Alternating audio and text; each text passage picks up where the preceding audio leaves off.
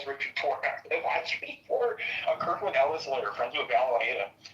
And then, so he's kind of like, he was going to run for governor or for Senate, and then just decided not to. But he's been trying to run for 30 years. He was like involved with the Clinton Whitewater. He was like on the Kenneth Starr Whitewater team. Oh my God! I just saw Christina's guy though. I just saw an email from Ken Starr to Jeffrey Epstein saying, "I'm thinking about you," like the gayest, most weirdest email you ever. I honestly think that the Ken Starr guys and Richard Porter are in some weird section. Are we recording right now? I think Ken Starr is dead, by the way. I'm starting up my live stream right now. Yeah. No. Are we right now or not? Now we are. Yeah. Okay, then I'm not going to say what I was going to say. Maybe we can talk about this in person later. But I have my suspicions. Nobody watches this, by the way. You don't have to worry about somebody going back and looking at my YouTube. Nobody cares. I think the Kirkland Ellis, who I would say is probably the number one or number two law firms in America, would care. Mm-hmm. And Richard Porter was a former partner at Kirkland Ellis. Mm. And his son I like his son a lot, was a stud football player, my age. Good guy. But so I know a lot of rumors from the side, not political, you know what I'm saying? Mm-hmm. That I don't want to repeat on live stream that involve the father. And Chris, I think basically what I think like your live stream viewers right now is remember how Richard was watching you? Yeah. Remember that? Yeah. I'm like, yeah, that's what I suspected. I suspect that he likes to watch. Let's just say hypotheticals, okay? Weird. I'm not accusing anyone of. I told you that Christina had a camera pointing towards her bed until I fucking noticed it. Yeah, no, but Richard, I'm like, why does Richard, she was telling me that Richard was asking her about his personal life and of his friends, and I'm like, that sounds like a guy that likes to watch. And the rumor, this is just a rumor. It was never, I want to be very clear, this is not 100% true. But you want to just add anecdotal, because this wasn't a political rumor. This was high school kid rumor, you know? Mm. I didn't know what anyone was, but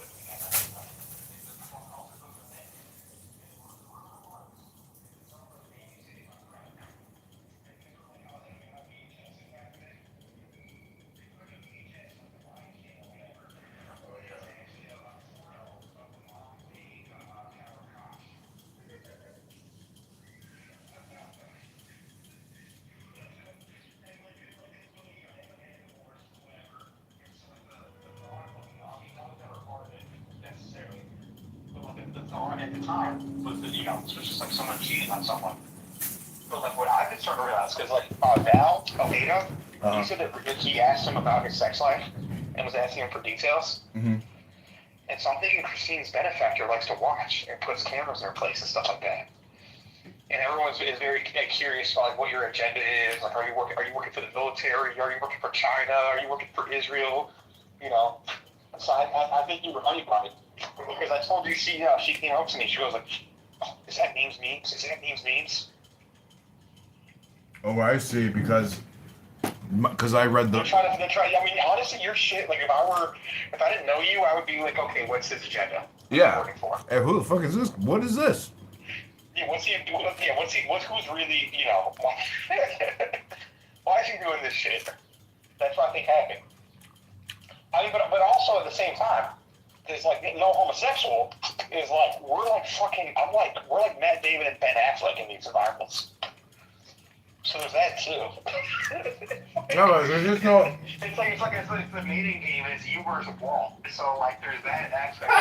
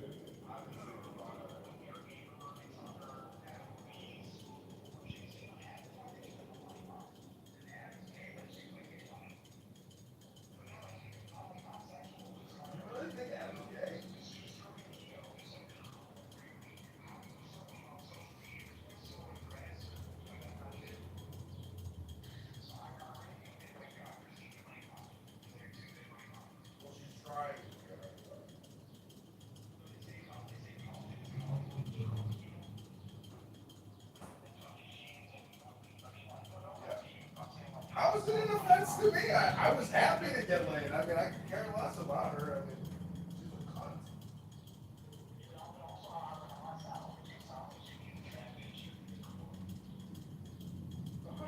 She's an older woman.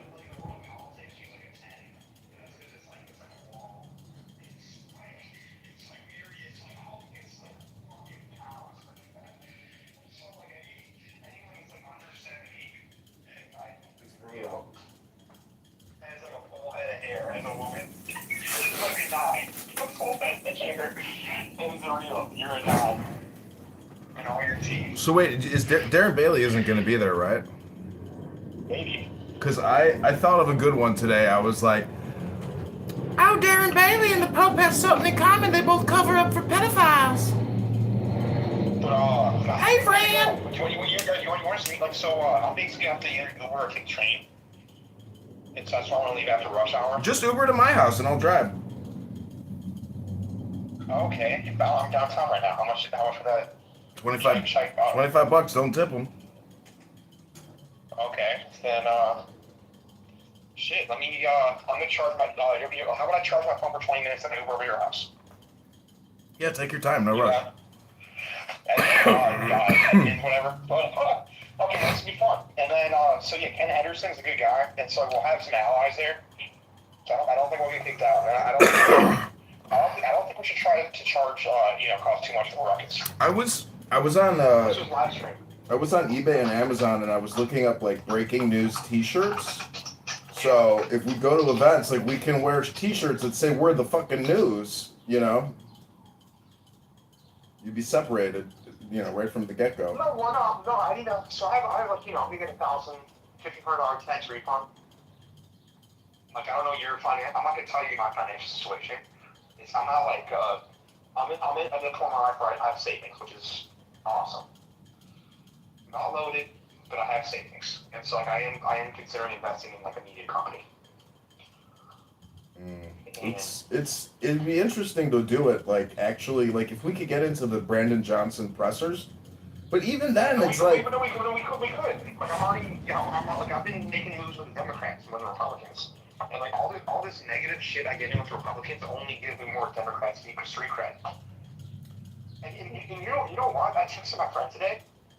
Brandon Johnson was Brandon Johnson's not that bad. He's pretty bad. He's a communist. I'm not. He's stealing. He's a thief. I heard him today. He said he's like the $1.3 billion bond investment is an investment in our. That's theft. He's borrowing that. The city's $200 billion. No. There was one big beef with him. This is his actual philosophy. Is he thinks the only answer to everything is to steal money. But that's gangster. That's not the end of the world. Like at least that's better than someone that doesn't believe in anything besides getting a name tag and getting one cheese dinners. Like he believes in. Bro, he's a murderer. He's a thief. He's the worst of everything. He's a criminal. Oh, okay. Well, anyways, I'm running for mayor to liberate the city, and he's trying to disenfranchise. I'm just saying that he gets a worse rep than what it actually is. That's all I'm saying. Oh, Max, I just recorded him. I just recorded him for 30 minutes. He wants to take over the Greyhound bus station so he can get as many women here as possible to abort as many babies as possible. The guy's a child sacrificer. No, he's anti. I told him God bless, and he was melting. Yeah, there's some deep-seated issues, but that's because he's mental. He's mental. He sits there talking about how guns are a mental health crisis. He's mental. I'm telling you, the guy's one step away from crashing out, and he already crashes out. Save this all for the live.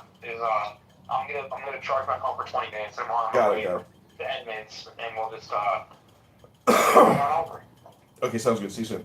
Bye.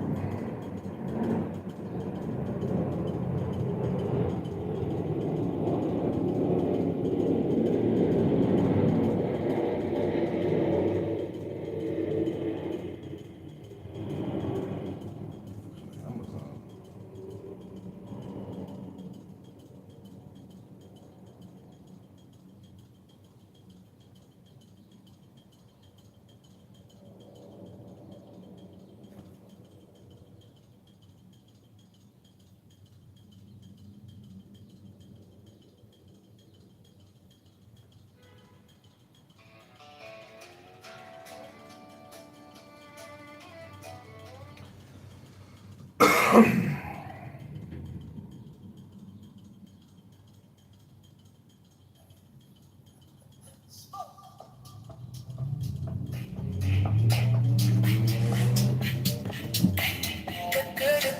drive me crazy. Driving me crazy. Your body amazing.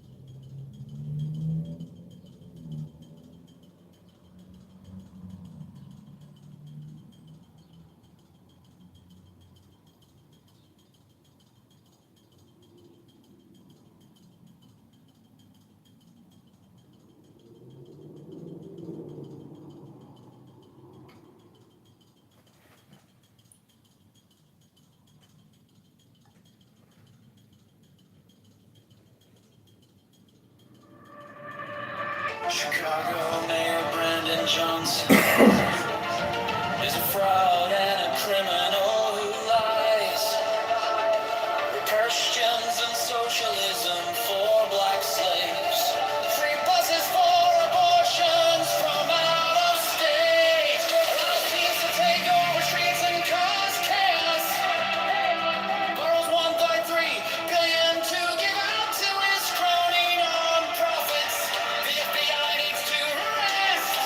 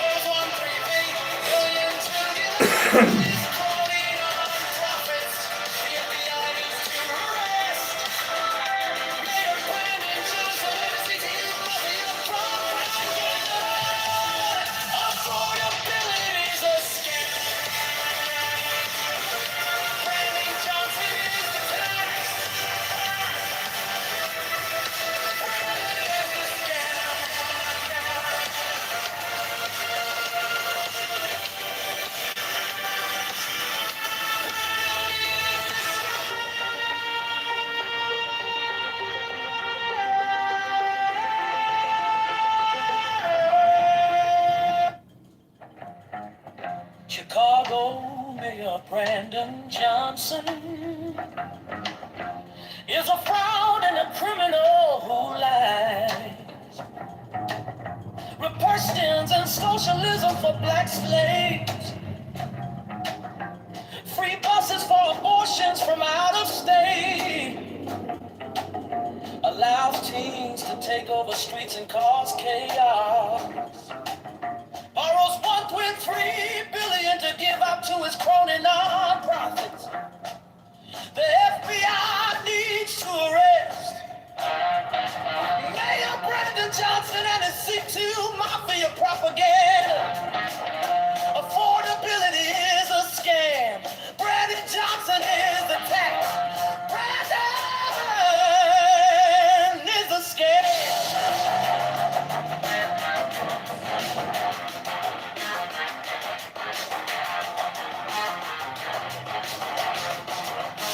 Chicago Mayor Brandon Johnson is a fraud and a criminal who lies. Proportions and socialism for black slaves. Free buses for abortions from out of state. Allow thieves to take over streets and cause chaos. Borrows $1.3 billion to get out to his chronic non-profit. The FBI needs to arrest Mayor Brandon Johnson and his CTU Mafia propaganda. Affordability is a scam. Brandon Johnson is the tax.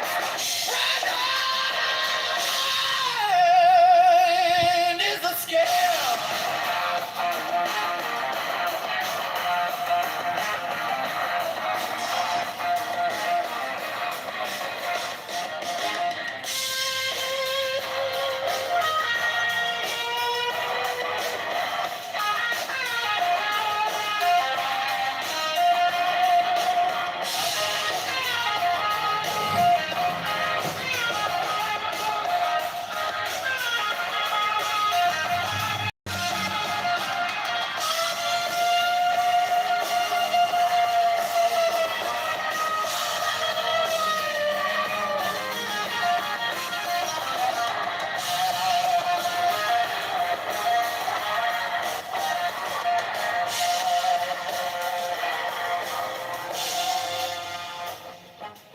Chicago Mayor Brandon Johnson is a fraud.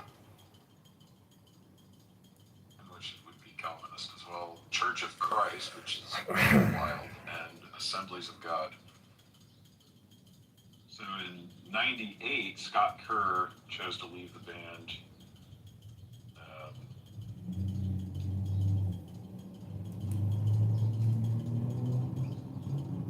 And then became an aethetard. Let's see. Well, that's cool. My car is done. That's awesome. All right, yeah. Check out 500 Frenzy, man. I will. Also check out Michael Not Fluid. Let me see if I can find it. Rebel Redeem 316 also. Never heard of that one. Rebel Redeem 316, you ain't heard of that? No, never. Well, if you like rock or metal and Christ, you're gonna love it. Let's see.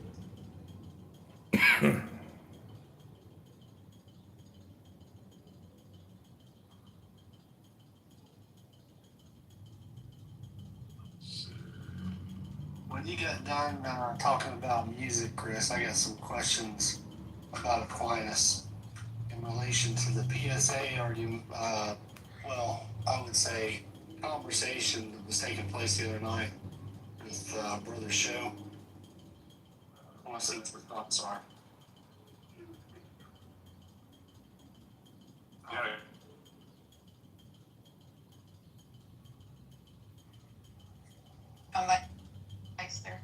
Hi. Abby's Sea World, a place of magical adventures. I'm going in with Andrew. This bra is for seniors who want to Kian. get back their youth. Go. Press right after first Werewolves. I'm just inviting random people to this room. They're all home. Did you fucking invite Andrew in this room? Hell no. I didn't. He won't come. It's okay. No, I have no energy to fucking host him. When he comes, all his fucking We followers say no one talk here except for the walks from Kanyewas. Not to be the same self again. No, he's real. We're not gonna mess with that. No, that's what he always does. So that's yeah. Wow. We need to put on some prayer music. Let's hear it. Here we go. Number 1, write it down. To preach the gospel to the poor. The poor are those who do not understand the teachings of the path of God. So they need to be preached to. They need to be given that teaching. This is number 2. He hath sent me to heal the brokenhearted. Healing the brokenhearted is something you will hear more about from our experts in psychology who will be lecturing here. How to heal those who suffer and who mourn. How to heal those who simply cannot pick up the pieces of their lives and move on because they have been through such sorrow or such brutalizing or such torment. 3, to preach deliverance to the captives. Captives of what? Those who are enslaved in their bodies, but those who are enslaved in their minds also, enslaved by ignorance. 4, recovering of sight to the blind who cannot see God, the blind that cannot see the error of their own ways. They are blind because they have not been taught to set at liberty them that are bruised, burdened, bowed down, mistreated. 6, to preach the acceptable year of the Lord, the coming of the Lord Jesus Christ. That is, repent and be saved, because the Lord is coming. Chicago Mayor Brandon Johnston isn't proud. You're watching Elizabeth Clare Prophet, world-renowned author and founder of Summit University. Summit University is located at the beautiful Royalty Town Beach in Clark County, Montana, just north of Yellowstone National Park. If you'd like more information, call 1-800-2... And their oneness with the Sacred Heart of Jesus. Now I want to tell you about one of my favorite saints and yours, Saint Stephen. He was a man full of faith and of the Holy Spirit who did great wonders and miracles among the people. The book of Acts says that the Jews who debated him were not able to resist the wisdom and the Holy Spirit by which he spake. So they found some men to accuse him falsely. They arrested him and brought him before the Sanhedrin, and his face appeared to them like the face of an angel. Stephen delivered an eloquent and moving sermon. Filled with the Holy Spirit, he had a vision and said aloud, I see the heavens opened, and the Son of Man standing on the right hand of God. At this, the members of the council became infuriated. They stopped their ears and stoned him. The witnesses laid their clothes down at the feet of a young man by the name of Saul, who consented to the murder. Saint Stephen is counted among the greatest of Christian martyrs. His shining example allows us to contemplate the fullness of the Holy Spirit, to which we may attain. Truly, God has reserved the gifts of the Holy Spirit to any and all who will purify their hearts, love God, and keep his commandments. Sometimes I tell people to pray to God when they are in their misery and their most profound burdens. And they say to me, I don't feel like I can pray to God or pray to El Moria because I've been angry at God, I've been angry at El Moria. And so I say, God doesn't look at 1 hour or 1 moment, but over all of your past incarnations for 50,000 years to the present. God examines your record. God will always receive the prayers of those who are penitent. To think that we cannot pray to God because we have sinned is a diabolical lie of the devil. To think that we cannot have the Holy Spirit because we have done something wrong. Earth is a schoolroom. We make mistakes. We have to get up one more time, then we fall and keep on going. Remember this, God is ready to receive your prayer right now. If you don't offer it, you're not creating the tie that will bind you to him forever.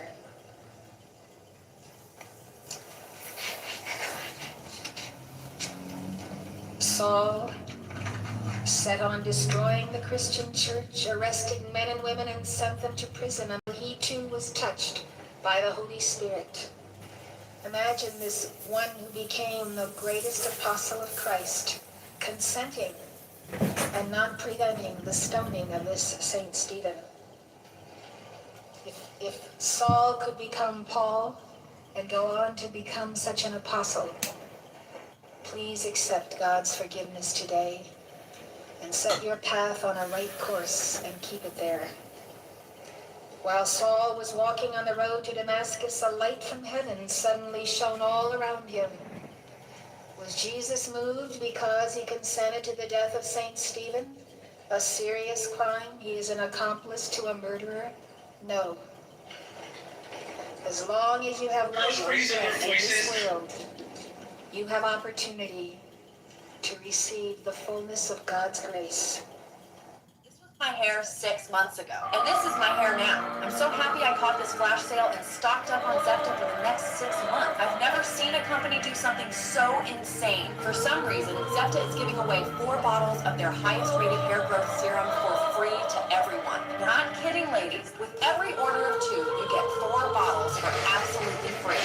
This is the best opportunity to get that thick, confident, celebrity level volume hair you've always imagined on a budget. For just 2 weeks. It made my hair grow like crazy. Can you believe these insane before and afters? It makes your baby hair sprout like untamed weeds. Smells amazing. All natural. Has a 90-day money-back guarantee. Free shipping. Works for everyone. And without going viral and selling out every month, check. I will never do that. They can't sell these clothes. Changed my life. 60 seconds a day, and you won't even know what hair loss means anymore. You just spray it on, massage it in, then bam! Fuller, thicker hair in less than a month. And I love this next part. The results are permanent. You get to keep every new shiny strand of hair even when you stop using the serum. I tried everything and nothing was working. Finally, a product that actually works and doesn't leave my hair greasy at all. You can use it on wet and dry hair too. It works as hair growing magic and leaves your hair looking and smelling fresh. This is the biggest bundle discount they've ever offered, but valid only for the first 500 orders. But hurry! This hair transplant in a bottle is going viral on social media and is selling like crazy. Stocks are literally flying off the shelves. So I would click on that button below and hope this 24-hour deal didn't run out or they haven't sold out again. When I found out they had sold out 3 times last month, I rushed to get their biggest bundle. Click the shop now button below to take advantage of this crazy limited deal.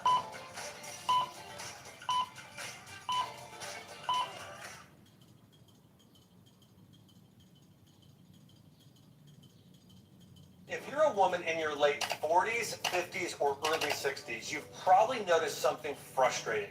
You don't feel like yourself anymore. You've seen multiple doctors, each one promising they can help, but the solutions they offer just don't work.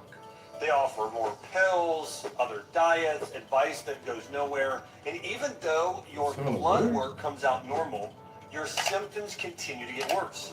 Now, does any of this sound familiar? Maybe you're dealing with crushing fatigue that leaves you exhausted even after a full night's sleep, or constant brain fog, or maybe even forgetting names or misplacing your keys and struggling to find the right words. Maybe ongoing gut issues, could be bloating or discomfort or irregular bowel movements, and this is something that you've noticed that diet's not fixing. Also, weight gain. You can't seem to lose the weight no matter how hard you try, or irritability with your moods. Maybe strained relationships, low motivation, feeling overwhelmed or anxious, little desire for intimacy, spicy. or maybe not feeling fully attractive or Looking youthful like you spicy, were. bar. Yet doctors insist all of your tests are fine. They say, hey, it's Spicy, just bar. part of aging, or worse, it's all in your head. So you think, well, maybe this is just me, or maybe I'm unlucky. But let me tell you something crucial. It's not just you, and you're not broken. Here's the truth. Your doctor will tell you. You're Ready to receive the fullness of God's grace.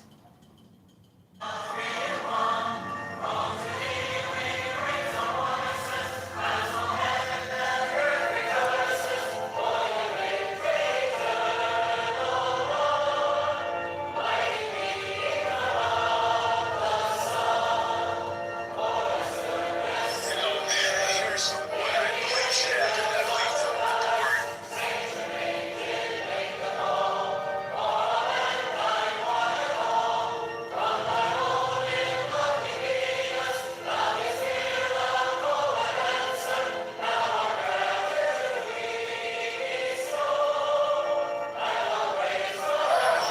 I think there's still some interpretation around and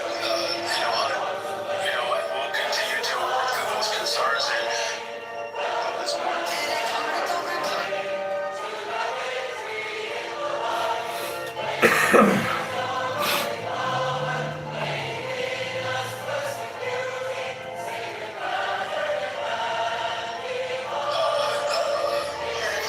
Yes, Mr. Pugh,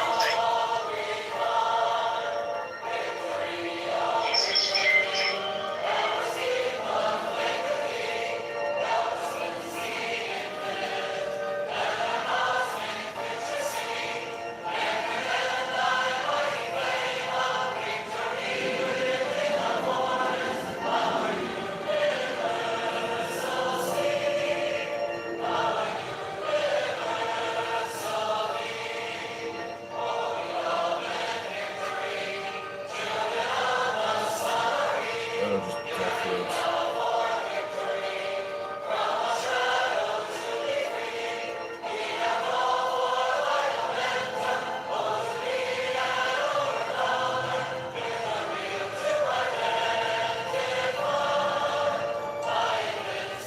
It's just death threats by anti-Semite Jew haters.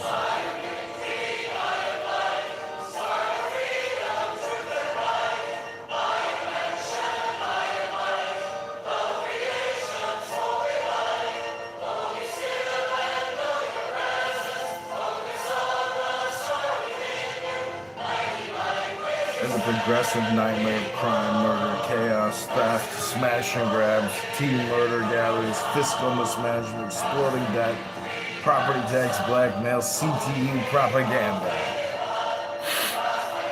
That's Chicago for Chicagoans.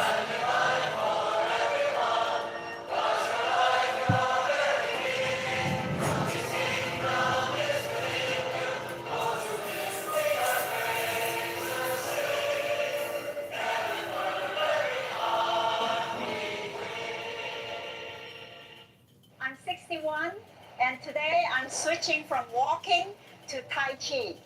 I hope it helps my joints. This is me after 28 days of Tai Chi, and yesterday my neighbor asked what I did to my knees.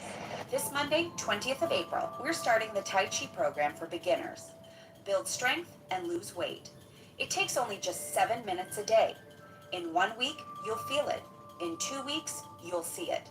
By summer, you'll be turning heads. Start 20th of April. You in?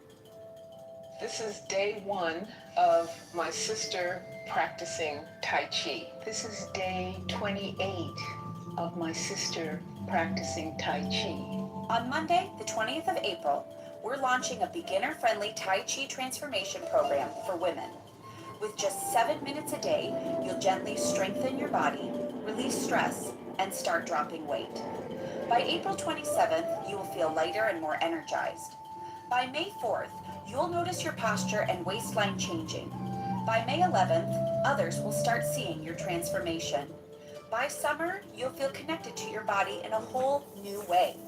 All you have to do is open the app, breathe, and follow the flow. Your new energy and your new body start here. If I start tomorrow, what can I expect? I'm 56. Yeah. That's the perfect age. Start on Monday, and in a month, you'll look like a different woman. Wait, but I haven't exercised in years. That's okay. Tai Chi is specifically built for beginners 50 plus, especially those who've been out of fitness for years. Wouldn't the gym be better? No. After 40, gym exhausts you. Tai Chi strengthens, restores, and reshapes you faster than anything you ever did in your 20s. Do I need equipment? Nope. Just your body in 8 minutes. Start tomorrow and watch your body get younger week by week. So, what do I do first? Tap the screen, grab the app, and begin tomorrow.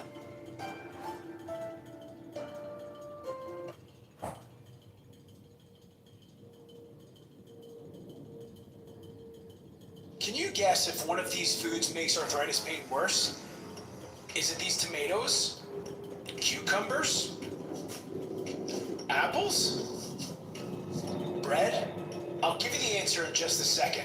One of these foods contains a sinister protein that, once eaten, makes its way down to your joints on the cellular level and kickstarts inflammation, swelling, and makes arthritis pain worse. It's not gluten.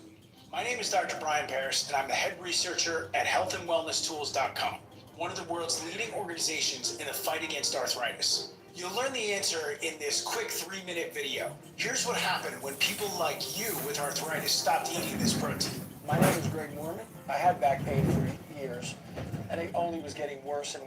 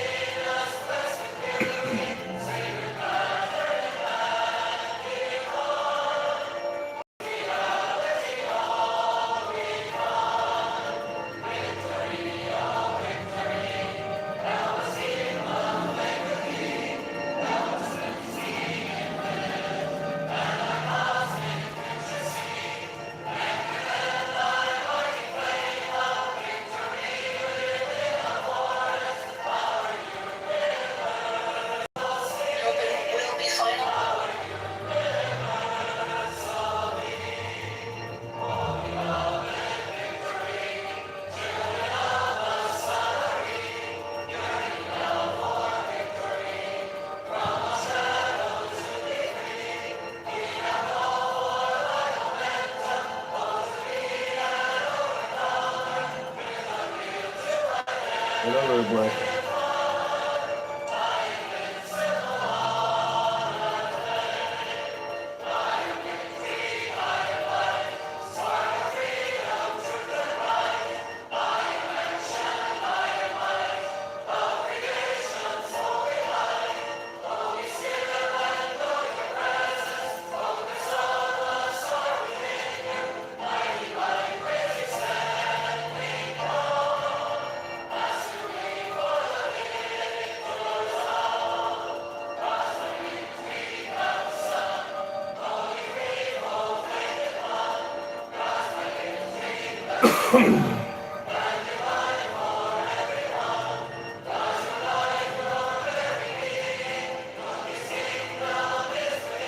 Another black vaccines.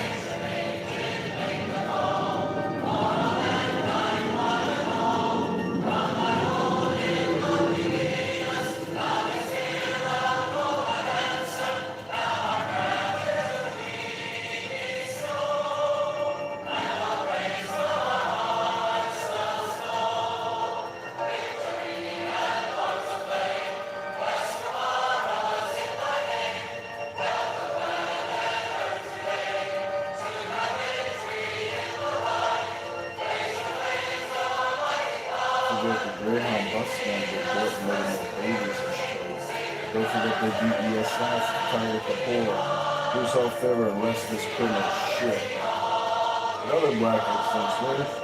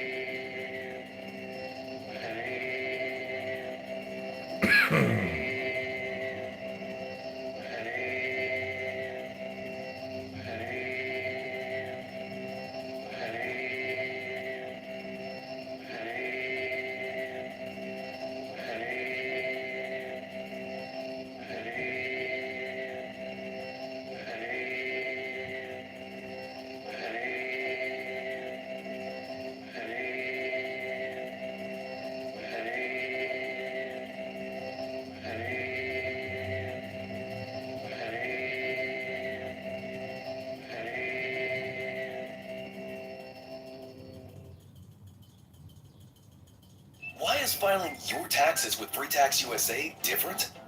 Well, for starters, our premium federal tax returns are free for everyone, no matter what. With a free offer like this, people often ask, so how do you make money?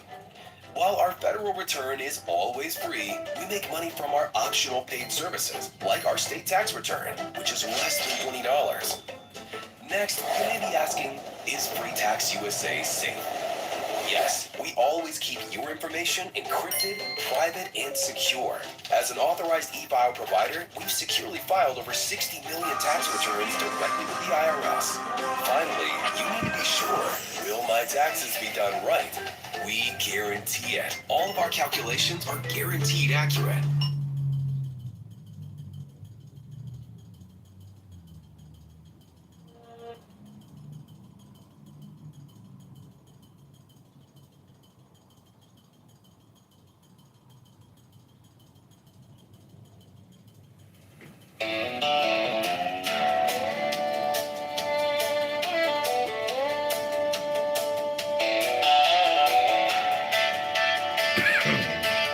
Spend more money.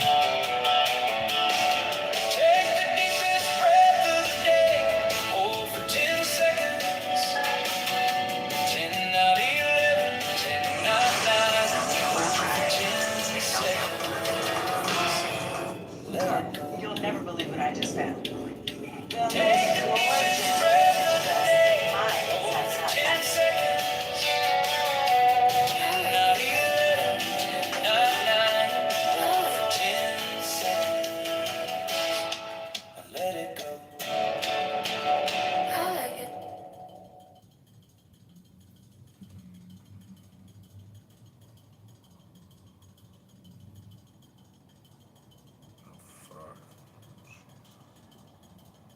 Never do the share. Jesus, never. You saved $5. You saved $5. How much? What was the difference? You saved $5. What was the difference? Jesus.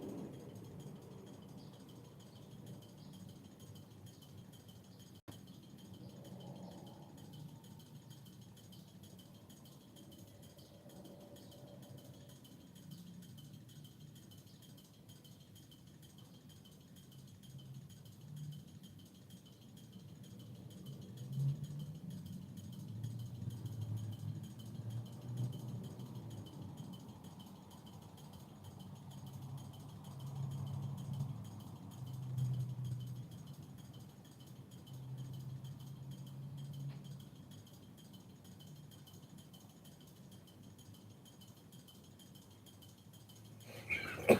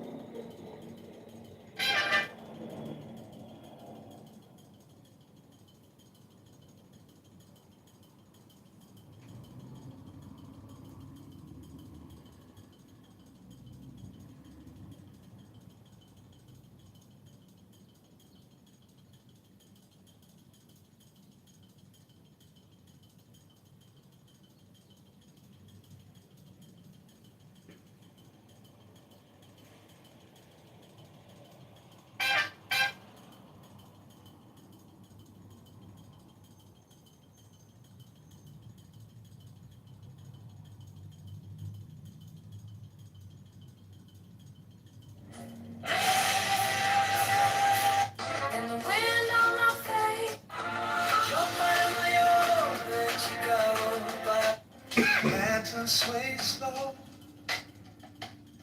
Your hair caught a little sun.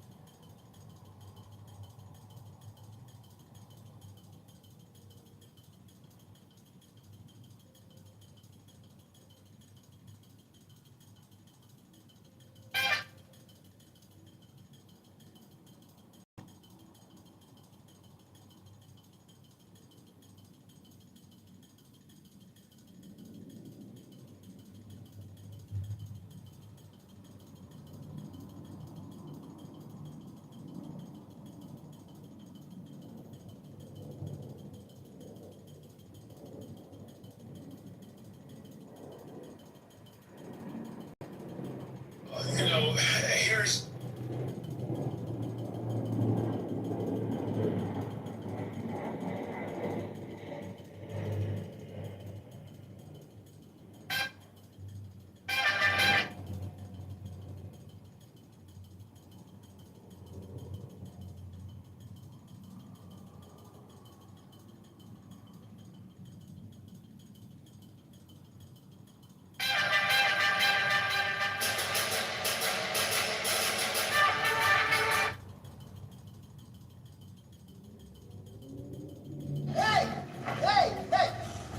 What's he saying? Away, which either means the Germans have gone or he wants us to go. I don't know.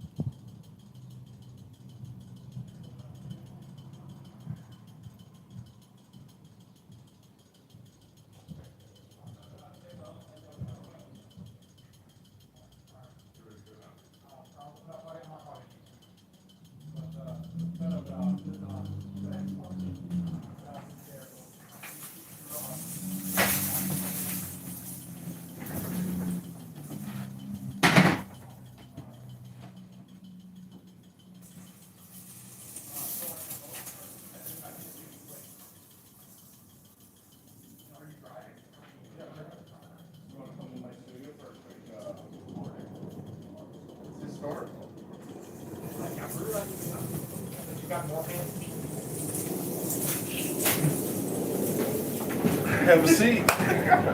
Welcome to the show. Welcome. Let's see if we're live on Clownhouse. Try to get your dad to come to the room. Which one? This is insane. I gotta take a video of this. This is 1, 2, 3, 4, 5, 6, 7, 8, 9, 10. Yeah, I don't know. I actually didn't start all of them. This is at least 50.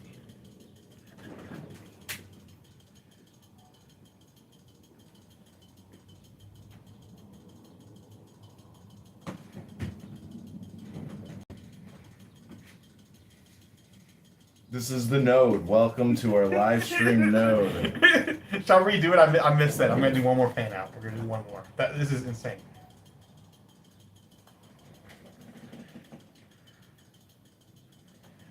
This is the ChicagoMayorVote.com node where we are attempting to overthrow Brandon Johnson one vote at a time. Hey. One video at a time.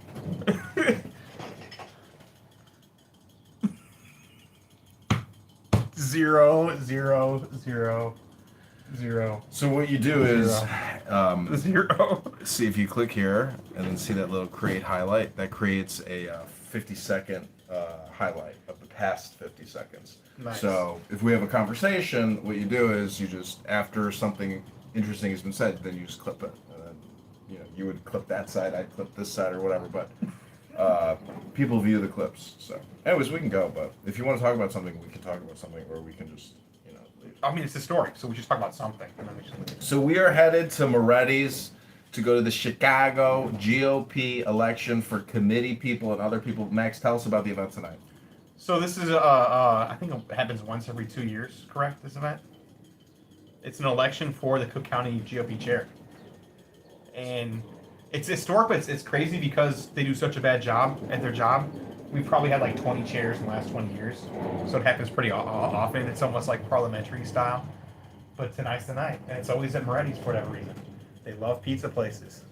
What can they say? They love pizza party bus. They do. They love cheese pizza, and so they always have it at Moretti's Pizza or some sort of pizza place.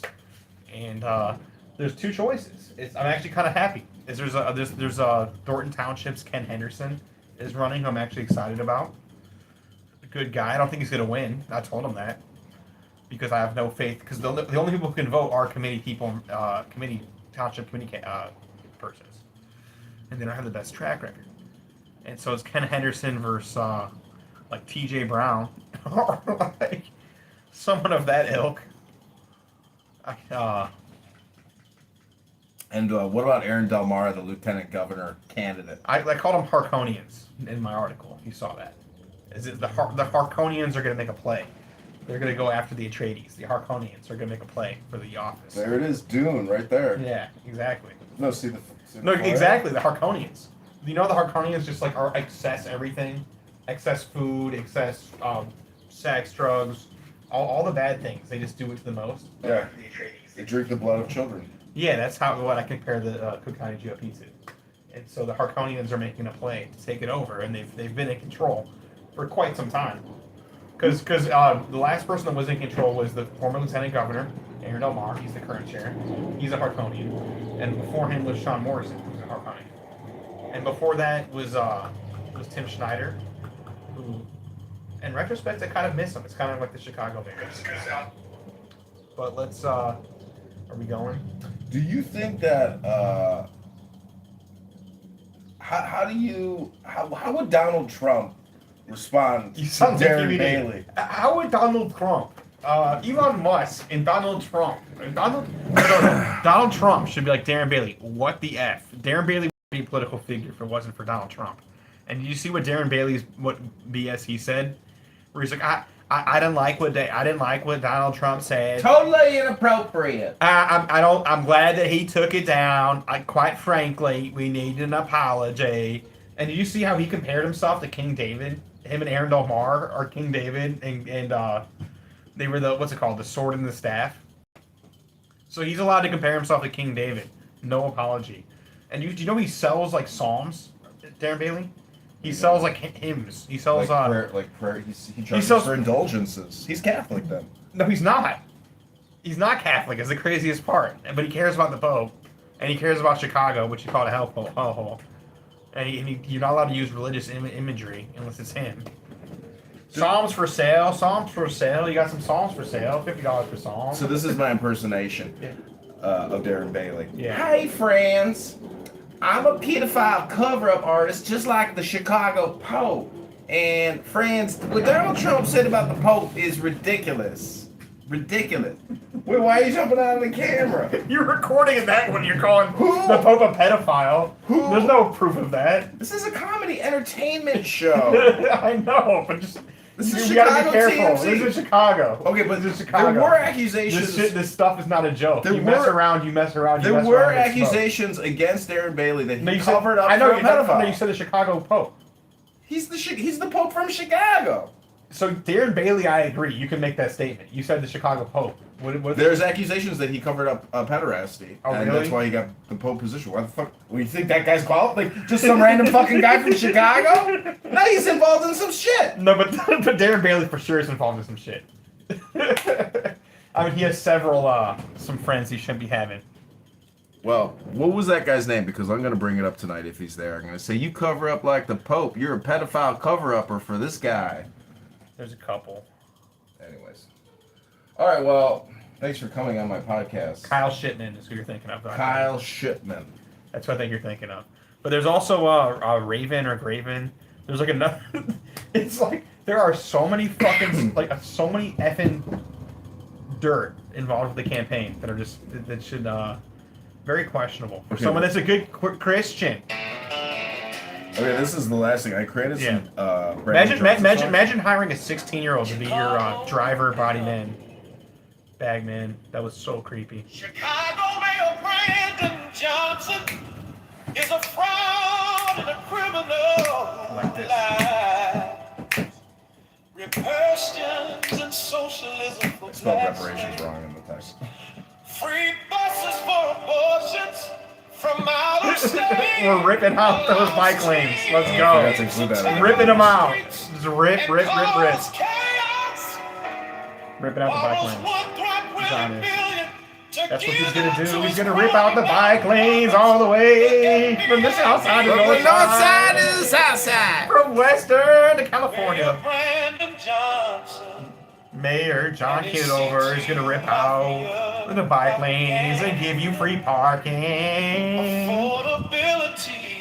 Chicken Hut Park trying to go on. It was she's Catholic. Brandon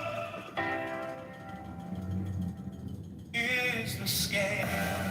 Brandon is the scam. I like that. Yeah, good chorus. We gotta go. Okay, vamos. Gotta go. We can leave him running. Yeah, leave him running. That's a crazy setup. Just a little clubhouse room. Run. Never like to have dead air time. As in terms of the chief and how Jesus gets it, and how Jesus contradicts himself. And almost Mike is trying to illustrate that if Jesus is being honest and calling someone out, right, isn't like a curse word or anything like that. He actually believes that these people are acting that way. He isn't cursing them or saying anything ill to them or saying something that he doesn't believe. So it isn't like an insult. He's actually just calling them out on their wicked ways. And he was trying to argue that Jesus was contradicting his own. You might like it, my brother. Yeah, I'm just waiting for you to finish your live, and then I'm gonna just go ahead and shut the. No, I'm not lying. Yeah, you are. This is exactly what happened. You was trying to say that Jesus contradicts himself because he himself doesn't even practice turning the other cheek. Let me give you an example. He called a group of people a den of vipers, right? And then thankfully Jehovah's was here and pointed it out. No, he was repeating what someone else was saying. But anyway, that's beside the point. The point is this though. In there, right? Mike was trying to say that. Look, he wasn't cursing anyone. He wasn't calling anyone out. You know, he wasn't saying anything ill about their name or anything like that. It's something he didn't believe. He was actually telling how you feel about the individuals, right? And you was like, no, that's not true, blah, blah, blah, this, and blah, blah, blah, this. And then it got into like, hey, there were some people within this group of Pharisees who believed that Jesus was the Messiah. And he was like, who? That's what he's like, who are the authorities? And you said Nicodemus. And you threw that out there, and now the conversation went about, oh, were there some Pharisees who believed that Jesus was the Messiah? And that's where you turned the conversation? Because you do that little sneaky thing. And no disrespect, the same thing what Samoa does. You try to pretend that people can't track the conversation listening to what you can. You dishonest and talking. You can keep. Alright, so are you done with your lines yet, or should I wait some more? Call on the line. Just call on the line when you're ready. Great. Alright, so I'm not even gonna really bother with any of that silly shit that you stated. So what you're failing to understand is that what you're doing is exactly what you're claiming that I'm doing. So now the conversation had moved from that statement to Nathan, you are the glue. Oh my God, there we go. Go right ahead, Dewey. Go get it up. It was a joke. Calm down. There's a rubber ear. Calm down. Why can't you joke when Nathan is talking? Because I was doing something with my hands, actually. You calm down. Keep going. You're the one that's distracting the conversation now, not me. That's really funny. Oh, now I'm going to focus on Mike, and now Mike distracted us. All right, keep going, Line. You stop crying. Just let me know when you're done. I'm assuming you're done. Peep. All right. I expect that. So, because that's what you niggas do. So, John 3 says this, Nathan. Said there was a man of the Pharisees, meaning he's of this Pharisaic group, named Nicodemus, a ruler. So that means he's probably not illiterate. I'm pretty sure he can read. It says a ruler of the Jews. The same came to Jesus by night because he didn't want to come by day. That's a good reason for that. And said unto him, Rabbi. So he's calling Jesus Rabbi. We, the Pharisees, we, meaning not just himself, Nathan, you can read along with me if you can read. John 3 verses 1. Just start there. We know that thou art a teacher come from God. We Pharisees know that you're a teacher that comes from God. Does he need to be in the room? Or is it already confirmed because they all been talking themselves? That they all came to a lot of them came to this conclusion that he's the guy that had came from God. Let's read it real slow because I know you suffer from ADD. The man of the Pharisees named Nicodemus, a ruler of the Jews. The same came to Jesus by night and said unto him, Rabbi, we know that thou art a teacher come from God. For no man can do thy miracles that thou doest, except God be with him. Except God be with him. Nicodemus didn't have to be in a room. He didn't have to be in John 11, 48 and down. Because a lot of them, as I keep saying, already believed, but they had their own motives. Some wanted him dead. Some wanted him to just basically shut up, go away, please, because he was taking their political power away and their money and their status away by simply preaching opposite, opposing them. Some just outright hated him. And then some secretly really believed, but they had a neutral position. They quietly, they knew that he was really who he was, but they didn't want to disrespect their gang, their group that they're a part of. It's kind of like what you do, Nathan. You pretend to be a part of the heterosexual group, but at night you secretly go and hang out in the tranny corners of society. Well, you bearing false witness now? I thought that was the sin. Who was that? Samoa? Who was that? Who said that? Must be another nigga that's trying to get some attention. Go ahead, bro. Alright, thank you. Alright, so the problem with what you're stating is this. The conversation, which by the way was not made by me, but when the question was answered by me, when someone asked me a question, it's not my fault that they've decided to take the conversation to another part, another issue of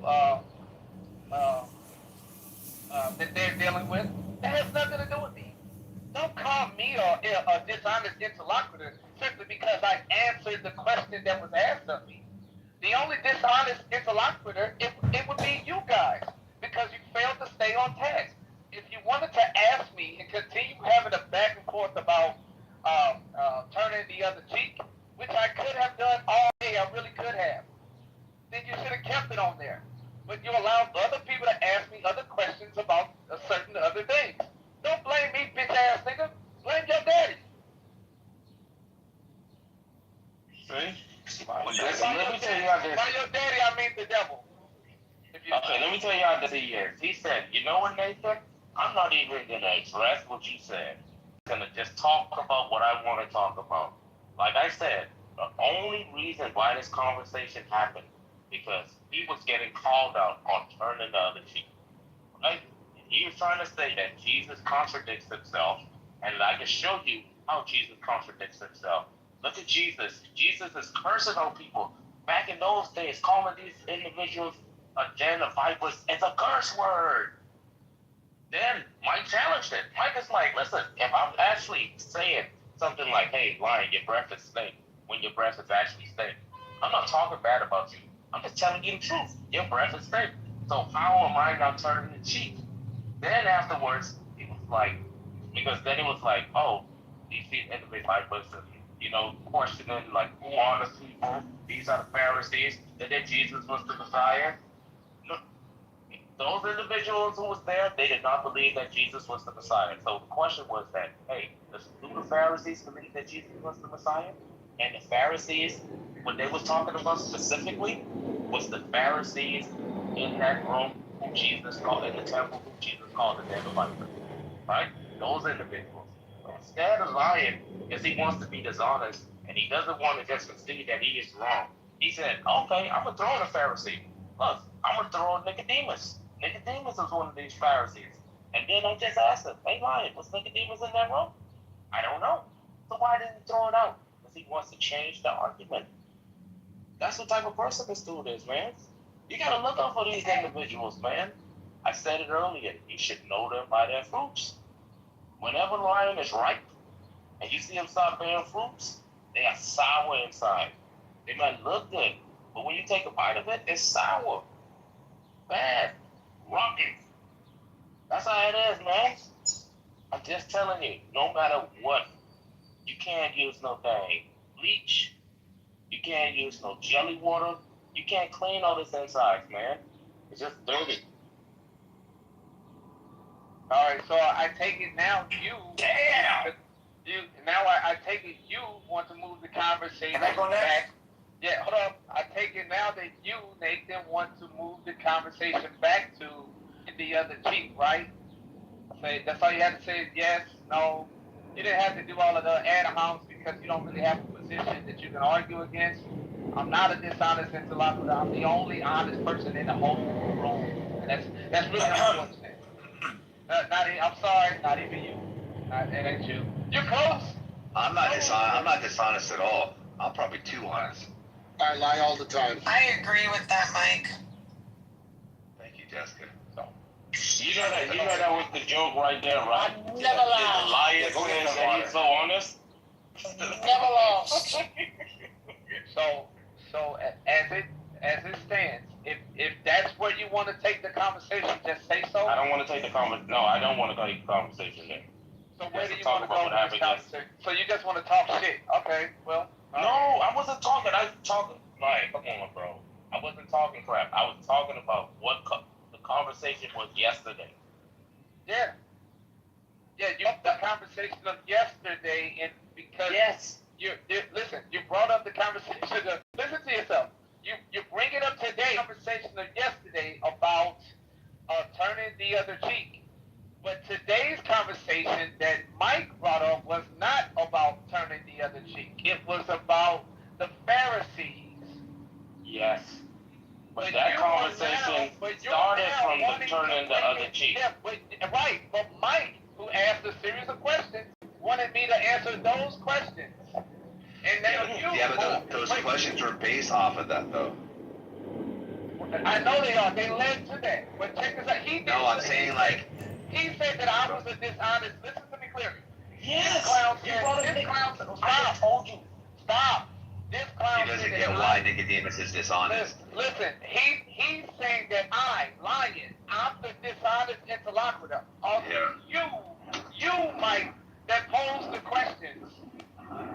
So yesterday, so wait, when stop. Samoa tries. Am I the dishonest interlocutor? Yes, you are. Yes. Wait, stop. Or is Nathan just a moron?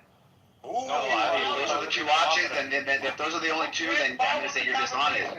Look, either you're dishonest. You guys mind if I take my turn?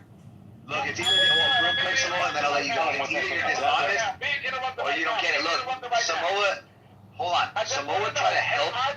Oh my God. Look, I already answered your question. I answered your question. You did not. I said if those are the only two options, then I would choose you were dishonest. There's a third one. Okay. Not after hearing his answer, there's a third one. Now there's not a binary? Alright, so am I dishonest interlocutor? Is Nathan a dumbass? Or is it that he has an inability he's failing to hear the conversation? I would say those are the three. Those are the three. Yeah, those are the three that you would be. I would say the best answer is you're dishonest, and I don't think you are entirely dishonest, but I think you did play a little slippery in this yesterday. I'll explain to you why. Okay, I'll explain to you why, and I'm going to use Samoa's assistance to try to get you out as a method of doing so. So Samoa, remember when you said you kind of used the silent is consent type terminology when we were referring to Nicodemus not speaking against those who spoke against Jesus, he remained silent? You're not speaking negatively about Christ in the public, yeah? Correct. And amongst the Pharisees that were talking shit, he never said anything. Yeah. So then you had a position of a man that held the position that Jesus was sent from God, but never revealed that, but also never like outwardly said anything so the Pharisees would know, right? Yep. Right. Okay, hold on, I'm almost done. So my challenge question to you was this, Lion. This is where it gets back to what Nathan. This is where it gets. Interlocutor, though. I'm telling you right now. I'm telling you right now. Look, you can decide if it was dishonest or not. Look, when I said, show me where someone both believed that Jesus was the Messiah and also spoke against him, right? Right. You pointed out to Nicodemus. Now, we have two. Oh my God! You're being dishonest. All right, now. What the fuck? Lion, do you remember when you started crying? Well, because I kept interrupting you all those many times. Mike never finished. Mike never finished. Can we get this person out of the room? Let me just finish this and I'll go on mute. Look, let me finish this and I'll go on mute and you can say whatever you want. Look. Hey, remember I'm Now I'm done. saying. Oh, sorry. And then Samoa will go and then whatever. Am I allowed to answer him, or I'm supposed to sit here and continue to take Samoa can decide that. Let me just finish. What happens in these conversations, Lion? Wait, I'm going to a bad reception. Hold on. Okay, so look. Now watch. Two criteria needs to be fulfilled for this prophecy to take place. One, the person has to believe he's the Messiah. Two, the person has to be demonstrated to have shown that he outwardly spoke against Jesus as the Messiah. That's what I asked you to demonstrate. Now, you yesterday, right? You referenced Nicodemus in response to that question. Okay? And that's why Samoa, Nicodemus, basically didn't say anything. Okay, anyways, I'm done. Go ahead, Samoa, you can say what you...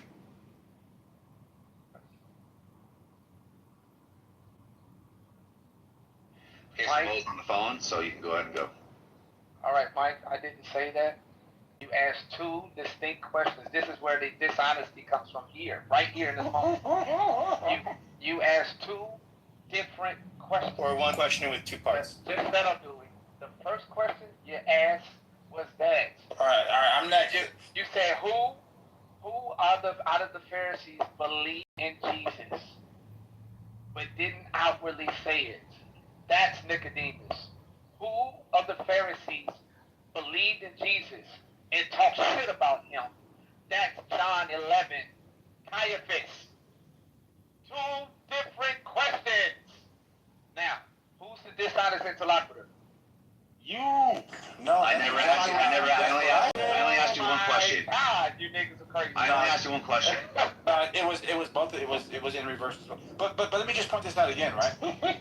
Like, I think the problem here, and this is what I got a problem with lying is, right? When you look at Isaiah 53, that you interpret like the servant as being like the nation of Israel, not an actual person. So if this Jewish person that's back here, like in John, because they don't believe in the Gospels, right? If this Jewish person is the Pharisee and is consistent to them believing that this prophecy is of a nation, then you read verse 51 again, it totally makes sense that they need to sacrifice this dude for the greater part of the nation, fulfilling the prophecy in Isaiah 53. But because Lion is not applying that interpretation to the Jews of the Old, we're confused. Because it seems like a whole bunch of freaking Pharisees are like, nigga, we know you're the guy, and we know the Most High is going to strike us, but we're going to do it anyways. What? How does that make any sense? That's crazy work, bro. Crazy work. All right, so now we'll move. Wait, now check this out. So what you just ended with Samoa is what I was thinking the whole time. That's what I was trying to tell you. I was like, bro. Sure you were. I was That was my original, like, what confusion. That was my head scratch. I was like, wait, how does this make sense, bro? Because you don't understand the scripture. All right, so It's your fault, bro. No, it's not. It's your own fault for lack of study. That's what I said. So, yeah, Nathan was all right, mocking so, you when he said that, and then you agreed with him. I don't give a fuck. Shut up. Look, so here's the issue here. You're moving on. Let's stop the conversation. Let's pay attention to what just happened just now.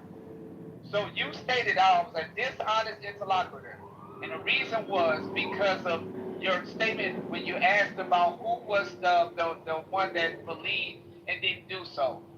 And you went immediately to Nicodemus in John 3, right? And said that that's all I said. That's the dishonesty. I don't want to call you dishonest, Mike. I wanna think that maybe you forgot some pieces of the conversation, and the one you mainly held on to or locked onto was this part right here. But you obviously failed to remember that I also I attempted 9 times, and I even read John 11 to the entire room in that moment to explain to you that there was a whole group of Pharisees that either believed and didn't believe, and they also wanted his ass dead. And at the end of that, today, I had King, one of your buddies, your Nigerian brother from another mother, read the exact same scripture. Then after that, one of your other buddies, the pervert, Jacobus, mentioned the exact same scripture. Talking about that there were Pharisees that did these things. The problem is, I got a bitch nigga named Nathan and other clown ass niggas that just don't like lying. That's all this is. And I said Hey, Samoa. Oh, sorry. I thought you got a call. Hey, Samoa. You know what? I never was not in my bingo card. That we would. What was that, bro? You know what was not on my thing? Yeah, that we blockaded the blockade. That we Uno reversed the blockade. Yeah, that wasn't. Wait, hold on. Look. The thing is that the whole point of me asking that question was, and this is where it comes through, where Nathan is explaining the origin of the point, was because my argument is, look, if your motivation to speak against someone is to not harm, but to describe. You're not insulting them, right? And then what I meant by that is to say, hey, look, show me somebody that believed this. Show me somebody that would talk shit about Jesus, meaning didn't believe he was the Messiah. Because I was saying the Jewish authorities are saying this guy's fucking talking shit. He's blaspheming, and they really believed it. Right. And he's like, no.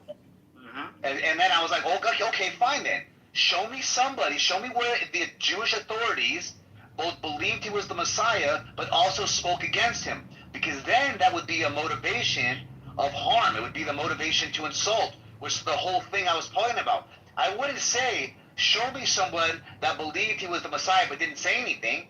That's a non-contributing point to the point I was trying to make. My point was to say, look, in order to call it an insult, the motivation has to be to harm. If you want to talk about Jesus and the snake, he's not saying that to insult them. He's saying that to describe their nature, right? Which is a truthful thing that he holds to be true. That's what I was saying. So it doesn't make sense that I asked you questions. He's tripping. That's wrong. I got a question. Like when you see fat people, that dishonest and delusional, or he's just. But I was going first. No, I was gonna go before you, Samoa, actually, because no, I'm just playing. I didn't throw it in there. I had to throw it in there. Yeah, go ahead, Coach Christian. I don't know why. That's not even that funny. There's a few things. One, my bad. Jeez. You know what? Culture Christian. A culture Christian. I switch to Iran because I do want to hear if anybody knows what the latest and greatest. Wait, are you a conservative? Conservative?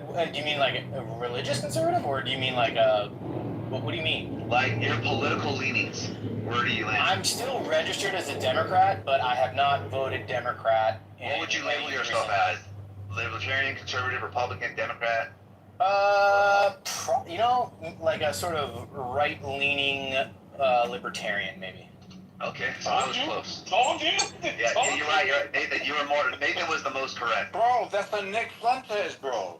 It's not a Nick Fuentes. No, listen, I was telling them like, yo, it's like super conservative, which is rare for someone like who lives in California that isn't fat, I definitely avoid political.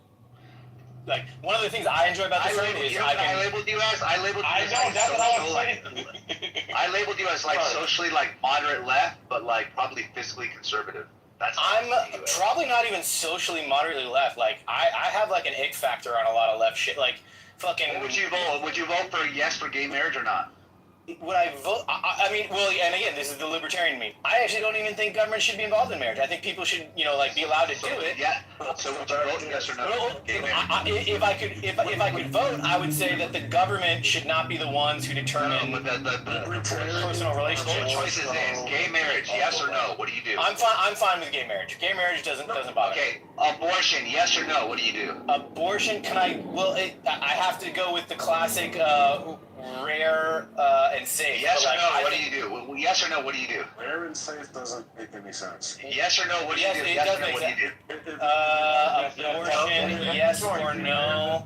If it's to be rare, then the implication is that it's Why are you fucking interrupting me, Louis? I'm concentrating! God damn it! I have to choose yes or no! You know you're gonna say yes. You know you're gonna say yes. Just get to it. I feel like you're. Wait, Louis, let him say yes. I feel like you're reacting out of this like. Because I don't like yes or no on this. Like, to me, I know you don't, and you can say everything you want afterwards to like just yes or no abortion, yes or no. Let you guys yap about fucking. Ultimately, if I have to say yes or no, I will say yes.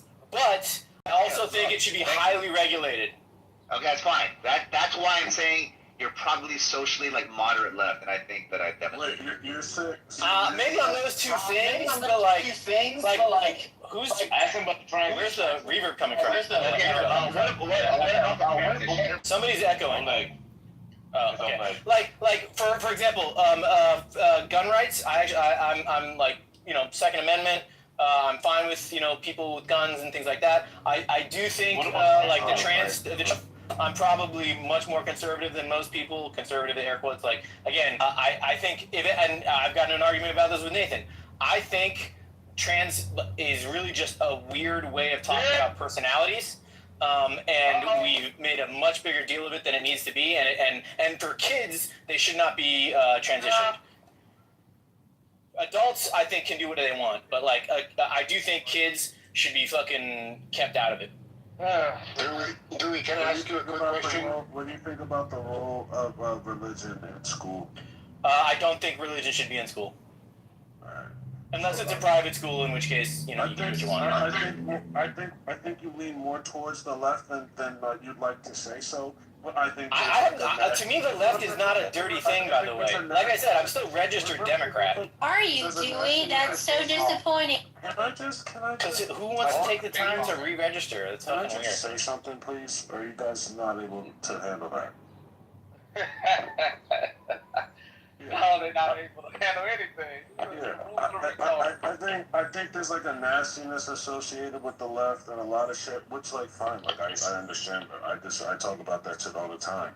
But when it comes down to brass tacks, like yeah, I think some of the trans shit is kind of wacky. I think you know, I'm pro 2A, but I think like for the most part, like if you're like libertarian, you believe that, you know, libertarianism is that's kind of shaky too. But like if you believe like for the most part people should be able to do what they ought to do, that's more than I think. I think it traditionally was, but again, I actually think that it is. It still is.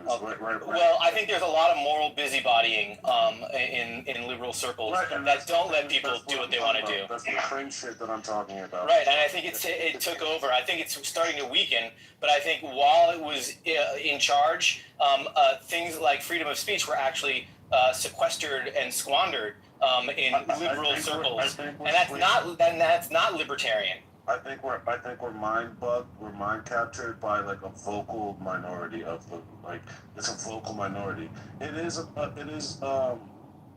not like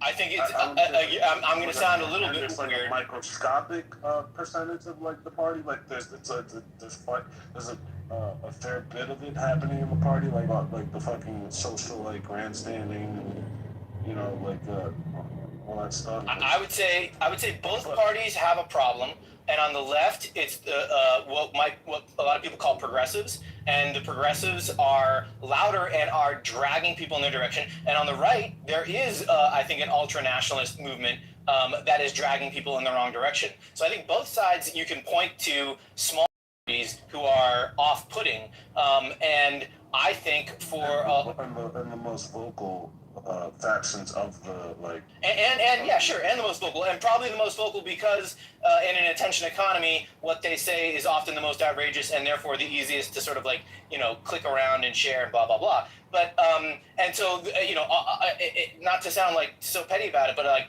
you know, well, I'd say this: I do not regret my last 3 presidential votes at all. I'd say that. And I think that's an issue, but you know, that's a different conversation. Sure, but Louis, it sounds like you find most of my positions to be reasonable. Yeah, but I don't think they comport with your votes. I don't think they. I think it's counterintuitive how you voted and like your ideals. You're allowed to think that, but I don't. Also, I am like a staunch Capt in that sense, like in terms if we're talking fiscally stuff. So I got it right. You're like center left. I think I might be center right. I mean, again, abortion. Center right, bro. Like abortion is a super tricky one because I think it is. I think That's like, why you're left. But again, I'm like 1990s left on abortion. Like I think it's like anything after I don't remember like 7 or 8 weeks or whatever it is. That's why you're center left. What you're left. saying right now is like there's like a new left, or like, or yeah, that like just like you would say there's a new right. Yeah, we just talked about it. We like kind of conceded that it was like a vocal minority, right? Like not all like people like who were Democrats. The 1990s Democrats are gone. They're like fucking Nancy Pelosi is the last remnant, and she's gonna put it over any second. Center, little lefty. What happened? If he took a political test, do it. You know what? You know what, Mike? I will do it, and I'll tell you that one what where it it's like comes a down. grid, like purple, green. Yeah, like up and down, left and right. Yeah, Yeah, that one. I'm curious to see. I'll do it. Modern American political parties are arbitrary titles that don't fit into the names that they once held. I agree. Right. Liberalism is dead. Yeah, but they get close. It's still like, you know. Not really. Yeah, they do. You might. Sykes, right. Oh, thank you, sir. No, here's what I want to say real quick, and this has nothing to do with Dewey. Dewey just reminded me, right? Anytime I've heard this question asked, hey, do you consider yourself a Democrat or a Republican? No one ever answers it. They always say, oh, well, I'm center this, I'm center that. If there was a war, who would you side with? Who would you shoot at? You have to pick. None of this like, I'm fucking refined so I can't pick. Who are you going to shoot at? That's what I wanted. I think it's. And you know what it would be for me? I'd probably be a spy.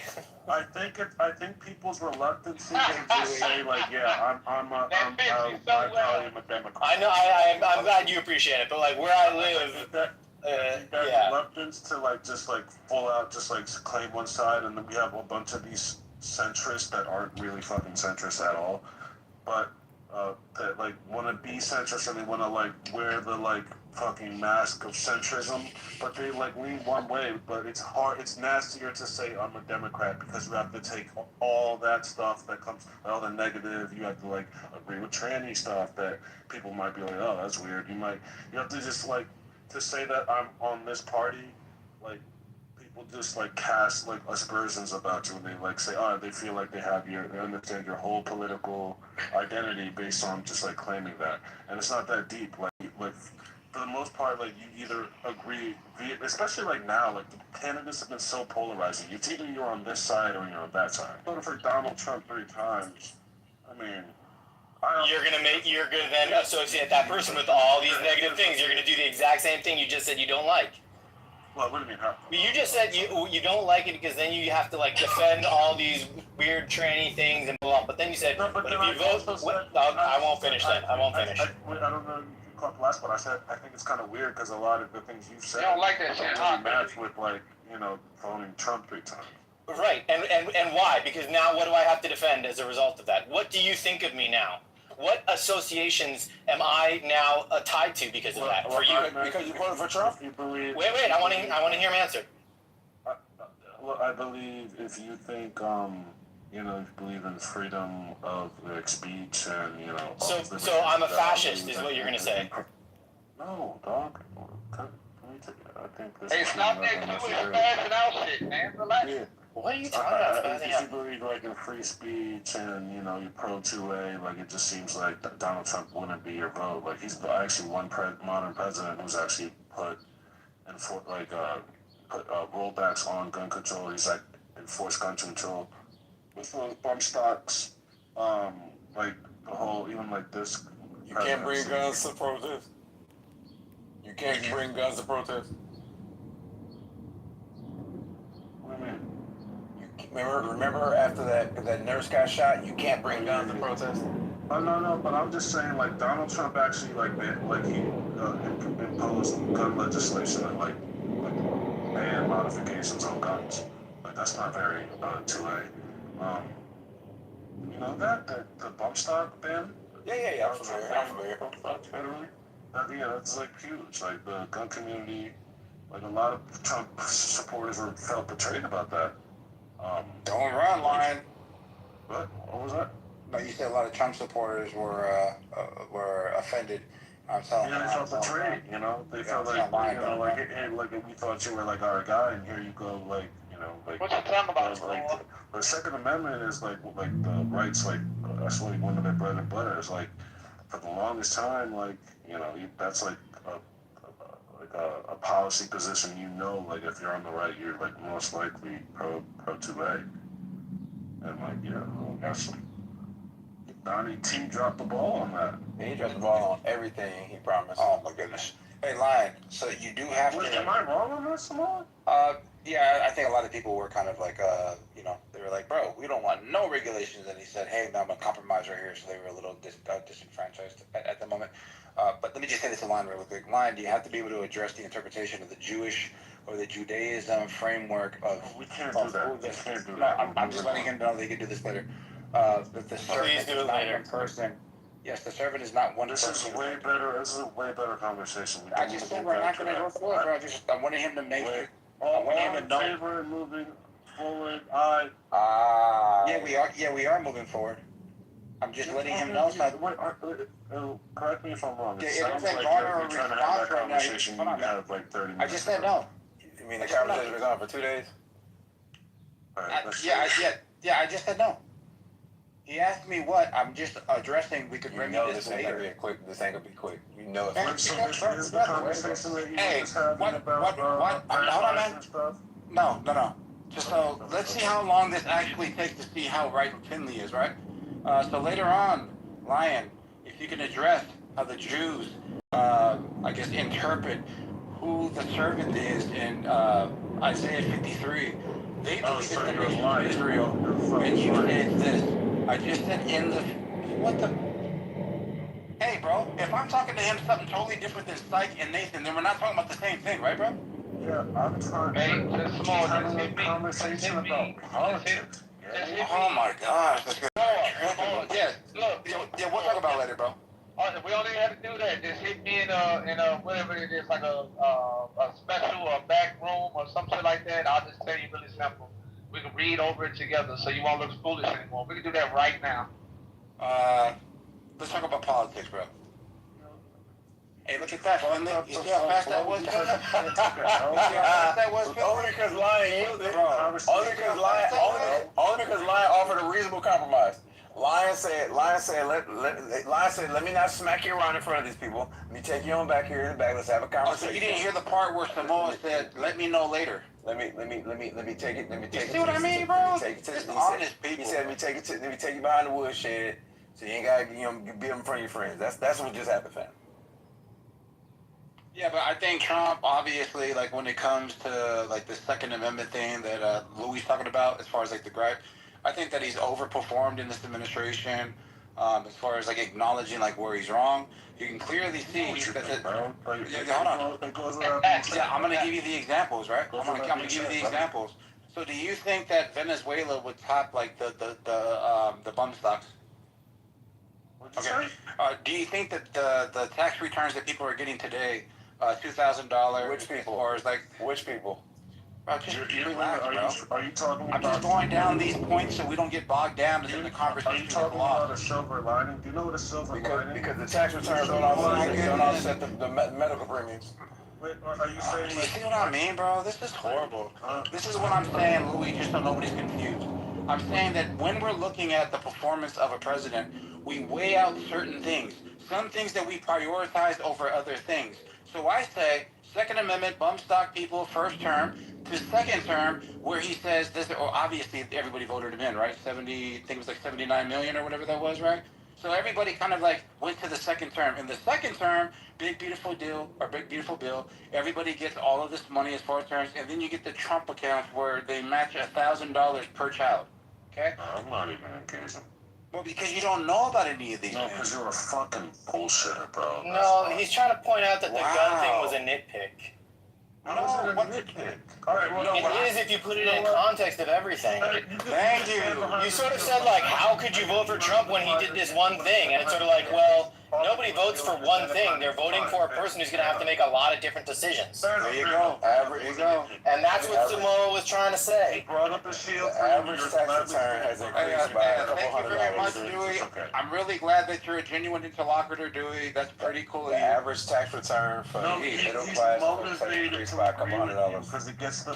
So you don't think I'm a genuine interlocutor, Louis? No, Thank I you. don't think you're being. No, I don't think you are. You see what I mean? Great. Okay. No. Wow, the over. And why not? And why not, Louis? Is it because making association with me because of a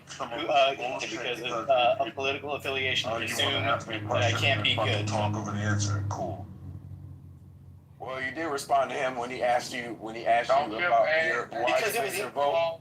Well, let me say this: he did ask you because he was going to answer his opinions on why you're a Trump voter. You went right to fascism. No, that wasn't. No, because he interrupted the question or the point that I was trying to make, and because he said I don't like when people associate Democrat. Yeah, sure, bro. Go ahead.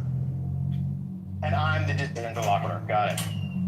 You absolutely are. Yes, that is. Here was because I'll tell you. Here was the conversation. We were talking about how there's problems on one side and from the other, and then you started saying how you don't like being associated with some of the weirder parts on one side, and how then you have to try and defend certain things that you don't actually believe. I started saying, yes, same can be. And then your response was, no, I just don't think you like the policies, and then you started talking about policies. That's not the same conversation. You understand? Yeah, the conversation I was saying. That was literally the flow of the conversation. Yeah. Yeah, I'm pretty sure I heard Louis say he doesn't want to have to defend those stupid wackos over there on the left. Right, and I started saying, why should I have to defend wackos on the right? And instead of engaging with that, he said, I don't think you should vote for him because of this gun policy. You're fucking actually. This is actually nasty. I think I'm seeing what fucking. Go ahead, say what do you think of me now that after you? That's cool. You're proving my point.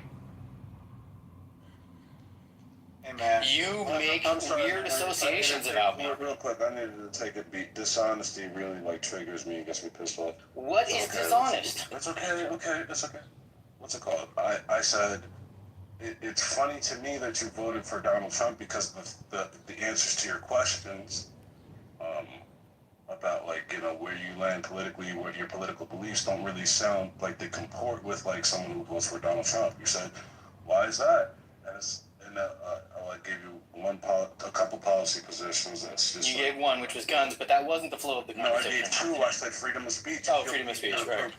Did I not say that? No, you did for a second. You're right. Okay. So look how genuine I can be. A couple more. I'm willing to list a couple more, but I just named a couple, and I just kind of went into just one. I didn't get to free speech yet, but and then Samoa came in to fucking talk about the rabbi shit. Then we got distracted. He cut me right in the middle of my fucking submission, trying to talk about it. He said, doing this rabbi shit. I'm like, yo, dog, can we not do that? And you're like, oh no, I'm not gonna do it. And then you fucking lied and just lying about, bro, the fucking, and then I went right back to your point. I addressed your bum stocks and how people. It killed the steam of the conversation, and I was making a point, right? So you think I interrupted you? And you made this stupid convoluted point that made if you're pro 2A, then you are against bump stocks, bump stock ban. That's just that's not true at all. What the hell? Yeah, that's most pump to it. Once you start getting into gun modification regulation, then there's that's a slippery slope, right? That's why the 2A community is really weary of that. That's why the 2A community was really weary of that decision, right? But it's why do you think they re-elected him? Stand behind this shield. That's just a nitpick. Fine, whatever. Okay, can we move to? No, I'm not saying that. He used that. I wouldn't use that wording. What I'm saying is that something justified the vote to move into Trump's, category as far as it being at the second term, where something outweighed that, right? Because overwhelmingly, the guy was voted for. So then I started pointing out policies that people could find some more value than that. Basically, all Samoa is saying is nobody, including myself, or not nobody, very few people, I think, are single issue voters. Or at least I'm not a single. I voted for this nigga to blow up Iran. What the hell? That's my only damn issue. I actually do think that the Abraham Accords from the first term was one of the reasons why I was like, oh shit, everything got kind of turned over in a positive way. And I think, again, in terms of international geopolitics, we'll see. I still think the cards are up in the air, but he's certainly going to be one of the most consequential, right? Whether or not it works out, we'll see. But if it works out, it'll work out great, and if it doesn't, it'll be bad. But he's going to be one of the more consequential geopolitical presidents for a while. Yeah, but the only way that I see this going negative for him right now is if it escalates. Like if it goes back to bombing and it goes back to like closing up the Strait of Hormuz and it goes to it looks like to dig up a whole bunch of missiles. It looks using like spy satellites and all these things, and you're like, okay, you dummy, what the freak is this?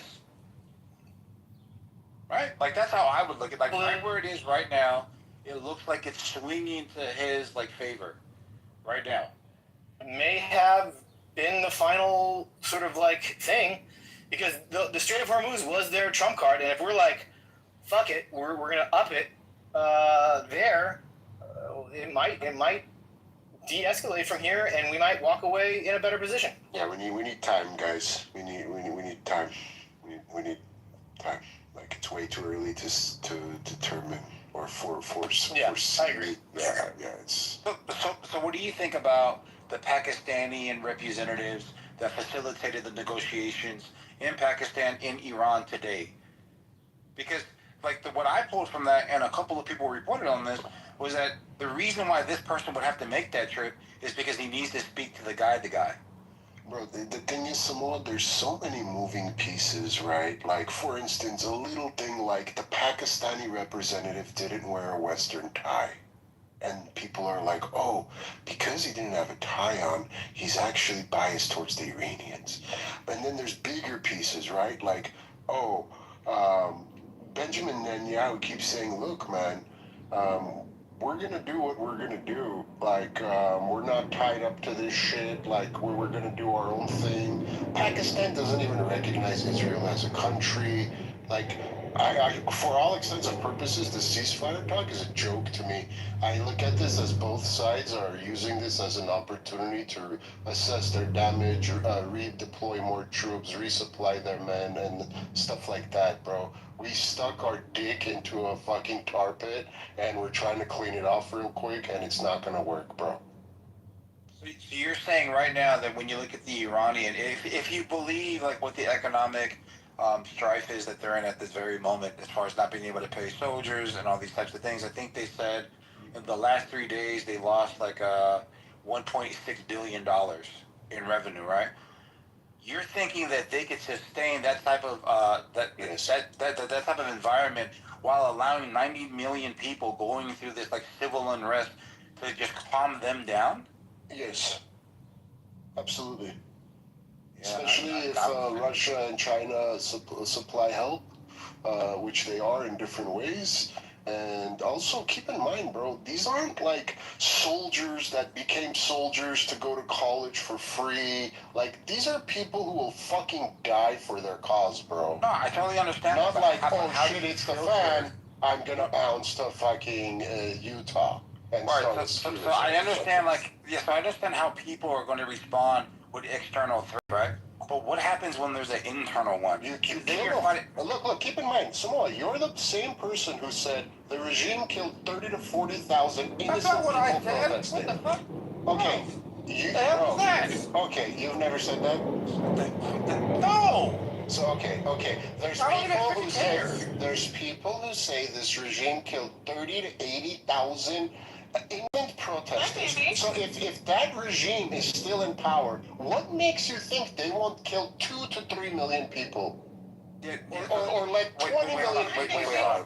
So there's a difference between people responding when they feel like, hey, I can't get my favorite cereal, than another where massive amounts of, like let's say the number you're using, where 3 million people are moving because their lights aren't on, or that they don't have air conditioner, or there's no food on the actual shelf. So there's a difference between the temperature of when they had it and when they don't have it. That's something that the clock obviously is like placing on the Iranians to address the internal and the external potential threats. They got to factor that in. Look at what happened with 2020 here. We were obviously like overwhelmed when people were like burning a whole bunch of shit down, and the law enforcement was like, let me just move out of the way. And I'm saying that, hey, they might have killed whatever number you said. I think they said 3,000. I think a whole bunch of people like to add shit, so they said 80,000. Our president said 42,000. I mean, he's got intel. Why would he lie? Why would he lie? Hold on. The point I'm making is it really doesn't matter what the number is because the environment isn't the same for you to be able to compare them. If you were to say, hey, this is the exact same environment that was there, and they had paychecks and they had... So it's never going to be the exact same environment. My point in comparing the two is to show the character of the regime. Look, the final point is, and I think Samoa would agree with this, and I've said this before, like, the cards are still in the air.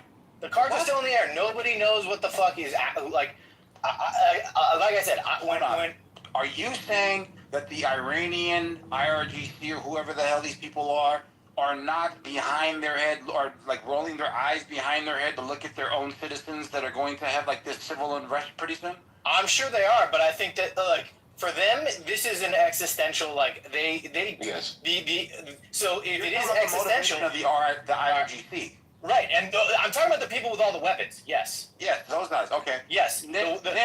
Then when the lights go off and these people start putting their arms down because they don't have no paychecks to feed their little children. To Oleg's point, that might not be the thing. Yeah, you're not listening, bro. Bro.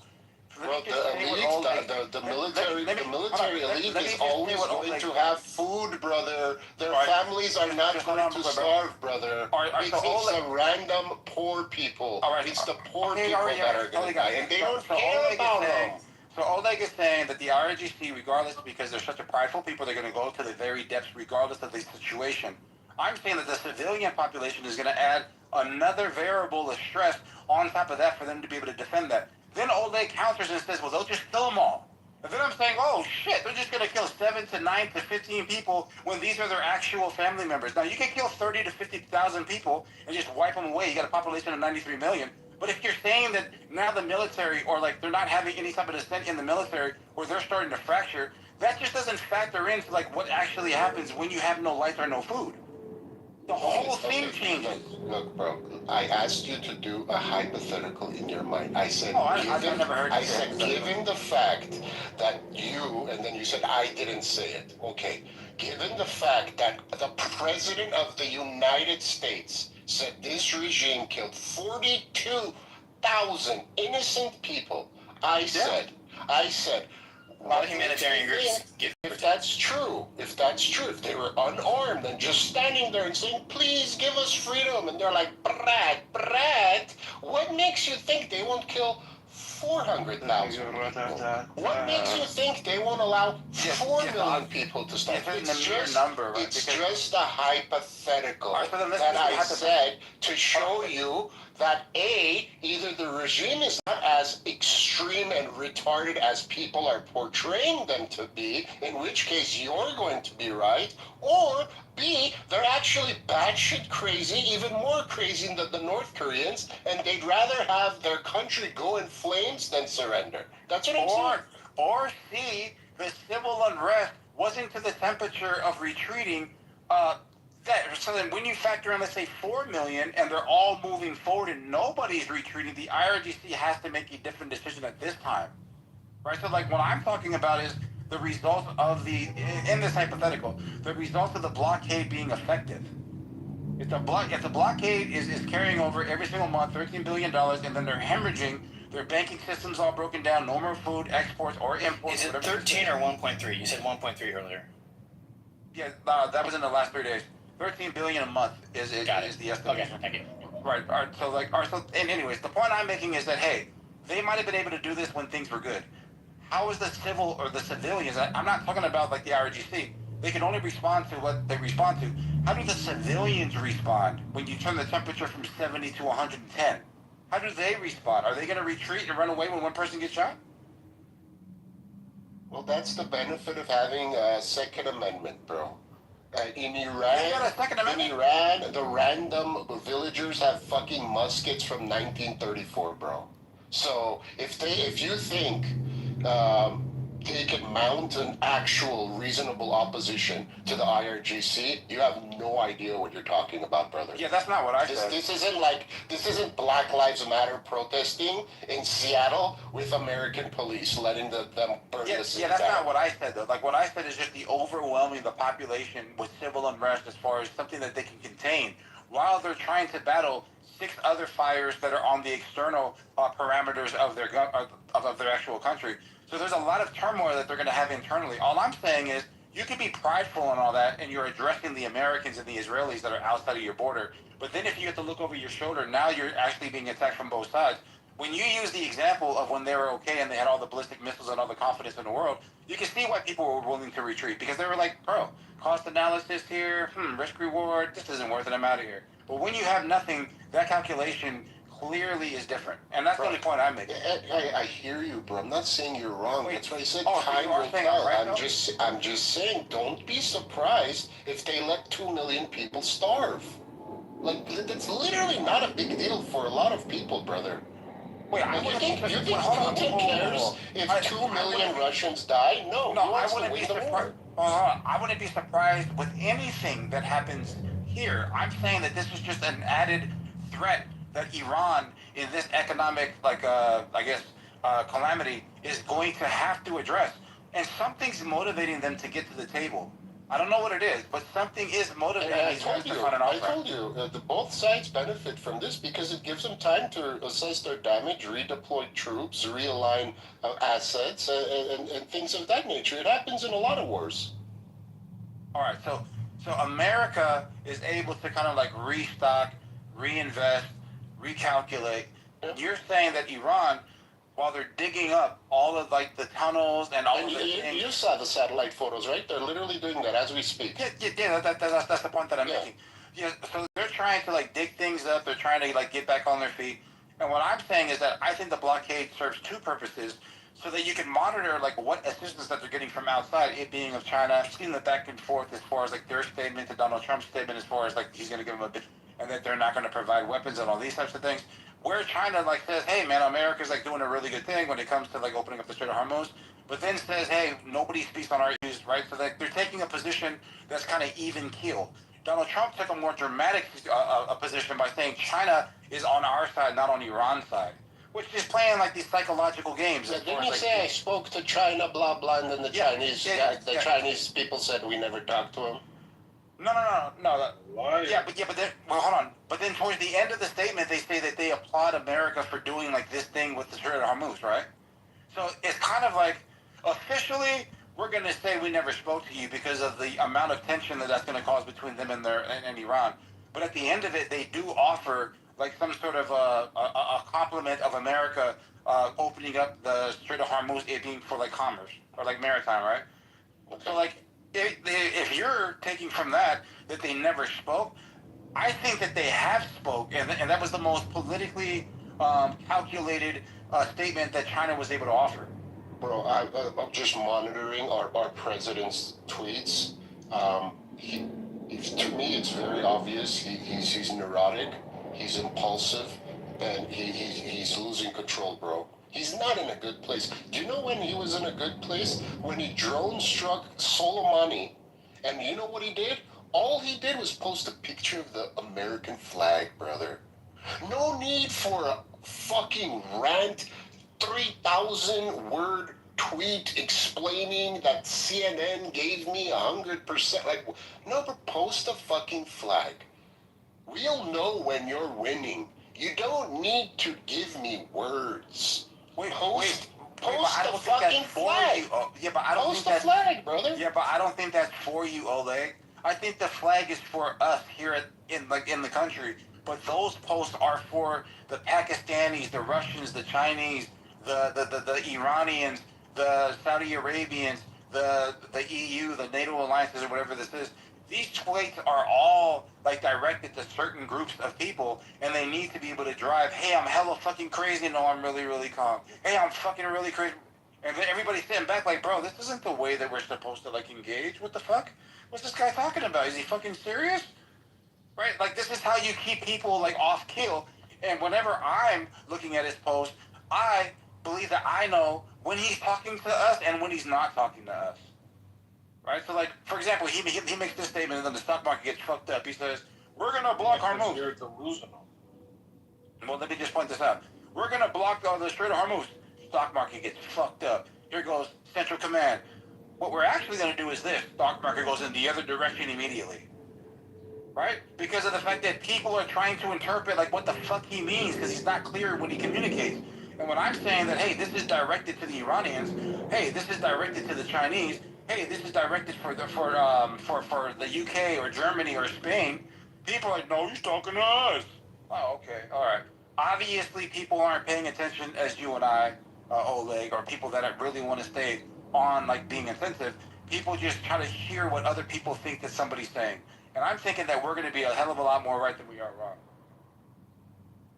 I just don't like his style, brother. I hear what you're saying. I can tell, bro. Like, never mind the healer fucking meme with the soldier in the clouds turning into a demon or some sort of angel. It's either an archangel or a demon. I don't know. And then Monica came in today and she had the original post that some other dude posted, but the soldiers didn't have the wings. It's these little things. It's like, bro, what are you doing? We're in the middle of a fucking war, bro. Like, lay off the Pope, bro. But like, what do you think Iran's doing when they're having the battle of memes? Like when they're saying their Lego memes are fucking fire, bro. You see how he just posted 3 that he doesn't even register like what you just said. Like, why are we attacking? Oh my gosh, bro. The Lego memes are fire, bro. All right, watch this. Defend. Oh yeah, so let me just point out like the reason why I'm showing you this here, right? There are two people playing the meme game. Trump and then them responding. Trump saying, open up the Strait of Hormuz. Them responding by saying we lost the keys, right? So they're engaged in this back and forth. What we're doing is criticizing our side for playing the game, but then when we look at them, we're like, oh my God, that shit is fucking hella entertaining. Yeah, that's just the shit right there. But they're both playing the game. Why are we only criticizing our side? Because we have this expectation of efficacy on how we believe that a president should be conducting themselves? That shit is crazy. We should be making way better memes. We should be making better memes, better videos. Oh, now you want him to up his meme game? Absolutely. Absolutely. What do you say? He's posting himself as Jesus. And you know what pissed me off? He should have had the balls to say, yeah, I posted myself as Jesus. What? You didn't find it funny? Fuck you. Fuck the Pope. Fuck Catholicism. I'm the man. I'm in the middle of a fucking war. That's not even how he feels. But he's I wasn't Jesus. I was a healer. Like, get the fuck out of here. Hey, this is a good Oleg right here, bro. Let me ask you a question, Simone. Yeah, what's up, bro? Do you believe that Donald Trump believes that was a picture of him, like, superimposed as a doctor? Do you believe that he believes that? Yeah, I don't really. To me personally, let's say that he believes that he was like poking fun and he was Jesus, just like what he put today. Yes and no question with like all these words. I'm just saying that maybe, but I just don't fucking care, right? Like I'm an outcome contingent type person. That's crazy because that's the closest. Bro, you guys have an expectation of how our president is supposed to fight, and I'm telling you that there's certain styles. It's just preference. It's not expectation. It's preference. Hold on.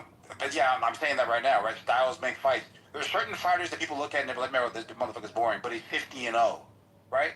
Would you rather have the 50-0, or would you rather have people saying, hey man, can you fight different? Can you throw more punches? Can you stand there so the guy can hit you? And then he's looking at you like, 50-0? Fuck your 50-0. We want to be entertained. Come on, this is like weird stuff. This guy does it the way he does it. You got people right now, and I feel this way right now, regardless if it's Trump or not. I don't believe that the Pope, the prophet of the Mormon Church, or any actual like religious leader should expect some sort of like immunity when it comes to criticism when they step out of their lane. Especially when these people are supposed to be like so godly, when obviously they're directly within their lane when they're talking about world peace and no. Absolutely. All right, so like before he's the Pope, he's criticizing actual policy of the United States of America. He's criticizing the war. He's criticizing hold on, immigration, warmongering. No, hold on. So like before he became the Pope, it's immigration. You'd like to say immigration. No, it's the main leg in which ICE and the the Department of Homeland Security was conducting operations. Let's be real. Let's be honest. That sounds like immigration. You can't do that. Yeah, that sounds like immigration. Yes. Oh my gosh, bro! What the fuck is Department this? of Homeland Security was conducting their immigration. What the bro? Pope, before he was the Pope, criticized the immigration. So, what's the problem? All right, cool. So, like, now he's the Pope, okay? So, as the Pope, what you need to do is, like, think about how everybody's kind of looking at you for the spiritual guidance and, like, where you are infallible and where you are fallible. If he steps out of the even the criticisms of VHS, how does that fall outside of his like something that he can talk about? He's in humanity. That's what the Pope fucking does. Fuck. All right, never mind, bro. Yeah, never mind. What are you saying? I think a lot of Catholics will tell you, with their history, that Jesus is not a pacifist. That in certain circumstances, the sword, and not a metaphoric one that cuts up metaphoric apples, is actually to be used. And when he comes out and he starts criticizing, I guess this open border policy, or this closed border policy, right, saying it's unhumane or whatever this is, right? What he's actually doing is, superseding the authority of the United States of America, where there's supposed to be, this separation of religion and state. So then, as an American in the state domain, I'm going to say, let the freak out, bro. Speak to your people over there. Stop criticizing and making everybody believe that America's evil. Is that a hard request to make? And if you make that request, all of a sudden you're being blasphemous to the guy? You're like, come on, what the hell is this, bro? You can't speak your mind in America more? You can't be like, I'm not even a Catholic, but I still got to be quiet? What type of stuff is that? I thought this was We're in Nazi Germany? Yeah, I thought this was America. Are we in North Korea? Louis? We can't speak what we want to speak about? Because somebody has the cloak of emininity, or emininity, everybody knows who the hell he is. Immunity? So he's beyond reproach? Well, Pope Francis was critical of Trump's border wall. See? Trump's new announcement that he just did? Pope Leo the 14th, he criticized the what is it again? Stuff in Venezuela. Hey, bro, Trump made this statement. Do you believe it, Louis? Trump said that they purposely got this American guy to be the Pope so that he can influence Trump's policy. That's stupid. Sounds right to me. Sounds right that the strongest. I'm obviously joking, bro. Come on, man. It's not obvious, actually. It's not obvious. Yeah, you're getting retarded. What is it again? Yeah, the guy that his fucking name is Matt. Get your own inside joke, dude. You're retarded. Oh, now we get an inside joke. So Trump announced that there's going to be a tax cut, right? Uh-huh. And the tax cut is that we're going to have to... Okay. So let me just... Man, let me look this up before I get this fake news. Yes. Read directly what it is, all right? It's... So basically, the gist of it, from what I'm understanding, right, and for the most part, not like some special person works in a special field, and it's going to be that you're not going to have to pay the tax on the income, but it's not going to be deducted from your taxable income at the end of the year. So they're not going to take it away now; they're just going to take it away at the end of the year. Basically, it isn't being called a tax cut. It's saying. They're removing the pay-G tax withholding. That does not reduce the taxable income. It only delays at the end of each financial year. The tax effect is zero. This is not a tax cut. I don't get why Trump is calling this a tax cut. So here's also what's happening simultaneously. The AR market bubble is popping, right? It is happening. Anthropics is announcing it's going to be based on usage. People don't understand that when you get ChatGPT, when you get Claude, you're actually getting Claude and all this stuff they're losing money on it, right? they're losing money, especially like for the power users. They're losing money on it, right? War with Iran has kind of sped this up. Now Trump's an tax cut, which really is, we're not going to take money at the end of the week out of your check, but you got to do that. Like it still doesn't take away from the total income. Yeah, I don't know. This just seems that he's trying to do anything, a very populist move for the midterms, bro. This is bad, bro. This is bad. The economy's gonna tank, guys. The economy's gonna tank. I actually thought Nathan had something good. What? What? He just made the announcement. You know what? I'll tell you I'm this. gonna go. I'm gonna go back to watching the market. Hey, can I say this? Buzz News. Nathan keeps on doing the meta. I'm gonna go to like a non-meta room. I was gonna say it was news technically, but it was real disappointing.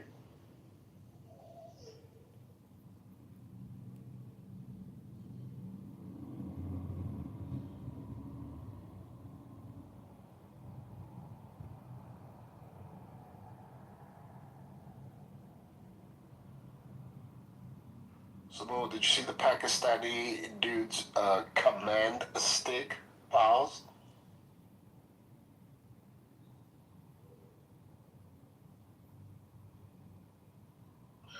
Like, does the Armenian army have a silly little, you know how Pakistan and India go high stepping at each other? No, we don't do any of that nonsense. The Greeks have it. The Greeks have they wear the little skirts with the boots and do the sidestep and shit. Yeah.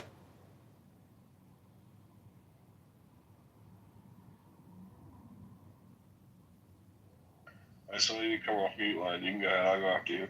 Yeah, we Just just constantly get invaded and killed by the Turks and Azeris. That's what we do.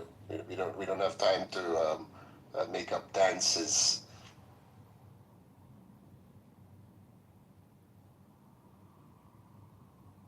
Wait, so do you like the Kurds steal the guns? You want the Kurds to have the guns, all right? Oh, me? Yeah. I don't give a flying fuck about the Kurds. Oh, so you just let the Turks and Kurds go at each other? I mean, I can't stop them. The Turks hate the Kurds more than they hate the Armenians, bro. More than they hate the Hicks. The Turks will never be peaceful with the Kurds. And vice versa.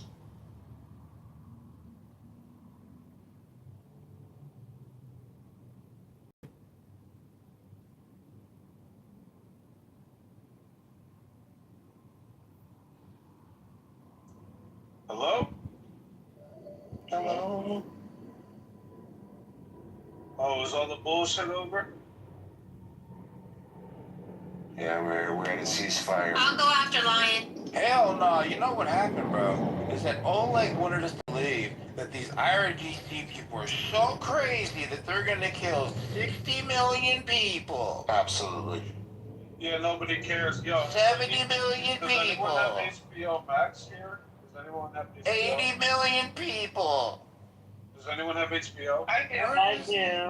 I do. Where does it stop? Okay. Are you watching DTF St. Louis? Let me put it on. What is DPS St. Louis? Oh. You gotta watch it. What's it called? Patrick Bateman's in. Jason Bateman or Patrick Bateman? No, you're right. Oh, I was gonna say because I don't know who Patrick Bateman is, but if it's no, you're right. It's Patrick Bateman. Fuck you, and you knew that I fucked up, and you tried to embarrass me, and I'm embarrassed. Fuck you, Tim. Fuck you, and the Patriots are gay. Fuck you. But yes, Yeah. it is Jason Bateman. No, yeah, Donald just a bad guy. I agree with you. But that, it's a kind of murder mystery kind of movie. Show. You didn't see Carry On? It's a show. I don't know what that is. Damn, you didn't see Carry On? What's Carry On?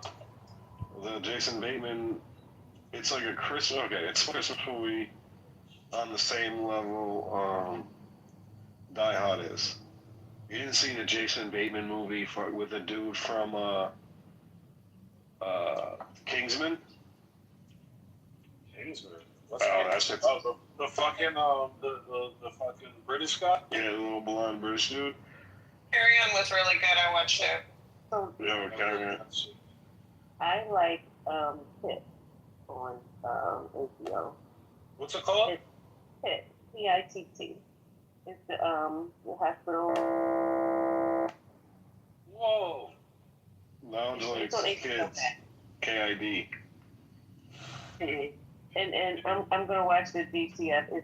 I keep going past that, and I didn't know if it was good. Okay. No, it's good. It's like a murder mystery. It's like a weird, like dark humor kind of. I like dark humor. Yeah, but it's like a murder mystery. Okay. Wait, what is it? It's called DTF St. Louis. It's on HBO. Thank you. Nathan Knowledge, are you here? Actually, I actually did catch the last episode. It comes out on Sundays. It's actually it's airing right now every Sunday. I'm not sure how many episodes it's gonna go. It's the first season. Good show. Yo. Them niggas are. I think Nathan is painting a naked man or something. And Gustavo is like, I don't know. The model for the naked man that Nathan's painting. Most likely that, or he's probably like undergoing some like knee extension surgery to like add like 4 inches. Yikes. So do we still have the policy that we'll restart the room when a valued White Belts Chillism member is removed? Wait, who got kicked? Who got kicked? Who got kicked? Da, da, da, da, da, da, da. Yesterday morning, Shy got removed. My host. They can't kick it.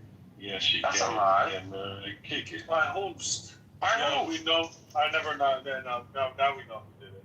You see how? I swear. No. He Don't do that. Don't do that. Don't do that. You there, Nathan? No. No, I heard the room being restarted, and I was like, what? That's a lie. Oh yeah, we know you did it. Yep, you got him. We got him. When did she get kicked? Why you do that, Nate? Yesterday morning. Why you kick Shy, Nate? I didn't kick Shy. I know she got kicked. So where were you? Where were you the time Shy got kicked? You have an alibi? I don't know. No. I remember her being in once, and her being told, like, hey, you're being loud, and she got moved down. You remember or you know? I remember. You was there too. You was complaining about her too. You remember when? Yes, she was. I did one more time. I said one more time, but it seemed like you were a little more passionate. I tried to. Nathan said you're coming with me also, bro. Taking you down with him. No, how many people did you move down? No honor among thieves. One more time. I moved a couple people down, but I didn't move Shy down. I tried to move it down, and it said error. I was like, oh, someone got me before. So you're blaming the computer? Is that what we're hearing, Mr. Gates? No, someone did it before. That's what usually happens when someone does it before you. I'm like, got it before I did. But Well, they didn't just get her, they got her. why she doesn't say it in the chat on the Discord? This reminds me of that time that Bill Discord Gates that you guys never proposed and they asked him who wrote the email. Gentlemen, please, I never please. checked the Discord and I did. Huh? What'd you say, Knowledge? You said, why didn't you put it in the chat? Because if you write in the chat and get kicked, you can't write in the chat. No, I mean the Discord. The Discord that you guys never checked? I mean. More Discord. Knowledge, check your back channels from Shy. Her username is guess 3 something 27. I think. Check right now, though. Y'all niggas just not vigilant, bro. That's a fact. We kicked up. I think Nathan needs more lube. Hold on. I don't think she got kicked. You get that Diddy oil for Nathan here. Hold on. He's gonna keep squirming. Lie about getting kicked. It's that Shy. Yo, get the fuck out of here. No, hold on. It didn't. I have a message from Sasha yesterday. She got kicked from the room. I'm not for her. At what time? I just. Yeah, y'all niggas play, bro. Does it tell you the time? Can't do nothing about it right now. What time she sent the message? Come on, it says 1 day ago. It doesn't say a time. It just says yesterday. He's lying. I believe knowledge. I can PTR. I can PTR. Yeah. Yo, you don't have to corroborate your lies, bro. It's okay. I think Louis kicked her, you know. Yeah, it was me the whole time. Well, wait, hold on. Nathan, which troll are you going to claim to? The one that Shasha wasn't kicked? Or the one that Louis kicked her? Which one you going for? Because you kind of split there. I didn't kick her. Did I say you kicked her? When did you hear those words come out of my mouth? Alright, there you go. PTR. Where were you on the morning? PTR. I got a message. Yesterday. At approximately Yeah, I didn't know. Eastern Standard Time, dude. I got a message from Shasha yesterday saying who kicked me. I had no idea she got kicked because I don't read the messages. Well, this wouldn't have been Knowledge, you can check knowledge. How about this? You got to check the logs. I can't check the logs. Oh yeah, this room is still there from yesterday, but they don't show who removed people. Yes. They don't show who. They don't show who removed people. Oh, you're right. So before it can tell you who moves people down, who freaking kicks them, but I don't think it shows you that anymore. Let me see. I don't think it shows you if host does it. No, it used to. Yeah, but if the host, but if someone who's not the host kicks somebody down that doesn't shop, so. Who's not the host, right? I was the host. Nathan, move me down. Move me down, Nathan, and see if it registers on the. No. I would never do that. No, you want to do it. You can move me down. I'll come right back up.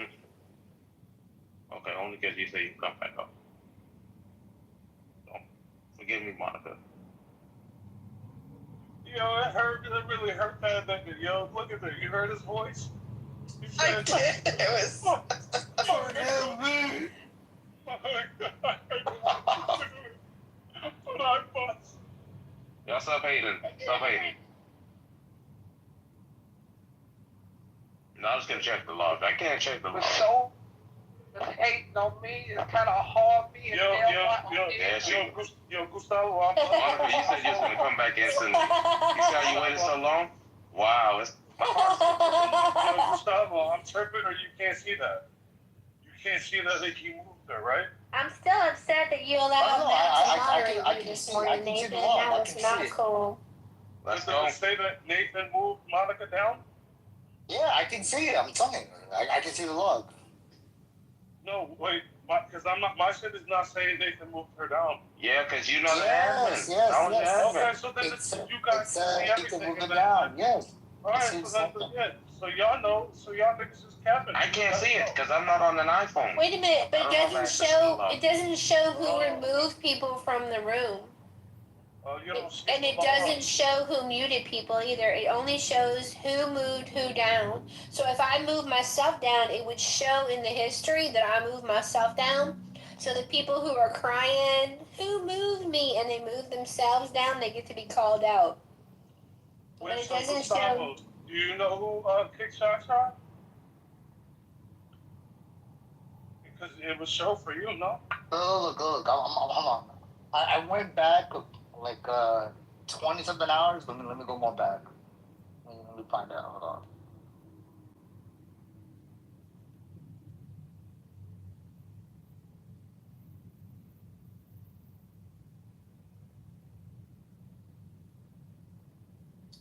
Tim is happy in the goo. He said nobody needs to bring him up. He moved himself down and is trying to scapegoat Oleg. Thank God. I need that dude right there where he I'll go off the line. Oh,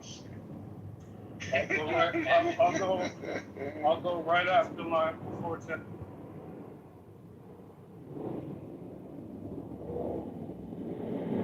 tell you something. I'm happy that feature. Because the truth will set you free.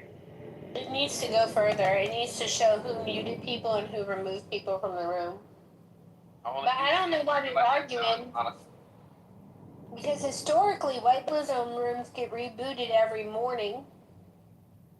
So she would have been back in here this morning had protocol been followed, gentlemen. No, we've been having a busy one, and I didn't want to see that. Maybe it's a correlation. Yeah, I just found out who kicked her, man.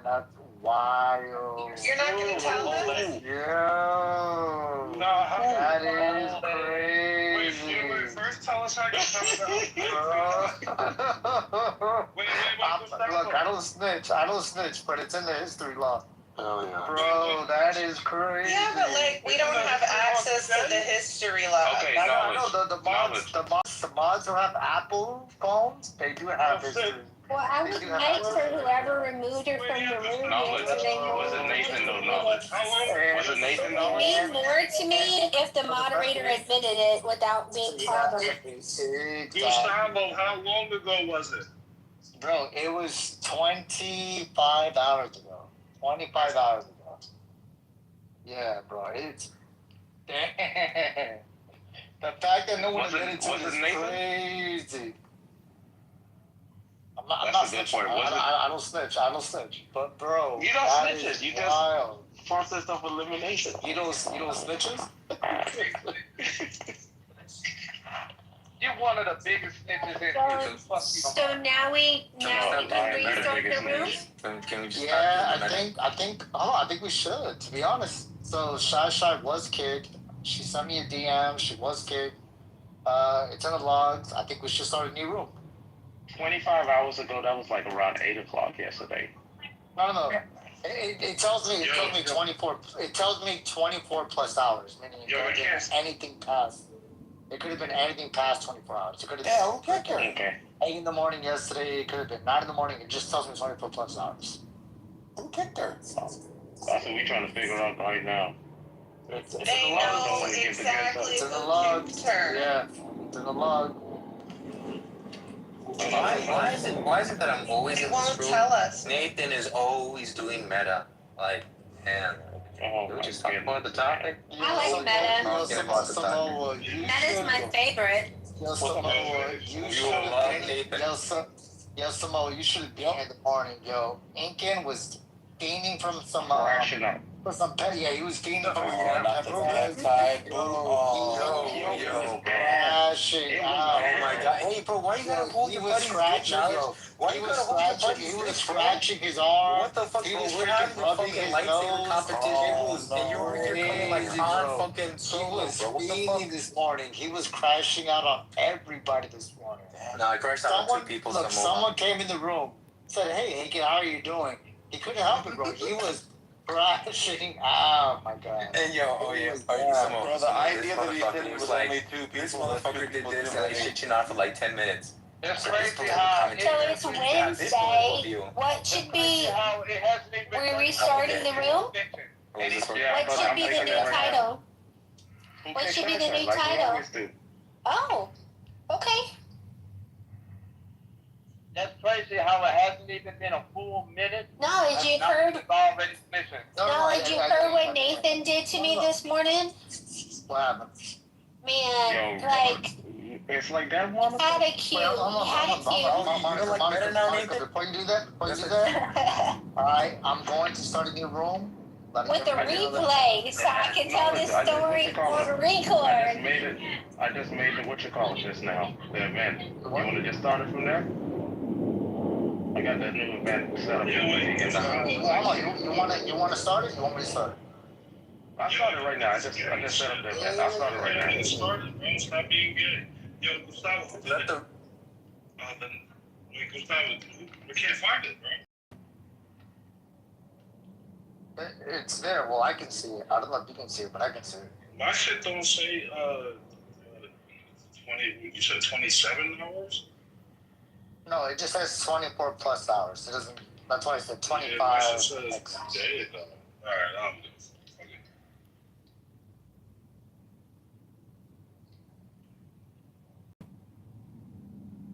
I know who kicked her. Who? She will. No, it was me. It was me. No, it was she will. She-Wolf doesn't not admit when she does things, though. She's always been pretty straightforward. When she throws rocks, she shows her hands. Now that bitch Ninja Oleg, I don't know. He always looks a little shiesty to me. Yeah. Wait, can you guys hear me? Yeah, I can hear you. Yeah. Yeah, I can see it. It was Red Rum. Red Rum? What the fuck? Oh, fucking redrum, but did it again.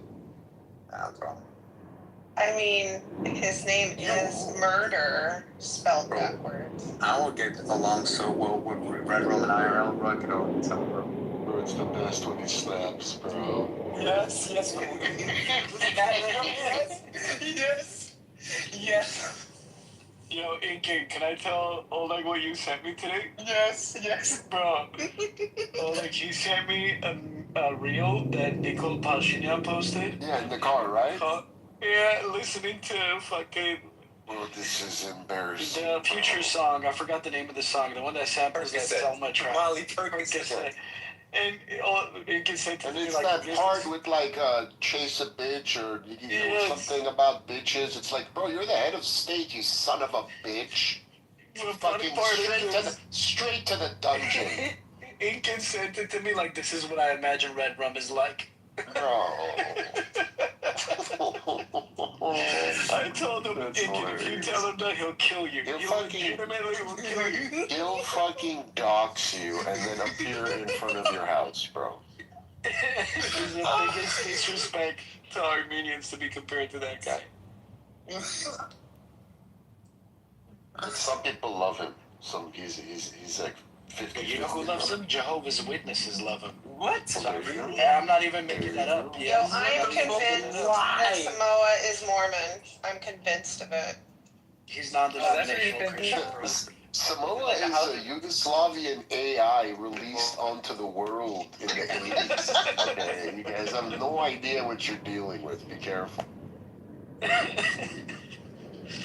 Yo, like, you have a rough day at work or a good day at work? I can't tell. You're all aggressive this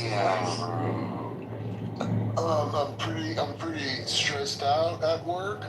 The next fucking 3 months will be intense. But it's good. Settling some cases, but I have a lot of motions to write. Fucking a lot of depositions, a lot of mediations, but it's good. Just hectic. I filed 25 cases in 1 month, bro. I should have spaced them. I should have spaced them out a little bit more, but so I'm getting shafted with work, but it's good. All right, gentlemen and ladies, there is a room. Yes, sir. The link is in the chat. If y'all want to mod me up, I will put it on the Jumbotron and I'll shut this baby down. Oh, yeah. All right, there we go. All right, guys, let's move over. It is unusual. 3 hours, like the room gets chiller.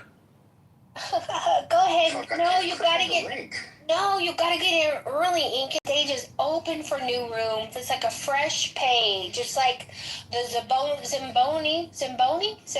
What is the thing that cleans the ice? Zamboni.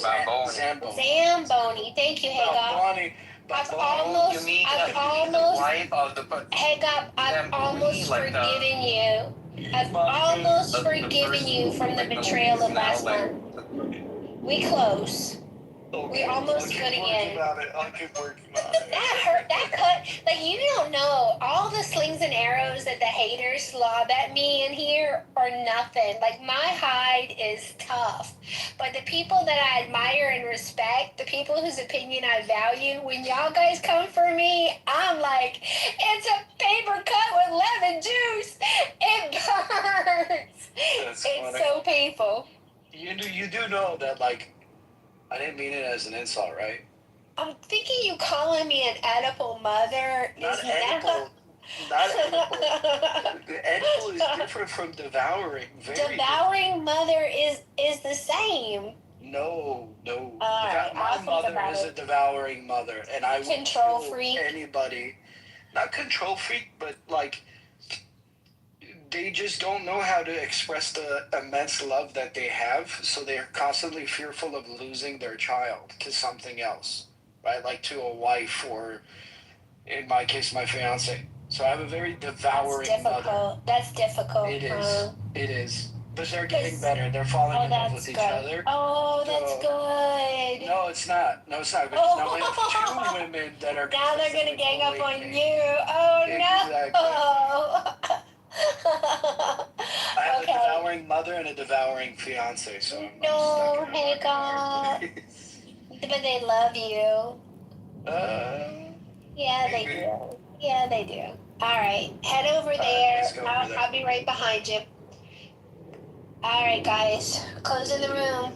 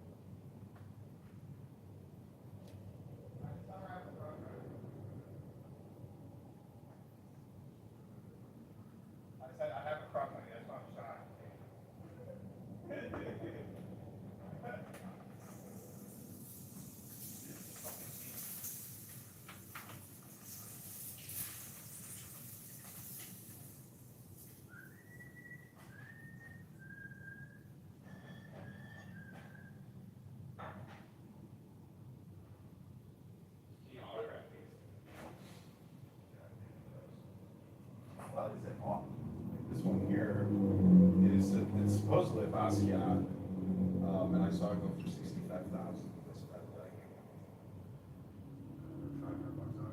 You didn't autograph this one?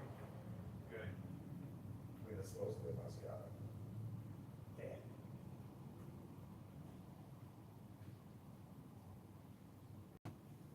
That it really was fucking money laundering. You even installed the flash. I mean, wasn't it just like a burned out hair, like, you know? Yeah, you I mean, did.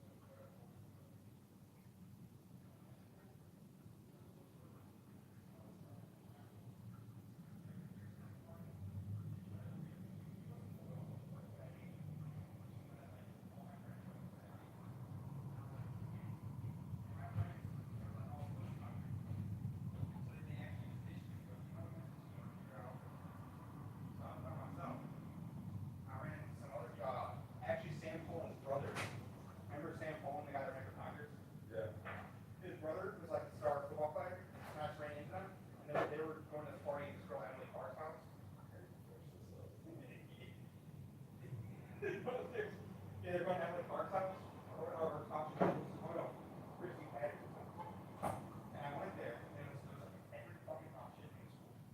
It was like the coolest party ever. And I was having the time of my life. And I was like, all these girls that I never talked to were not talking to me, whatever. And it was just like that. I'm the fucking man. I'm coming down the stairs with beer in my hand, and I had to just wipe out so hard. And I like to the point where like I probably broke some shit, but like I looked like dying because there's blood everywhere. And I apparently I just get up and I'm just like, all right, what's going on? And like slap my bloody hand on the thing. And I looked like the Avatar character. Running up back out of the bar all the time. Yeah.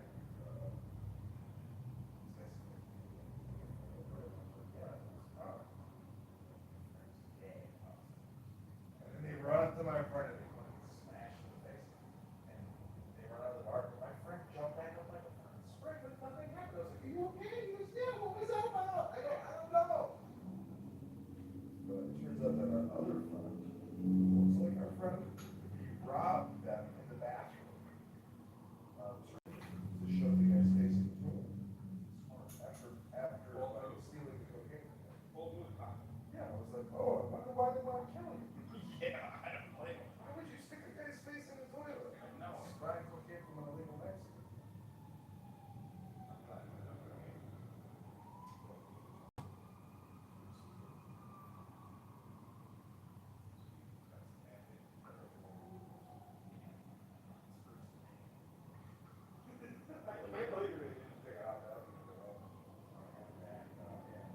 She rents an apartment? Why can't you just live at your dad's place? No, I do. And my brother. And my rabbi has a place for me. But it's so long. Your dad's place is sweet. What's the problem? It's not hard. Because I can't take pictures of my laptop. I can't take a picture. You can bring her over for a coffee, can't you? What? Bring her over for a coffee and fuck her at her place. Not in the coffee time, by the way. Anyways, I'm just saying, if your dad's got a dope place, what's the problem? I feel like it's hard for me to live my life now. Not not women. I meant like culture.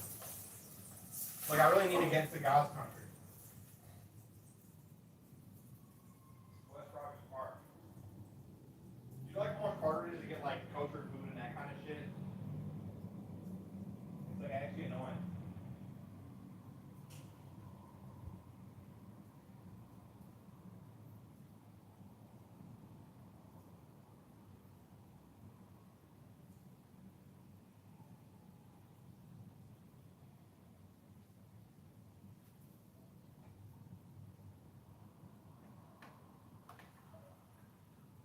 I couldn't hear you. What were you saying?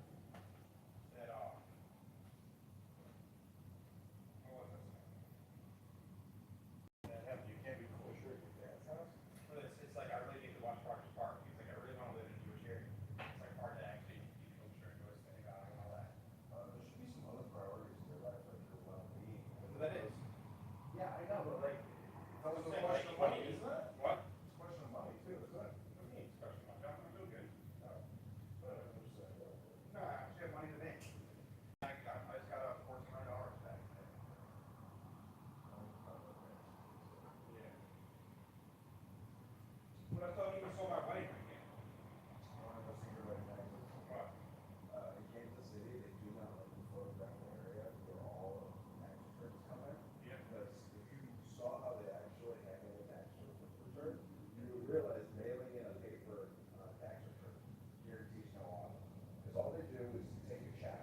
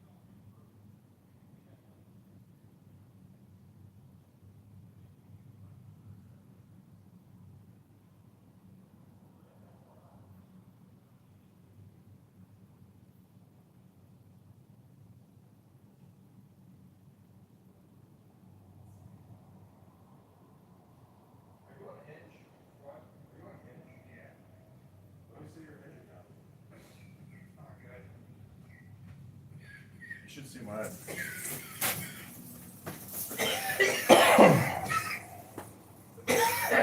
Plus, I'm like,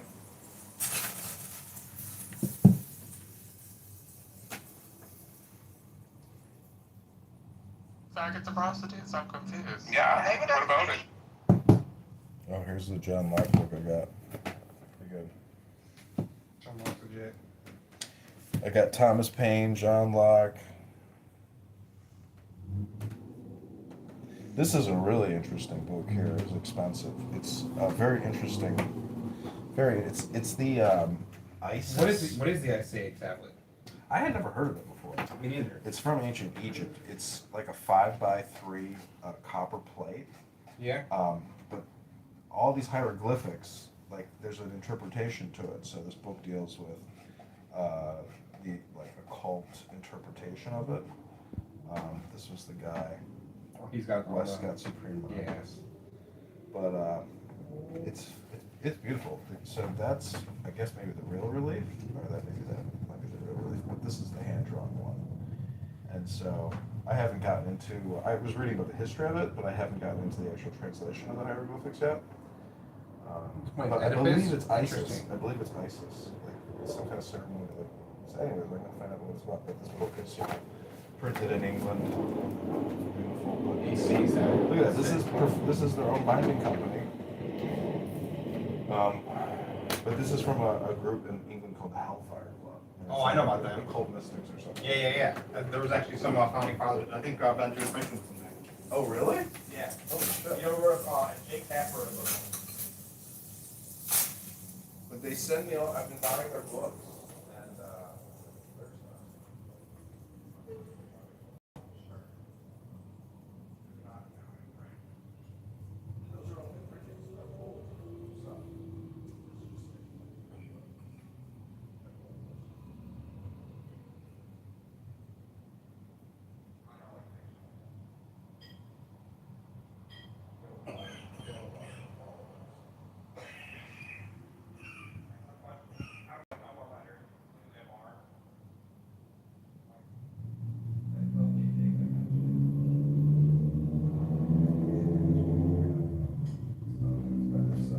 Army colonel from the British Army who was friends with Crowley, Aleister Crowley.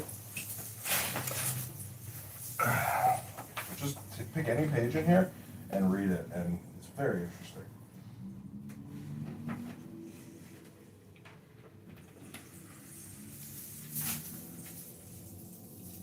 I still want the Zohar.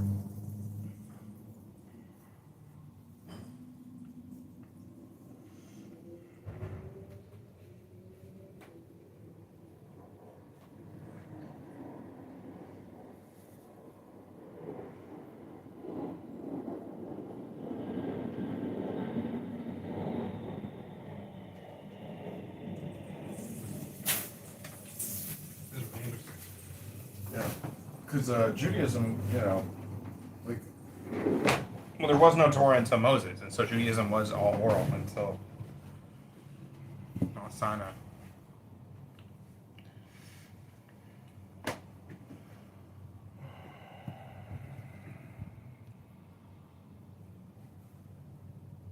There's like a consistent Donald Trump room on Clubhouse. This makes you.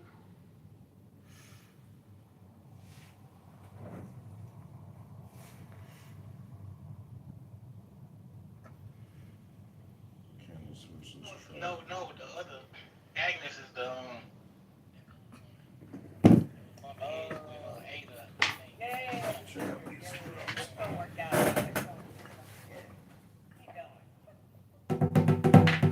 Candace versus Trump. Bucket Boy! Who will survive? Bucket Boys.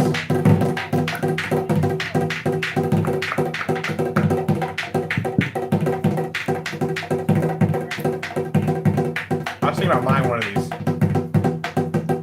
So it's kind of like, there's masculine ones, right? No. I tried to get a masculine one. They all come out feminine. You know what the fuck? And none of them are practical. Where's like the badass, like, I want the mega. You know what a fan is? It's actually like a magical instrument, like a wand. Yeah, exactly. Because it's also an illusion, because you're not actually changing the temperature. Well, you know what happened? No. Well, what it is also a breathing device. Because when you're fanning yourself, you go and you start taking deep breaths. So it's like a magical instrument. Interesting. Deep breaths, yeah. Did you know that, Debbie? I mean, nobody can talk to you. Yeah, no, I know. I was just kidding. I see your dad pop on. I was like, I'll have like a Trump remote, and your dad will come in, but he won't raise his hand or anything. All right. I'm just. Quote, 19th edition part 1. Number 1.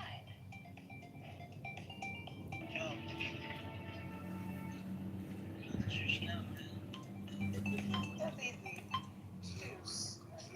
Number 2.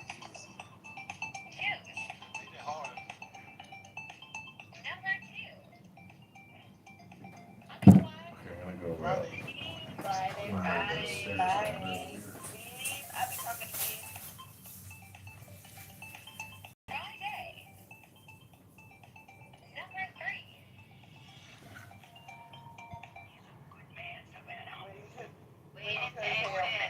Yep. Exhale. Number 4. You want to go somewhere? You want to see somebody? Sister Act 2. Sister Act 2.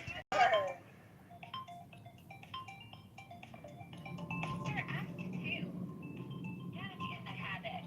Number 5. How do I know it's Michael Lowry? Oh, fabulous.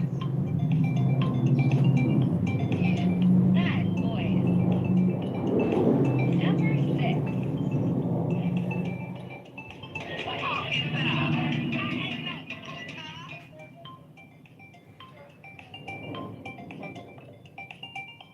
Criplet. Number 7. Can I ask you a question, Criplet?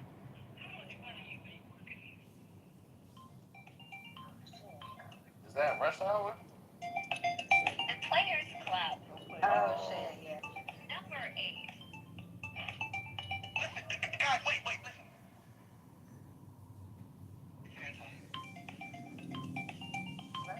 I don't know. The Sixth Man. Oh, shit. Number 9. My great-great-granddaddy was a slave. He was a man. Money talk? That was Chris Tucker, but I don't know. Dead President. Oh, dead president. Oh, yeah. Number 10. That's two. Son, you're doing this wrong. I ain't going back there, no way. What's Fifth Central. South Central, yeah. Number 11. Right. So, every time we get high, you start looking like Sugar Bear. Oh, not very safe. Set it off. Number 12.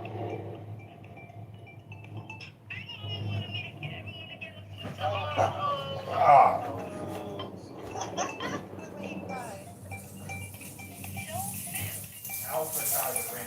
Can you guess the movie by the quote? Dear God. That's four.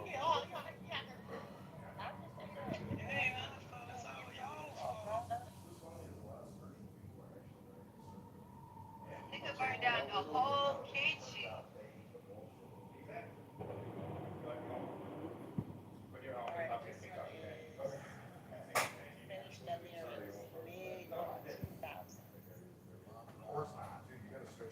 Can you finish After the 5, lyrics? fuck them up the last This albums are in the edition part 1.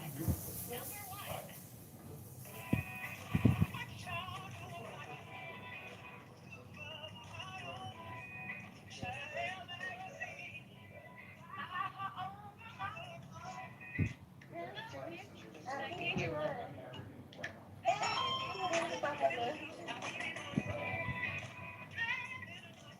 Number 2.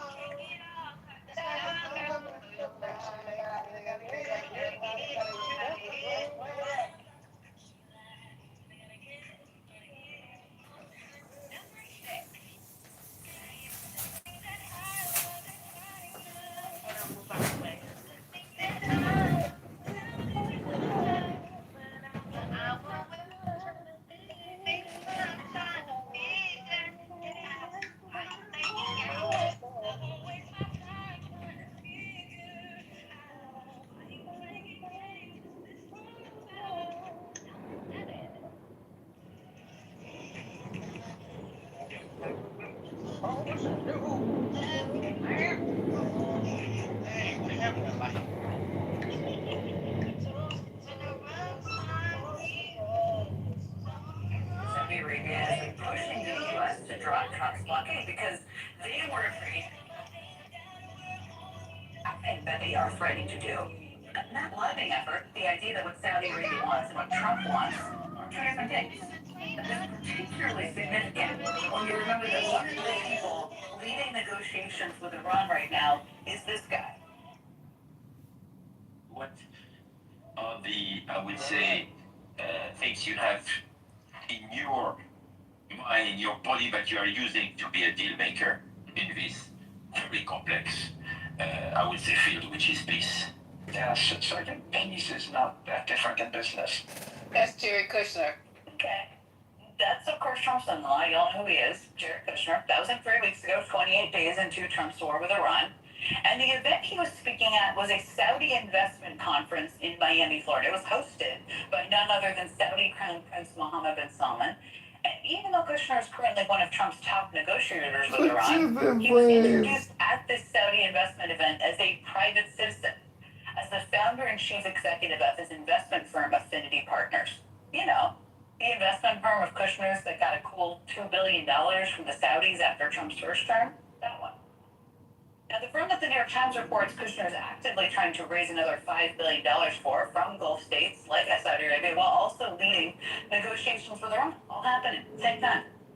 Now, I should note that in the months since the Times published that scoop, Kushner's firm has said that it does not intend to take in any additional capital while Jared is volunteering for the government. But the thing is, that commitment certainly doesn't exist once he leaves, and it certainly looks like he's lining up investments for when that day comes. The biggest problem here is that Kushner has a clear conflict of interest. The White House insists that Kushner only acts in the best interest of the American people. But now one of his biggest benefactors, a country that has pumped literally billions of dollars into this company's coffers, a country that he's now asking to give him billions of dollars more, that country disagrees with Trump on how the U.S. should be negotiating with Iran. And Jared is one of the top negotiators. Today, Saudi Arabia's sovereign wealth fund announced its strategy for the next 4 years of investments. The fund says it plans to prioritize domestic investments inside Saudi Arabia, meaning maybe not investing as much in firms run by the son-in-laws of U.S. citizens. We'll see. But maybe if Kushner plays his cards right, the Saudis will change their mind. Now, I should say that Kushner is adamant that his business life and his diplomatic life are two separate things. It's impossible not to see the connections here. I mean, Jared isn't the only walking, talking conflict of interest on the U.S. side of these negotiations either. Today, the Financial Times reported that the Saudis may also be backing out of their American golf Regular league, people Live pay their Golf. salary and Live their Golf is, of pension. course, the league that was That's a how much lifeline Matt for Trump actually and his looks empire of like. golf courses after the PG. Okay, I'm gonna stop it there because I just wanted to show you guys how Jared Kushner. What is going on? He doesn't know nothing about what he's doing. Talking about business is peace. Business is the same as peace. This is something so important for that whole region over there. They're not really taking this shit seriously. They're sending Jared Kushner, J.D. Vance, who has no experience doing that, and that other weird guy who I just don't know who he is either. And but to be representing himself as a private citizen, while we're saying that he's over there representing America's interests, that is wow. And he said he's volunteering. Did you hear that? He's acting like he's going over there and he's not charging the United States a dime. That is, that's some bullshit. So here's another problem. Bibi Netanyahu literally stayed in his room when he was a kid. His dad and Bibi are like besties. And like they say, when Bibi would come to America back in the day, and Jared was literally sleeping in his room. So the fact that Israel is who pushed us into this war or convinced Donald Trump to go ahead and take this action, saying it's going to be easy. So how do you think our interests are being served? Whose interests are being served with Jared Kushner being, over there in that room with the Iranians? So Bibi and Kushner's daddy were having pajama parties when they were younger. When they would come to America, Jared Kushner, his room, they would give his room up, and Bibi would sleep in his room when Bibi would come to America.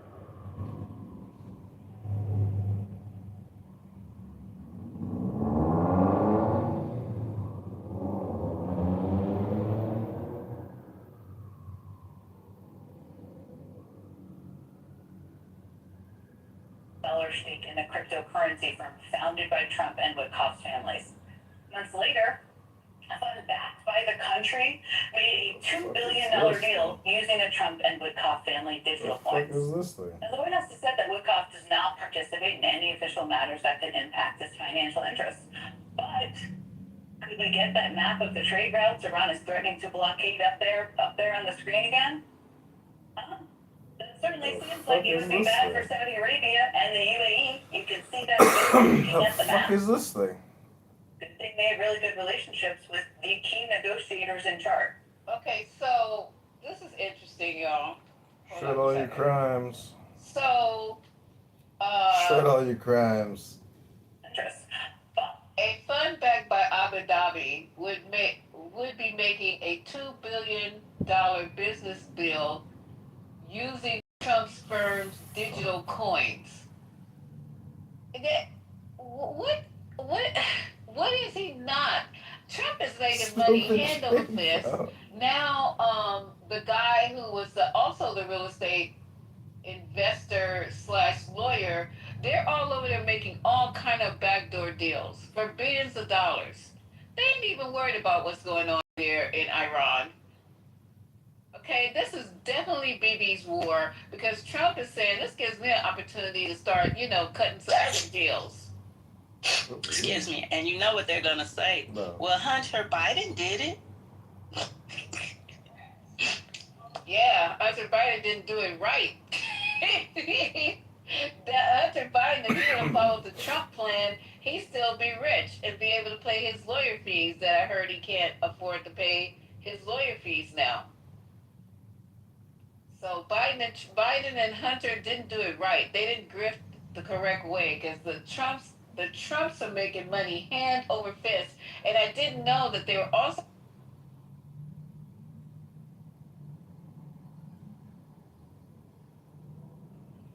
He went in the Matrix, Lisa. business. The Socrates person, huh? You cut off on my end, but maybe that was me. Sorry. Go ahead. No, that's all I had to say on that. This is wild.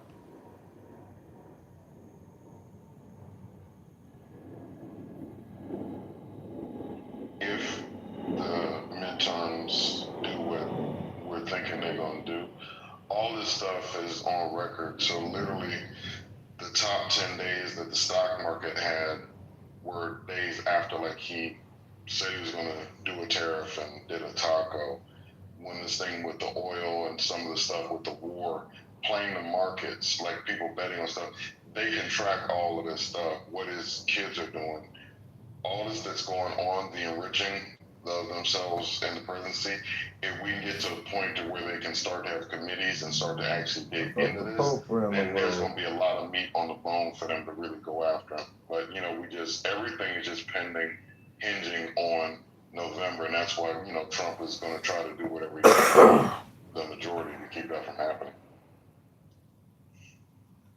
One thing about Kushner that's interesting, right, is that he's fast becoming this sort of, he's like an agent who represents multiple big name clients.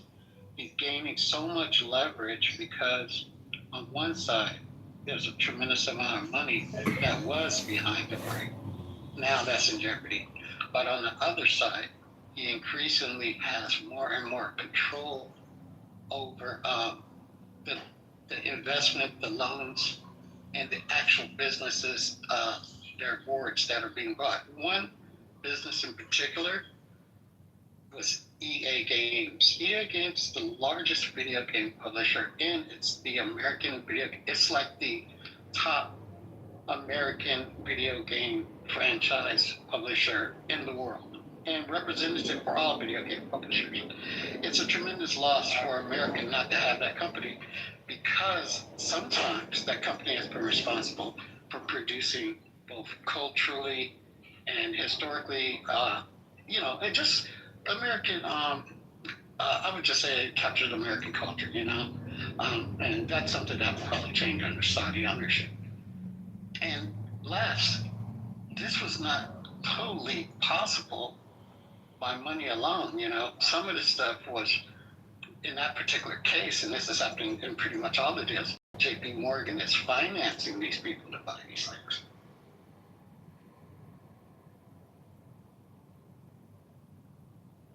Thank you for that, left. That part I didn't even know.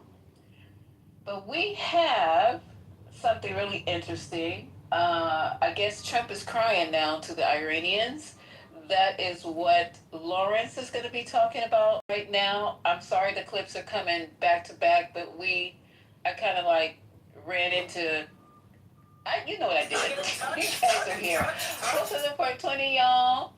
It's time for Lawrence O'Donnell. We're going to try to also do some of the conspiracy theories that I wanted to do last night when it came to Michael Jackson. So if you guys are sensitive, you can leave early before class is over.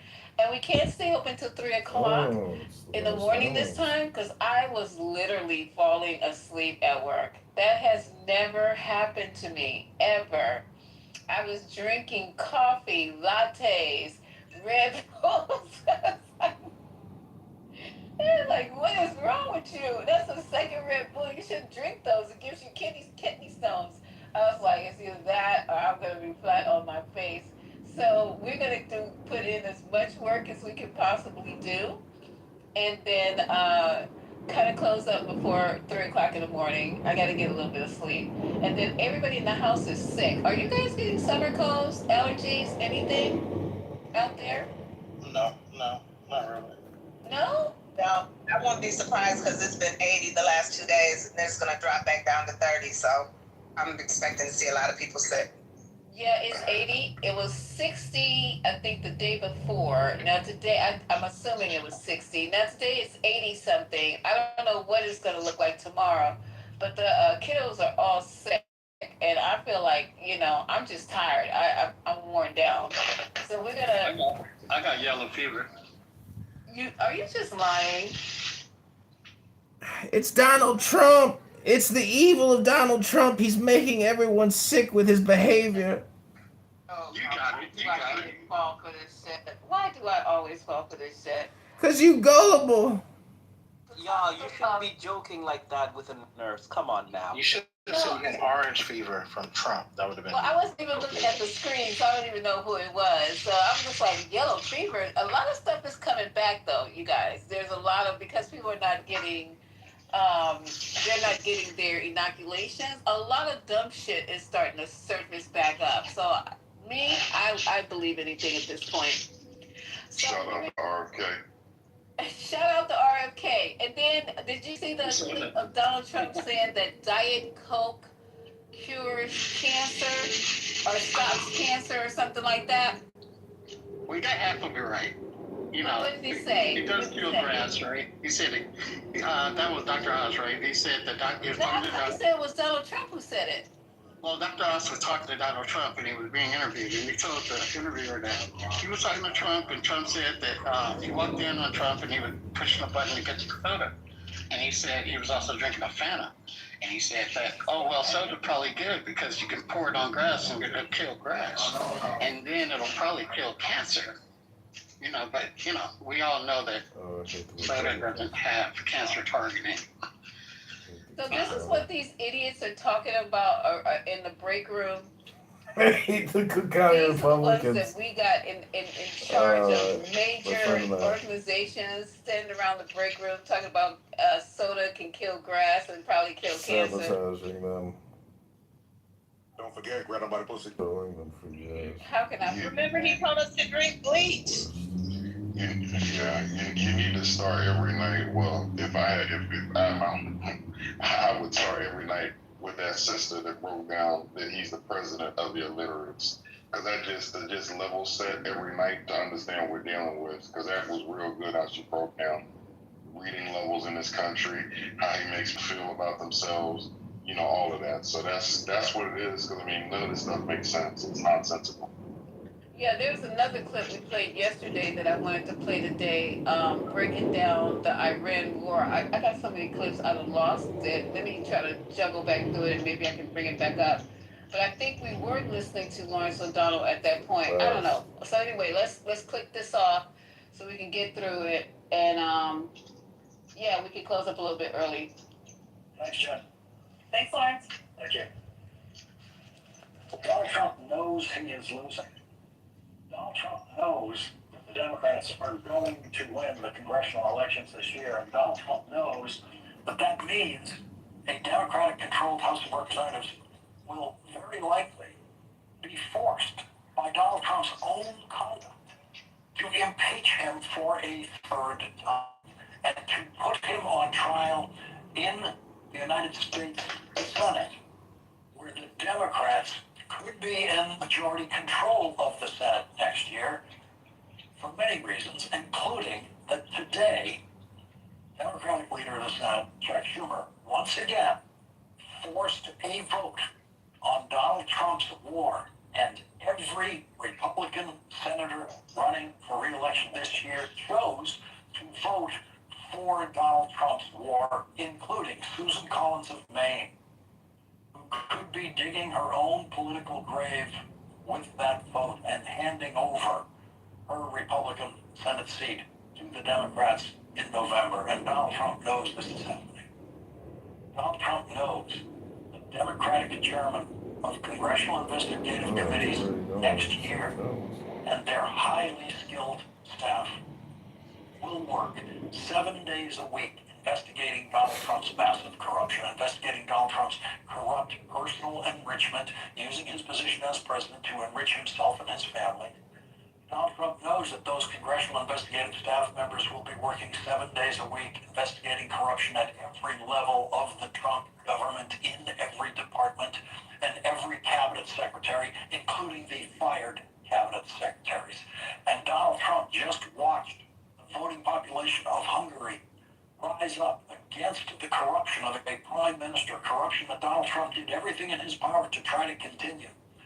Donald Trump tried to corrupt the voters of Hungary by publicly offering them cash from the American government if they would just vote for the prime minister who it turns out they hated.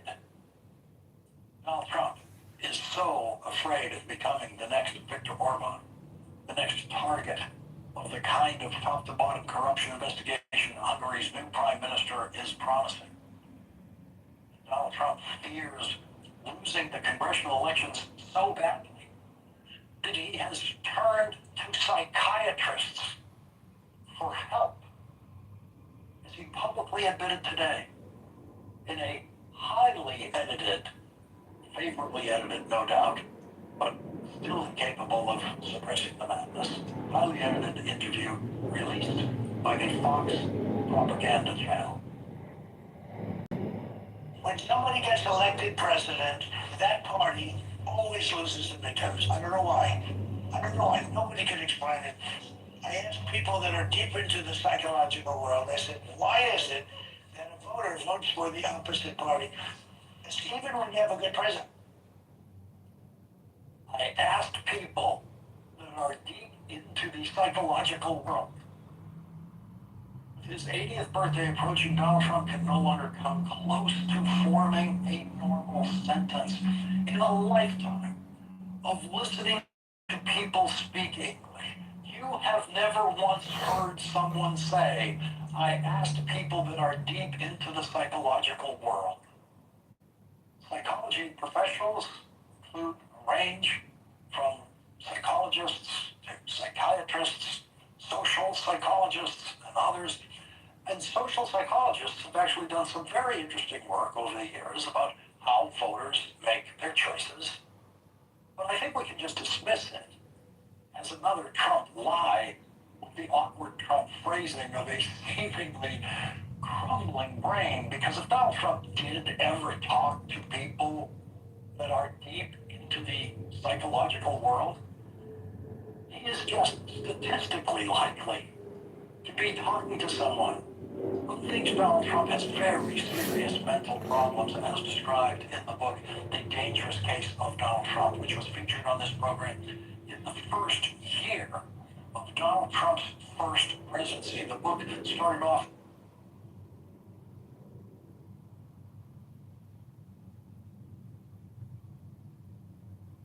expert watching him, were able to make their contributions to that book based on their expertise. And in later editions, it went up to 37 psychology professionals analyzing Donald Trump. And in his very first appearance on this program, in the second month of Donald Trump's presidency 10 years ago, former Harvard Medical School professor Dr. Lance Notice said this. Lying in the way that he does it, repeated, dangerous lying, makes him unfit and is a sign of serious mental disturbance. And to the extent he doesn't know reality, and I agree, by the way, I don't think he does know reality. Clearly, he doesn't have a clear grasp of it because he changes it. He makes up reality to suit his internal needs. And here we are 10 years later, and it is so much worse that finally everyone else in the news media has caught up with the issue of Donald Trump's obviously crumbling mental state. And after thousands of Trump supporters attacked the Capitol on January 6, 2021, after Donald Trump told them to go there to fight like hell, Professor Notice returned to this building 3 days after the January 6th attack and said this. A delusional psychopath who has been the same his whole adult life and who we knew would get worse, more stress he gets under, because that's what happens with people with this kind of severe disorder. So when Nancy Pelosi said that she was making sure that the nuclear button couldn't be pushed, that was very wise and made a lot of sense. It was not an overreaction in the slightest. And when she said he's unstable, absolutely, that is exactly the situation we're in and why he needs to be removed immediately yesterday, really, because he is going to continue to get worse. He is going to continue to get worse. It's 5 years ago.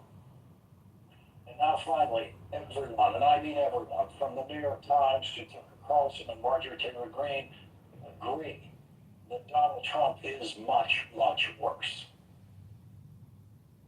You can go on the street of Harlow's on the street. I said, which is better? They said, either is okay, but you can call it either. The only thing you can't call it is the Trump street. They don't like that idea. Okay, now that is a wartime president. In the middle of the war, he started talking about what is now the central point of contention in his war, an important body of water, an important shipping channel that he apparently didn't know existed or didn't know what to call when he started his war. So he had to ask people. We heard former Secretary of State Hillary Clinton's laughter on Morning Joe this week when she was talking about Donald Trump having no idea that Iran had the power to close the Strait of Hormuz before he started his war and shut down 20% of the world's oil supply, as it has done. And tonight, the Strait of Hormuz remains 90% closed, according to CNBC analysis of commercial shipping there. And Donald Trump wants to call it the Trump Strait. Why? Because it would be easier for him to remember? Just imagine Franklin Delano Roosevelt not knowing what to call the English Channel when General Dwight Eisenhower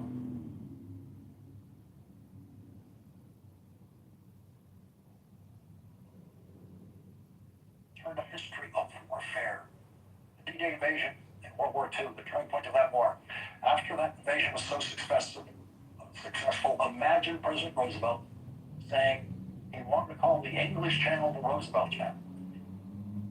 There would have been no smiles anywhere in the world. There would have been no defense, even of some kind of perverse, deeply sick joke.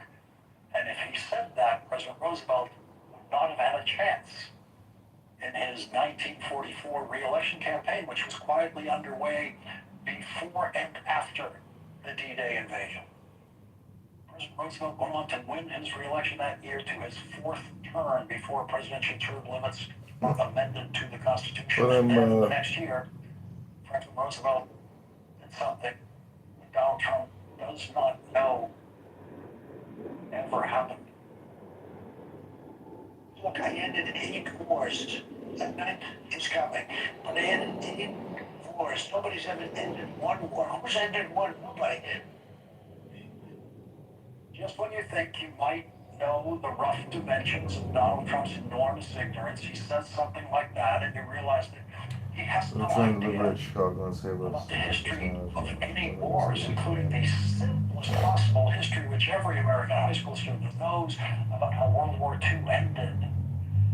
Nobody has ever ended one war. Those are his exact words.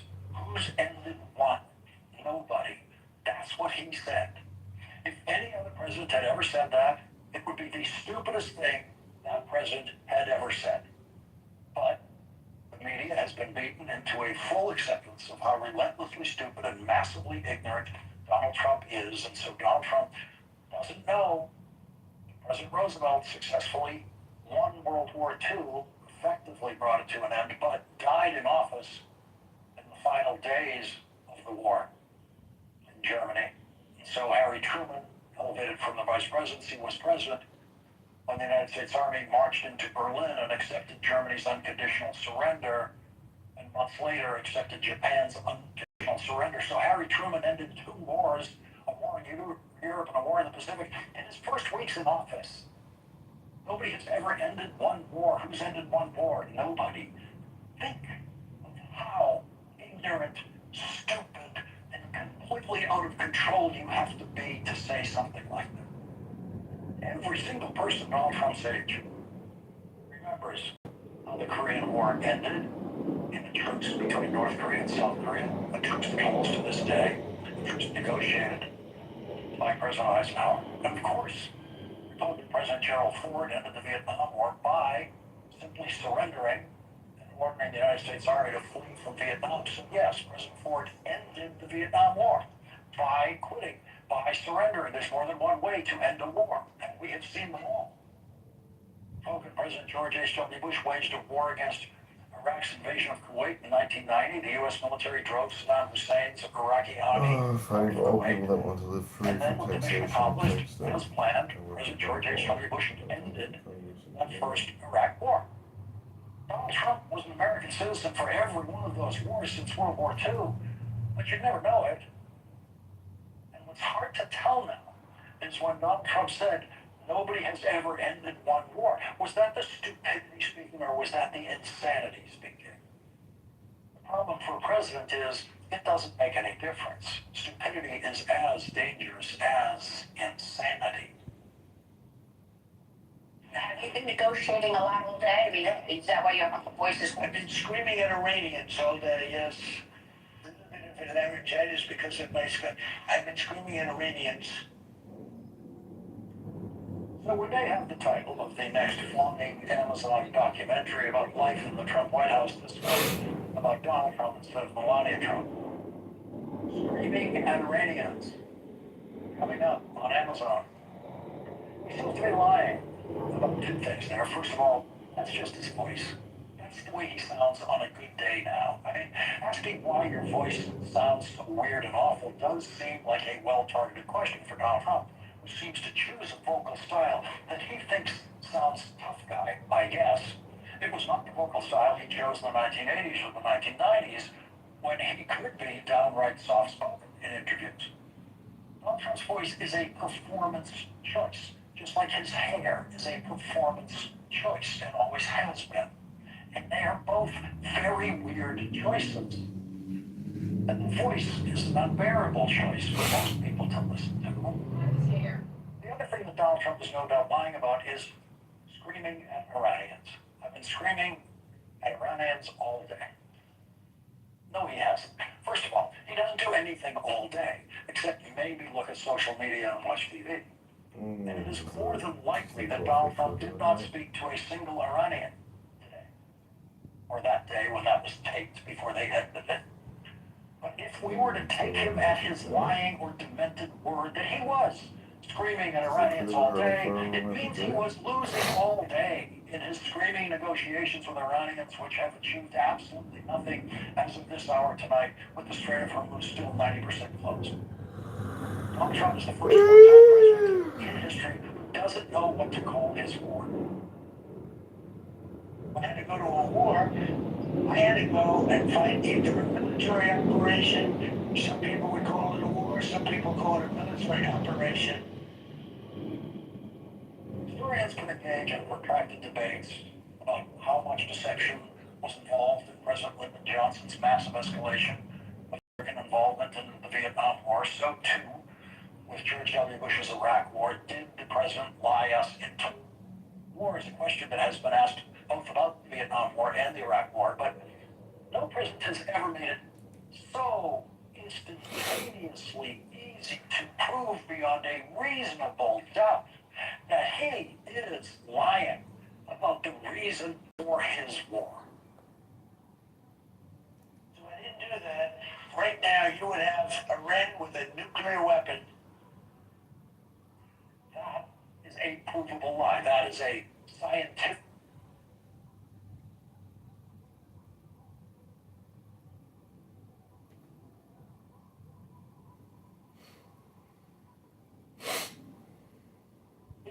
He can convince them.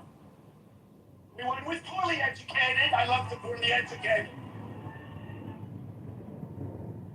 Donald Trump continues to engage in one-way combat with the Pope, something no president in history has ever chosen to do. Every Pope has been an opponent of the death penalty, and popes have, for decades, publicly objected to American governors' use of the death penalty, and sometimes personally begged for mercy in individual cases from the death penalty that could be delivered by those governors, and not one of those governors ever stopped an execution in deference to the Pope, but none of those governors ever attacked the Pope in the process. Donald Trump's toxic brew of extreme narcissism and extreme stupidity and extreme ignorance of everything, including religion itself, is the out-of-control engine driving Donald Trump's new mad war with the Pope. And at 8:34 a.m. today, Donald Trump decided he had the perfect way to get Catholics and all Americans on his side in his crazed war with the Pope by tweeting an image of Donald Trump being embraced in a way we have never seen Donald Trump embraced by a man. Never seen a real photograph of anything like that with Donald Trump. But there is this.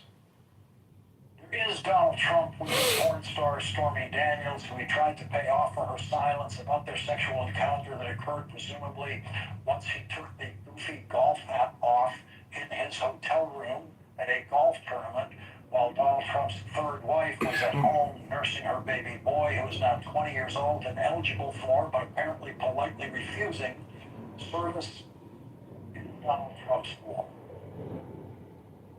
Donald Trump was convicted in this criminal and unsuccessful scheme to buy Stormy Daniels' silence. And so, the clownish man in the red hat in that picture with Stormy Daniels, who years later could not even negotiate a settlement with Stormy Daniels for her silence, now tells us every week that his war will end in a day or two and gas prices will come tumbling down immediately. But to achieve that, he's just going to have to spend one, maybe 2 more days screaming at Iranians.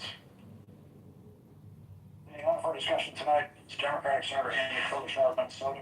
She's a member of the Senate Judiciary Committee and the Senate Commerce Committee. She's also now a candidate for governor of Minnesota.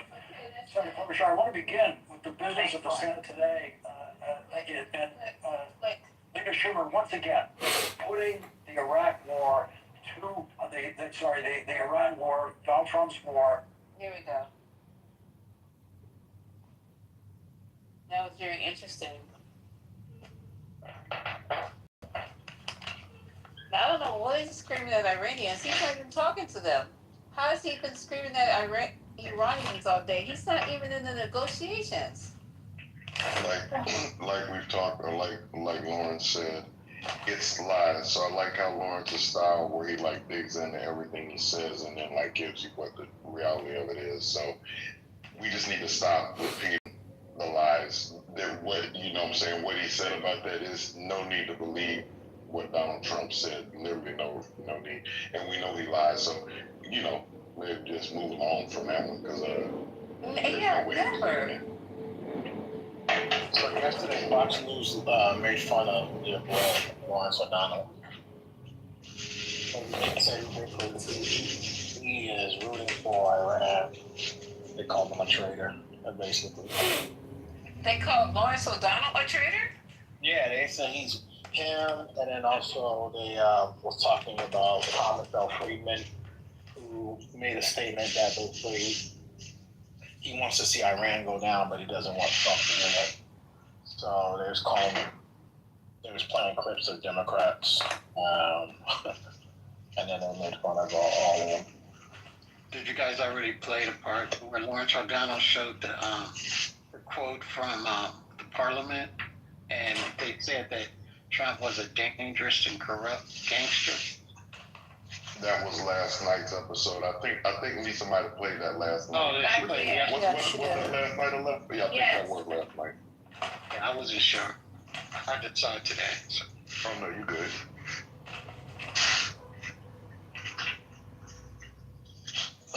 To Amari's point about Fox, I'm just saying that we're in a time now, like where it's 51%, 49%, everything, except that Trump is doing so many things to ruin his percentage. If he just could have stayed in the pocket, got the border under control, people were happy about what he was doing with the border. Even with ICE, he wasn't like taking L's until Renee Good and Alex Pretty got like killed, murdered. So, you know, even with all the stuff that was going on.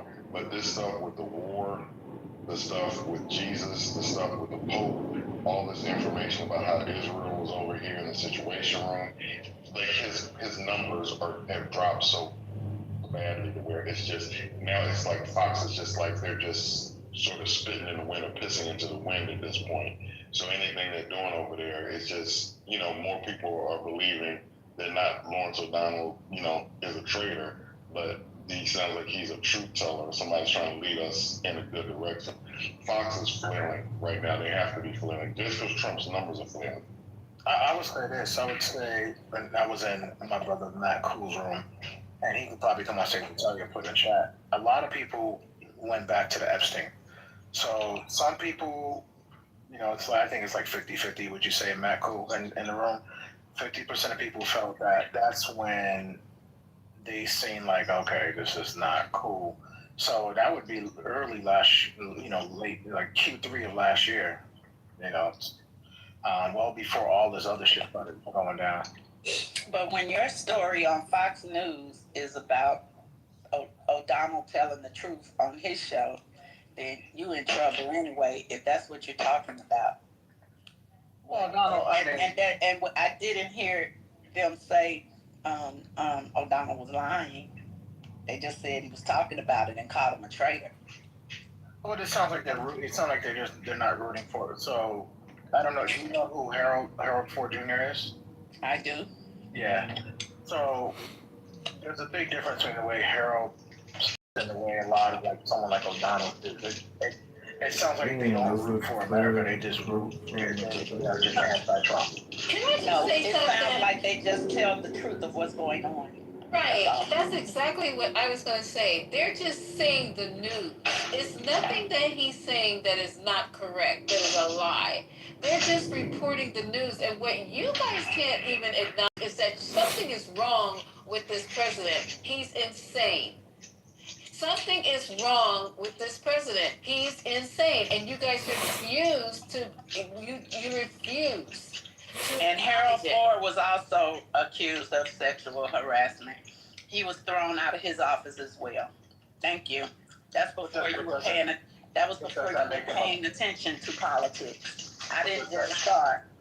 But Deborah, does that make him okay? He did that, but does that make him not a truth teller on the side of how he approaches the Democrats? I mean, for the most part, No, he's still a Democrat. I'm saying nobody cares about how. Nobody cares about the difference between how Harold Ford depicts things versus Lawrence O'Donnell. That's all I'm saying. Okay, that's fair. I mean, that's we all have our own opinions, and I respect that. I would say, for me personally, I like the Harold Ford Jr.'s types. I like the people who are a lot more Like, just say, I want my y'all country ain't to gonna succeed. deal with the fact that I just called your president insane. See, they have That's to not know allowed. it's I true. mean, okay, yeah, that's so. He's There's crazy. no argument. There's no argument there, Lisa. That's So if why there's no argument there, why don't we get together and do the 25th Amendments? You just want to keep an insane person. No. Okay, so the Republicans are just gonna see how far they can ride the insanity train. Let's contact either two. What exactly makes him insane? Are you projecting? So hold on real quick. What exactly makes him insane? Sir, go look at his tablet shit. You don't even have the top 10. The top 10. I know. This guy. It sounds to me like she keeps projecting her own mental instability on Donald Trump as if he's a catch-all evergreen for everybody's complaint. He's a man. He's your president, baby. Let him go. Wait, hold up. Let him go. Amari. What is this cricket crew talking about? Amari. I don't know who it was. I guess you dropped him. No, he's still on stage. Yeah, I'm still here, baby. You know me? I don't know you. I don't know what the fuck you did this morning, what you ate for breakfast. Well, if you did, you'd be a motherfucking mind reader. Now, wouldn't that be a fact? I let you talk. Don't talk when I'm talking. So you know nothing about me. And you don't know nothing about me. Oh, Lord. Okay, so see, you want to go down, and I'm just going to help you have a conversation with him. Go ahead and drop him, because he doesn't want to have a conversation. He just wants to be... Goodbye.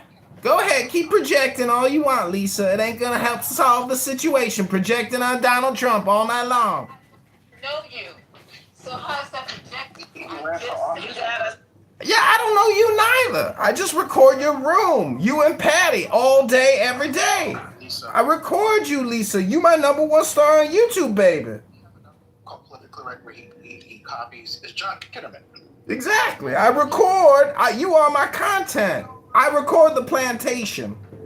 Okay, I got you. Well, welcome to the plantation. A lot of time. I don't know Kitover voice by now. Come on. You got to moderate and lock down, Lisa. Just so you know, we can't do anything. I didn't know. I've never met him, and now that I know what he sounds like, then whatever. No, he doesn't sound like that. That's a fake voice. It's like Point. It's like he puts that voice on that. He ran for office. Like Point. Take Point's name out of your mouth, because Point is a goddamn model, and you're nothing, Amari. You're an ugly, fat, over the hill. Oh, God. Point is a supermodel, and you're all just a bunch of big dummies, big stupid dummies. Hold on. Yeah, that's right. I'm going to call Point and tell her to come in here. He's a gay white guy, but I'm going to tell her to come in here and tell her to stop. You better stop projecting, Lisa. Stop projecting. Wait, Matt Cool, is John really Point? There's no way that's Point. Probably. Sounds just like. Is that Point? I didn't remember. Long time. Yep, that could very well be Point. I agree. Wait, what happened to Lisa? What the hell? I can tell by the inflections. So what happened? What just happened? I'll make her on. I don't know. So back to what we were talking about. I mean, I don't know these characters like you guys do. So what I'm saying, Omari, it doesn't matter if O'Donnell says it, and I think it's starting to hit home, because why would a whole another news station, like Debbie said, be talking about another anchor the way he delivers his broadcast? That is just digging and scraping the bottom. Trump is insane. Just plain and simple. And you said, oh, well. It's like, it's not an oh, well. It seems like to me the Republicans don't want to. You can have J.D. Vance. What's the problem? We're going to end up in a situation, because he set up today and says, oh, my voice is like this because I've been hollering at Iranians all day. He's not even in the negotiations. No one is even talking to him. He's just a big fat liar. All he does is sit up and lie, mock people, mock the Pope. Who in their right mind starts a feud with the Pope? It's nothing the Pope can say to me that want me to clap back. Lisa, he had over 20,000 lives in his first 35,000. See, there you go. As many as the Iranians killed their. Oh, here you go. How you gonna line that up? So I think with the Fox News thing, I think they're not really trying to like so much align strongly with Trump, but they're trying to use dual messaging, right? So they're like not argue against Trump, but they're trying to say like they're just trying to stay aligned with the audience, right? No matter what happens, midterms or even after. Well, Megan Kelly talked about it, saying you have to.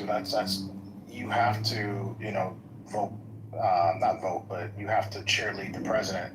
So if it's a Republican president, you have no choice. Even if you disagree, it's part of the programming. Especially the later, only people that don't really have to do that are someone like a Brett Baer. What I'm trying to say though is like the framing is going to slide, right? When they lose, it's going to slide to the localities, right? To where they're strong. So, That's working on it right now. You have Youngkin back in the news. You have Youngkin out there going after Stamberger. You see her ratings going down. So we'll see. We'll see. Let the Democrats take control like they did in 2018. Get some bills passed. Try to impeach Trump for the third time. If you have anyone like Fetterman that's on there, you let one of those Fetterman types get in, then he's gonna not get removed. But it'll be good for Trump because he's going to be able to blame them. He's going to be able to, assign responsibility for everything on the Democrats and how hard it is for him to get anything passed. I would say he did better on the Democrats. I would say Republicans. I would say from 2017 to 2018, there was no success in the first Trump administration. I would say this is, the Tax Cuts and Job Act, right? If you look at when they came in 2019 and 2020, they worked well together. They got the AMC, whatever that Canada bill passed, the Canada-Mexico bill. And, they even did some other things in regards to the COVID, getting people, help. I think Trump's incompetency just started becoming very apparent, He can't do anything when you have a Republican Party that won't vote for anything. Like, the Senate won't do anything. Like, they won't even pass the easiest bill to pass. They won't even pass a bill on ID, even though they ran on it. He can't get nothing done with Republicans. Is it the Republican Senate or the Republican Party, or is it Trump that's crazy? The Republican Party influence. I remember towards Trump's end, and I remember this like it was yesterday, where Trump asked for $600 more for a COVID check before he left. $600 more. That's all he wanted. And Donald was like, nope, we're not giving $600 more. Damn, that's fucked up. You worried about $600, and so it was a damn shame. And you could tell they don't want to do it. No health care. Even though they don't want to, what's that guy from Louisiana? You talking about? No, he's Pennsylvania, Louisiana, whatever the guy. He used to be a physician. He's a Republican. Said, "Oh, we're gonna have this new health care." Where the fuck is that? They haven't had to come out with it. Watch, Democrats don't come in. They're gonna get a chance to get some of those people back on Obamacare, get the credits back, impeach Trump, and they're gonna say we're gonna chew gum and walk at the same time. Watch, Mark. This is on replay. Mark my words. Well, explain this. What's happening with Leah Brandon? Pardon.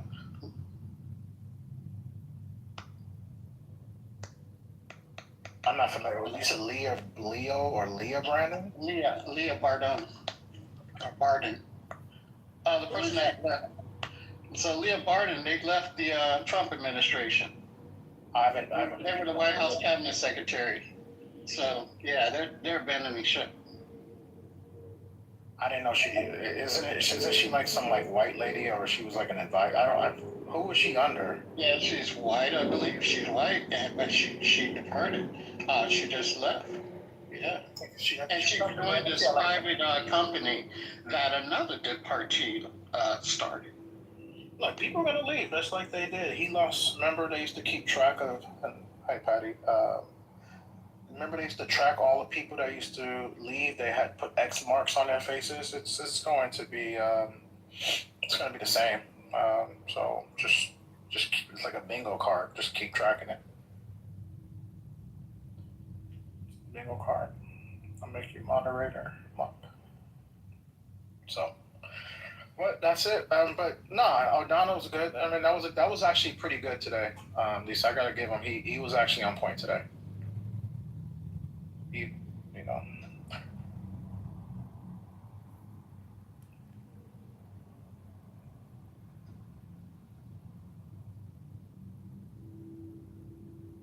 Lisa might be talking on mute.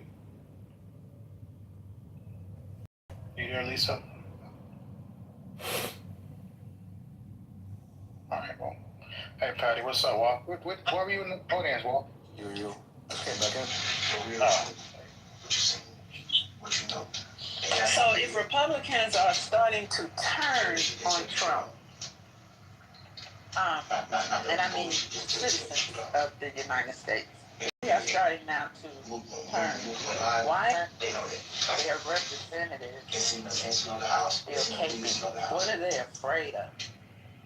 I think that's one of the easiest answers. I think he still has enough supporters in their district that they don't want to alienate him. Like, why lose a vote? Why lose maybe like a deciding vote over going after him when you can just put it all on the Democrats' lap? So in other words, to keep power. Because why else would you even want that job? If you can't do your job, if you're scared, if you're too afraid to do your job. The alternative is this whole thing with Citizens United and corporate money, like AIPAC and its corporate money. Because Mitch McConnell, after January 6th, Omar mentioned Mitch McConnell, or somebody did, he came out and said this is all Donald Trump's fault. After they were traumatized, all Republicans, they talked about this on Donald Trump. 1 week later, 2 weeks later, whatever. I think that it's the corporate money like this. They appear to be bought and paid for the output. And I don't know, and none of us know who went out there like, getting the checks. But they're contradicting themselves in a lot of cases. So I think power would be a thing, but I think these people are literally enriching themselves. Like they say, the Bible says love money for all you. I think that's what we're seeing playing out. Owning property in, dare I say, the greatest city in the world. To the masters that once, that ain't gonna happen. So I'm with you on that, man. Donald Trump should see his way out of office in November. Folks, I certainly will vote if your life has been changed. If you're a Republican and you feel like your life is okay, then sit your ass down. But the people that are hurting, they will help Donald Trump see his way out of office because this stuff is concerning for a lot of reasons. And I can't mention on here.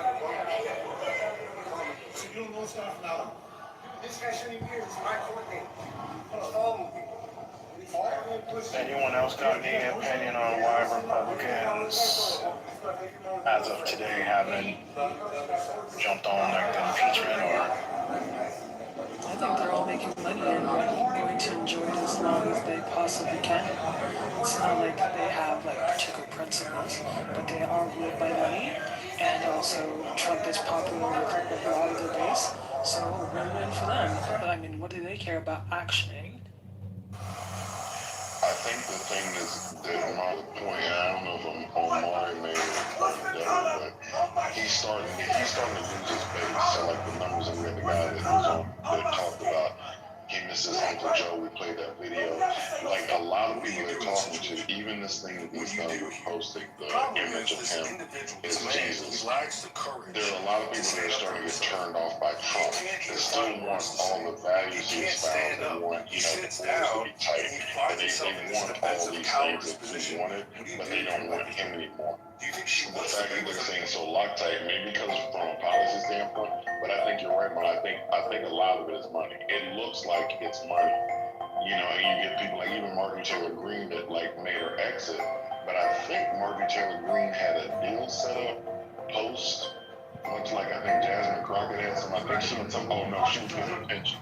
So Marjorie Taylor Greene saying just go get your pension, and then she's a Trump contrarian, and the blue-hatted America First people Nick Fuentes, maybe like the week before last or last week, held up. He's like, MAGA's dead. He held up the red hat. He's like, now we're America first. I'm the blue hat, the same one that Martin Luther King Green is. So maybe she has some people behind her, backing her, and kind of getting her to start that movement. But I'm just saying that they're staying lockstep with her. It doesn't appear that way to themselves. It's probably one of the reasons why. Look at Michael talking about red hat, blue hat. I'm proud of you.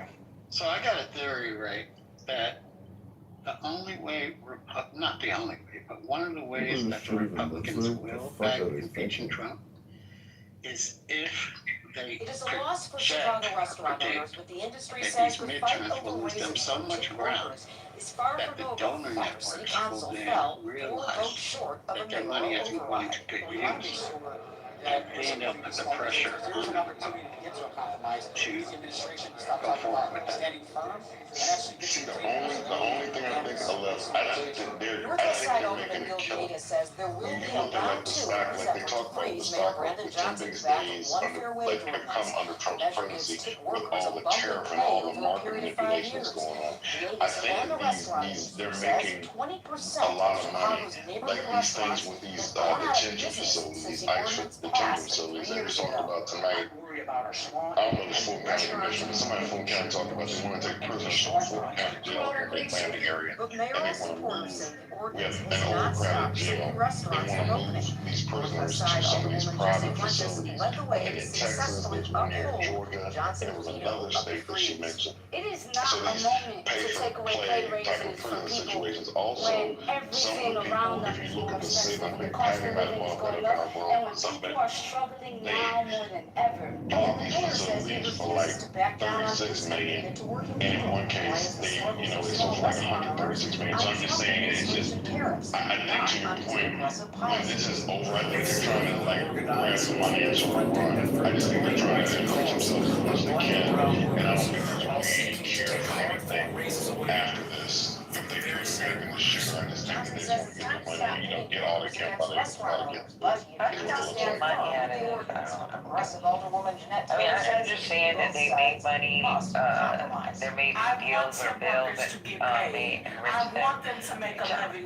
For me, I think a lot of politicians is about power, right? I think that overrides the money aspect.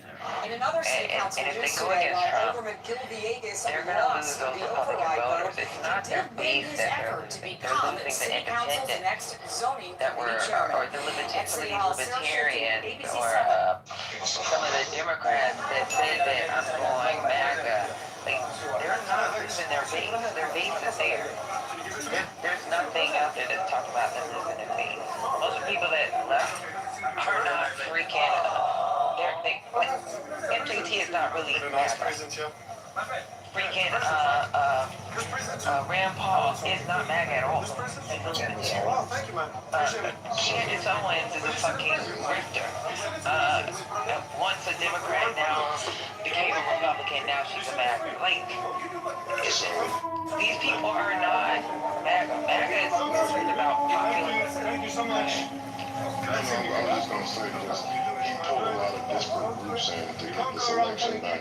You know, the last time around, Kamala might have actually won. When they look at like voter irregularities in some of these like swing states and counties, they might have done, but it wasn't like Reagan and Caucus. Like he didn't blow the man, blow Crowder. Saying that to say that when you start to talk about some of the people you just mentioned, so Candace, she has followers. Nick Fuentes, Marjorie Taylor Greene, the people that he's losing, Alex Jones, these people do have a following that voted for him, and they were part of the MAGA umbrella. A MAGA is not so then the MAGA doesn't include the rhinos. The base is not leaving for a Candace Owens. How big is the base? The base is 35% of their voting bloc. There's nothing, so we've been talking about this for a while too in the room. There's nothing out there that says his actual base is leaving. They're the ones that make big excuses. Nobody's really confused leaving. People are leaving because did you see that? You enjoyed it. You seen those interviews in her district? His base hasn't gone nowhere. I agree with the fact that the base, you're never going to lose the base. But what I'm saying is that to win the election in the way he wanted, I there was 34 felony counts after the stuff that we heard him on the phone with Razzleberg talking about the 11,270 votes. All the things we heard to pull all those people together. People that said want to hold the nose and vote for Trump. Those people walk with the base is the base is the base. It's always going to be that's what makes them, a base. So Right, but y'all all they're have not going to anywhere. losing his base. There's nothing out there that says he's losing it. Now, as far as the American people, the problem with them, why they vote one way and vote another, it's always going to be about emotions, how they feel the economy is going, not actually knowing how the economy is going, not understanding why interest rates jump up, they don't understand basic economy, they don't understand civics, and because they don't understand none of this, when their eggs go up to $8, Even before the tax act, it would be impossible. If I can't sell the house for the amount it's appraised for, I don't know why I should get taxed for it, for sure. We need a bigger house for a third kid. OPEC decides I'm not gonna, OPEC decides I'm not gonna, what I'm saying is, like, the problem with the normal voters, the independents, the Democrats that went the other way, is the fact that they don't understand civics, number one. Number two, they don't understand the economy. They don't understand, they don't understand why my interest rates went up to 10%. You know why? Because there's a whole bunch of jobs, there's a lot of goddamn money out there. So the way the feds try to keep you from spending so goddamn, from seeing so much money out on the economy, is to raise the interest rate. They don't see that. They don't understand that. They didn't understand that their eggs went up to $8 because there was an issue with the birds. Nobody, or the chickens. Nobody paid attention to that. This shit. And Obama made it clear when he came to Atlanta, he said it. He tried to explain to the people, I know it doesn't feel like we have a great economy, but we have a great economy. When your fucking gas was high, you know why your gas was high? People were going back to work. Fucking the war in Ukraine. Like, they don't understand. Period, point blank. And that's just the independents, and that's the Democrats that claimed they were Democrats that were voting for Obama last time. Those people that they switched over for that. His base, they're not going nowhere. And that's who these Republicans in red states have to deal with, the base. Those towns have to deal with the base. Right.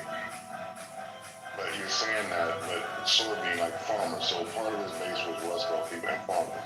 When he did these tariffs, he talked about like the farmer suicides went up. Soybean farmers or whatever got hit. I'm saying the cattle that got sent down, the businesses got sent down. A lot of the people that were in his base, I'm saying that some of these people are feeling the hurt to your point about them being experienced learners because they can't be told something. And we like had this whole thing where like the reading level in this country is like below a 5th grade or below a 6th grade level. So I'm saying we're an ignorant country overall. The literacy rate, I'm saying all that. I'm just saying that he's losing people. The main thing I'm talking about is just him losing power. Yeah, but even with those, this ain't their first go round. So the same soybean farmers were on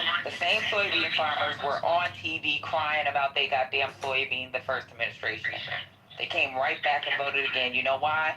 Because that's his base. So Patty, some of them can't come back and they committed suicide. So No, they didn't say that. No, they didn't do last, but this time.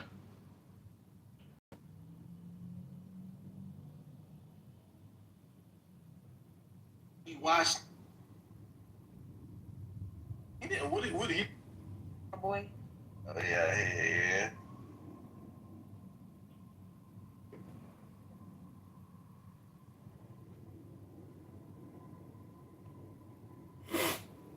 To English, see, mommy.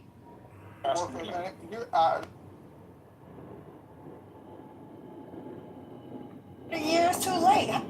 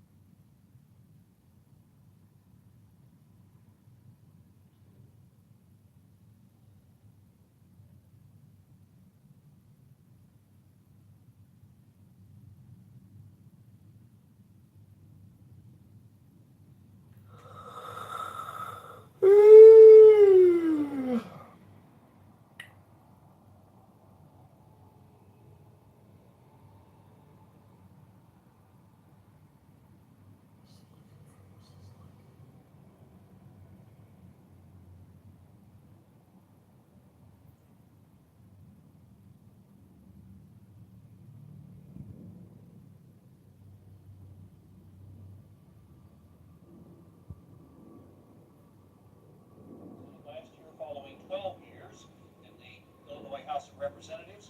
Harold Washington is a practicing attorney, graduated from Northwestern University's Law School with honors, did his undergraduate work at Roosevelt University, where he was president of his class, and where he is now a lecturer. Senator Washington, we have in these interviews learned some very interesting things, and I hope useful things for our viewers, about the candidates as they grew up in this city or wherever it was that they grew up. Now, what was your growing up experience in Chicago? How important is it to you now that you're running for mayor? Oh, bears vitally on my whole life and the way I think and why I run in the sense. I was born in Chicago, you see, County Hospital. And my formative years were spent in the area of 42nd and Calumet, which is next to King Drive and Felsen Law School. And I spent my entire lifetime within a radius of 2 miles of that place, and I now live at 62nd and 2nd. Our guest tonight, State Senator Harold Washington, 54 years old, born in Chicago. Our guest tonight, State Senator.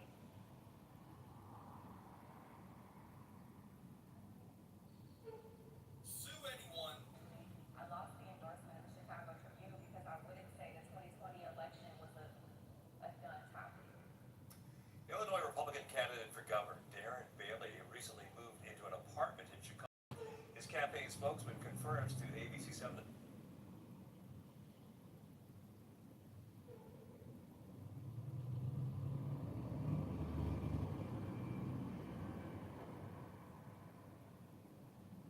It's in Chicago now.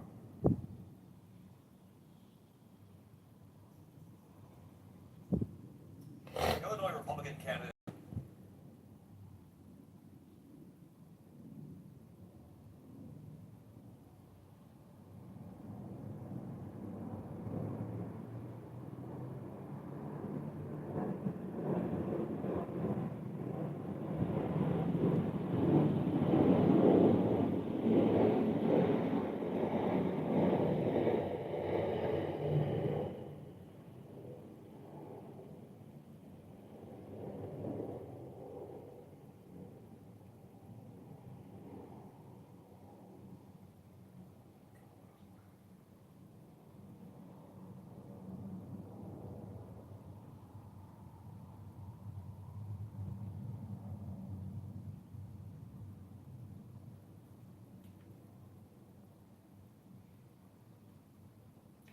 He didn't even show up to the Cook County GOP committee election tonight at More Tits.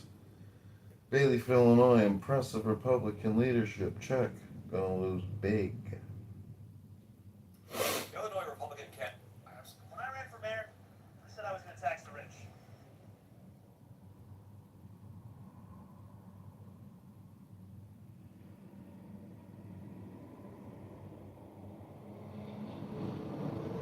When I ran for any.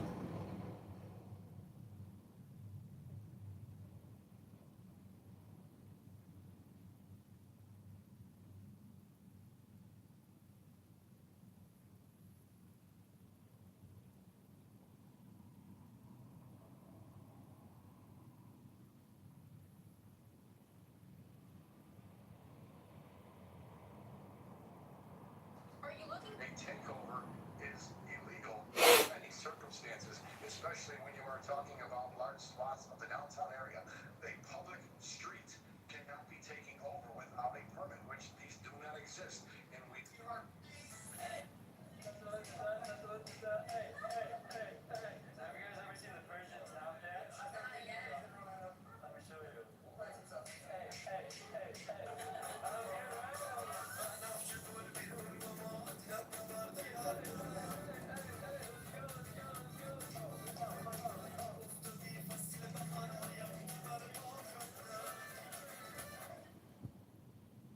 To be Jewish is not just to endure, it is to rise. The policies like the new. We're building portals from which we're genuinely summoning aliens, and Sam has added one in the Middle East. During the Biden administration, Sam Altman, the founder of OpenAI,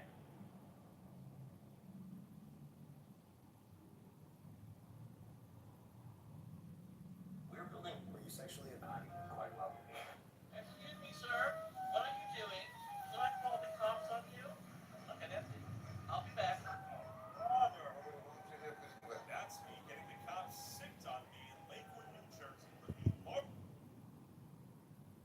Supply.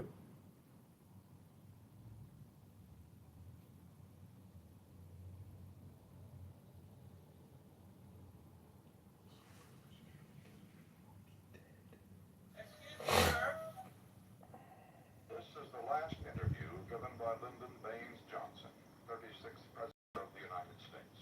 It was held 10 days before his death at the LBJ Ranch in Texas.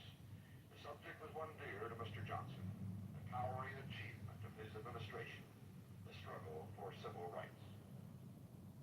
A lot of people say if you hadn't had all this civil rights legislation, we never had this problem. We'd had wars, we could be dream of it if we hadn't had it. If we'd had it when it should have come out, we'd have had it. We would continue to sit on that dynamite keg. A month before, the president had come to the LBJ Library at the University of Texas in Austin to greet civil rights leaders, black and white, from all over the country. The library held a symposium to mark the opening of the president's civil rights papers. Of the 31 million Johnson papers now here, 1 million deal with civil rights.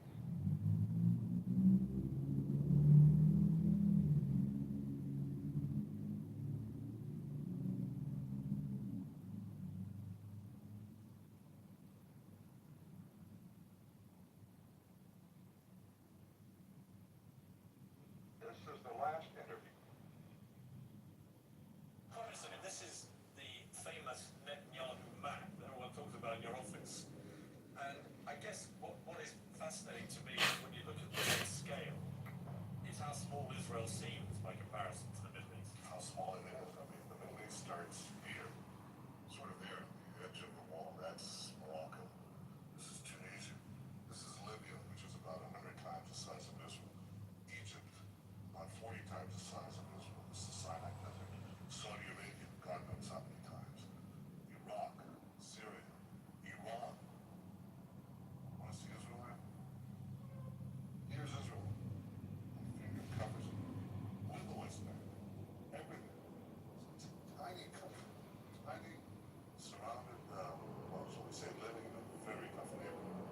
Now, you know, if you're small, it's not necessarily a problem. Luxembourg doesn't have a security problem. Can I ask you a stupid question? But if Luxembourg was surrounded by the kind of neighborhood we're surrounded by, well, Can I ask that's another matter. Can I ask what may sound a stupid question? Do you ever wish Israel wasn't there? I wish it had just been stuck near Luxembourg. It made it life a lot easier for everyone. Well, you know, it might make our life easier, but it wouldn't materially make a difference. You could stick Belgium in here, and the same thing would happen because the people who want us out, they don't want any Western presence here, and guess what? Increasingly, they don't want any Western presence here either.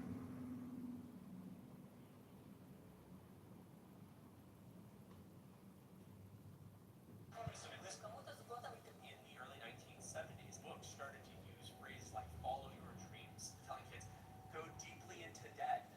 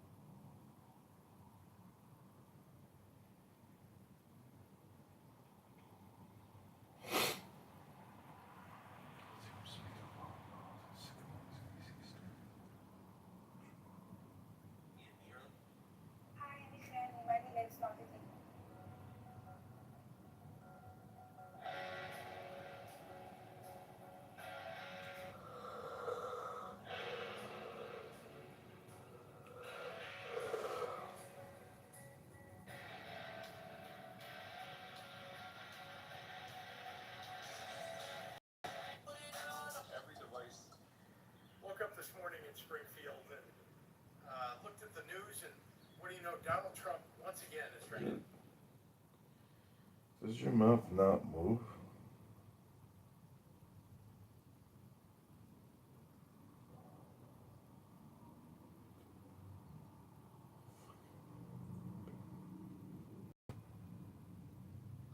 Does your mouth not move because you lie all the time?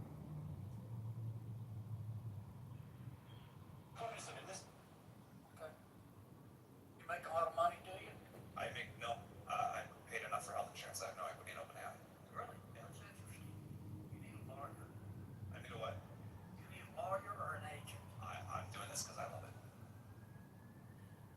Thank you, Mr. Chairman. Thanks, Henry. Thank you.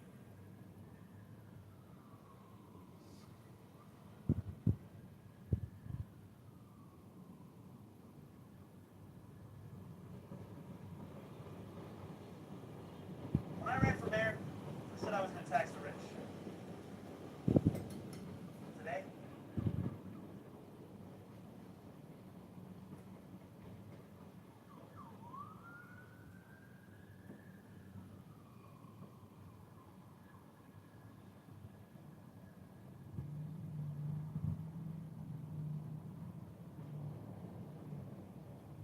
when I ran for mayor,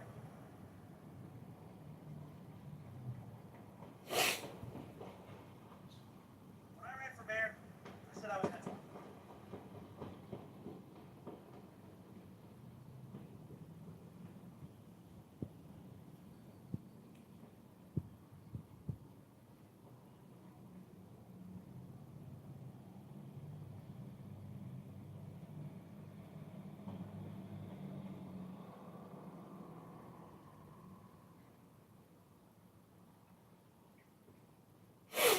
Exposure to true information does not matter anymore.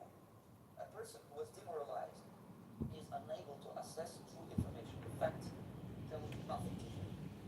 Even if I shower him with information, with authentic proof, with documents, with pictures, even if I take him by force to the Soviet Union and show him concentration camp, he will refuse to believe it until he's going to receive a kick in his fat ball. When a military bullet crashes his balls, then he will understand. But not before that. That's the tragedy of the situation of the organization. So basically, America is stuck with the organization. And unless, even if you start right now, here, this minute, you start educating new generation of America, it will still take you 15 to 20 years to turn the tide of ideological perception of reality back to normalcy and decades. Exposure to true information does not matter anymore. A person who was demoralized is unable to assess true information. The facts tell nothing to him. Even if I shower him with information, with authentic proof, with documents, with pictures, even if I take him by force to the Soviet Union and show him concentration camp, he will refuse to believe it until he's going to receive a kick in his fat ball. When a military bullet crashes his balls, then he will understand. But not before that. That's the tragedy of the situation of the organization. So basically, America is stuck with the organization. And unless, even if you start right now, here, this minute, you start educating new generation of America, it will still take you 15 to 20 years to turn the tide of ideological perception of reality back to normalcy and patriotism. Exposure to true information does not.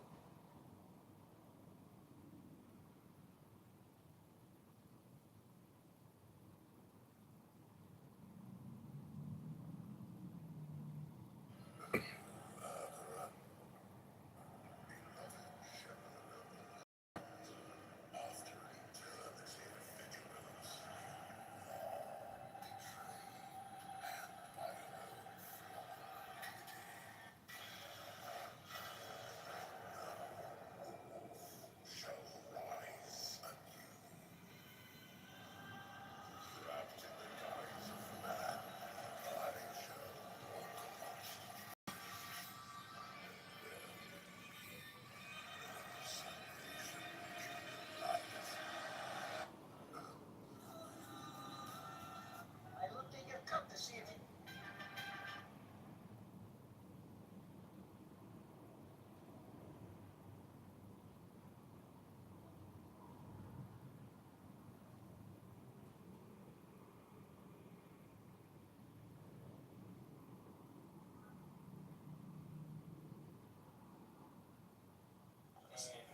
It's historic, but it's crazy because they do such a bad job at their job. We've probably had like 20 chairs in the last 20 years, so it happens pretty often. It's almost like parliamentary style, but tonight's tonight, and it's always been right for a reason.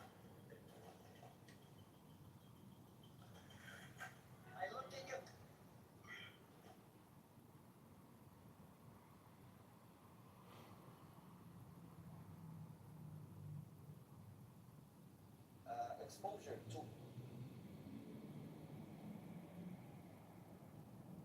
exposure.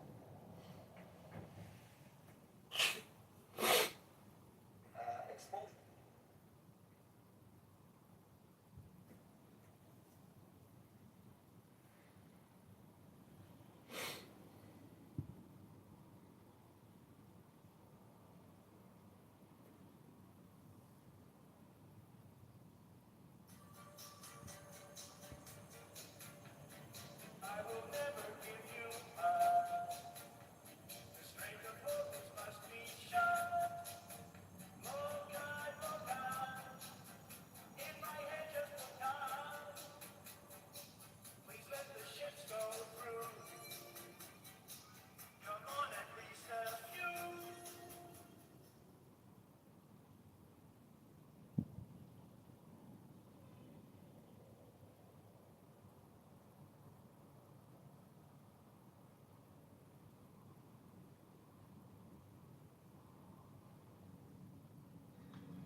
My brother, one thing he knows about me, pal.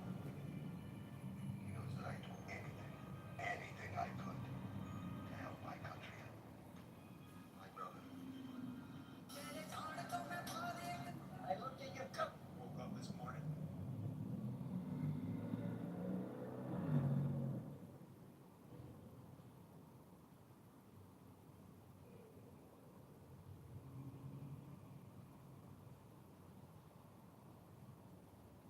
Woke up this morning. If you're a small content creator,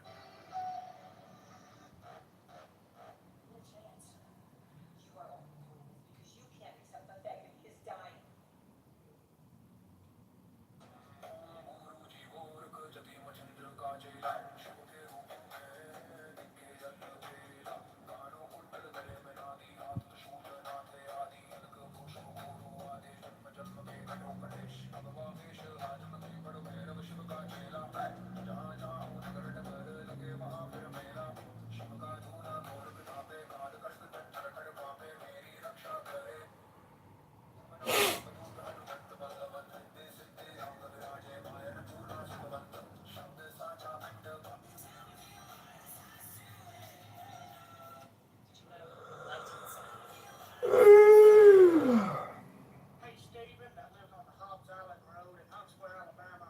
You know who I'm talking about. You only threatened me here a few minutes ago.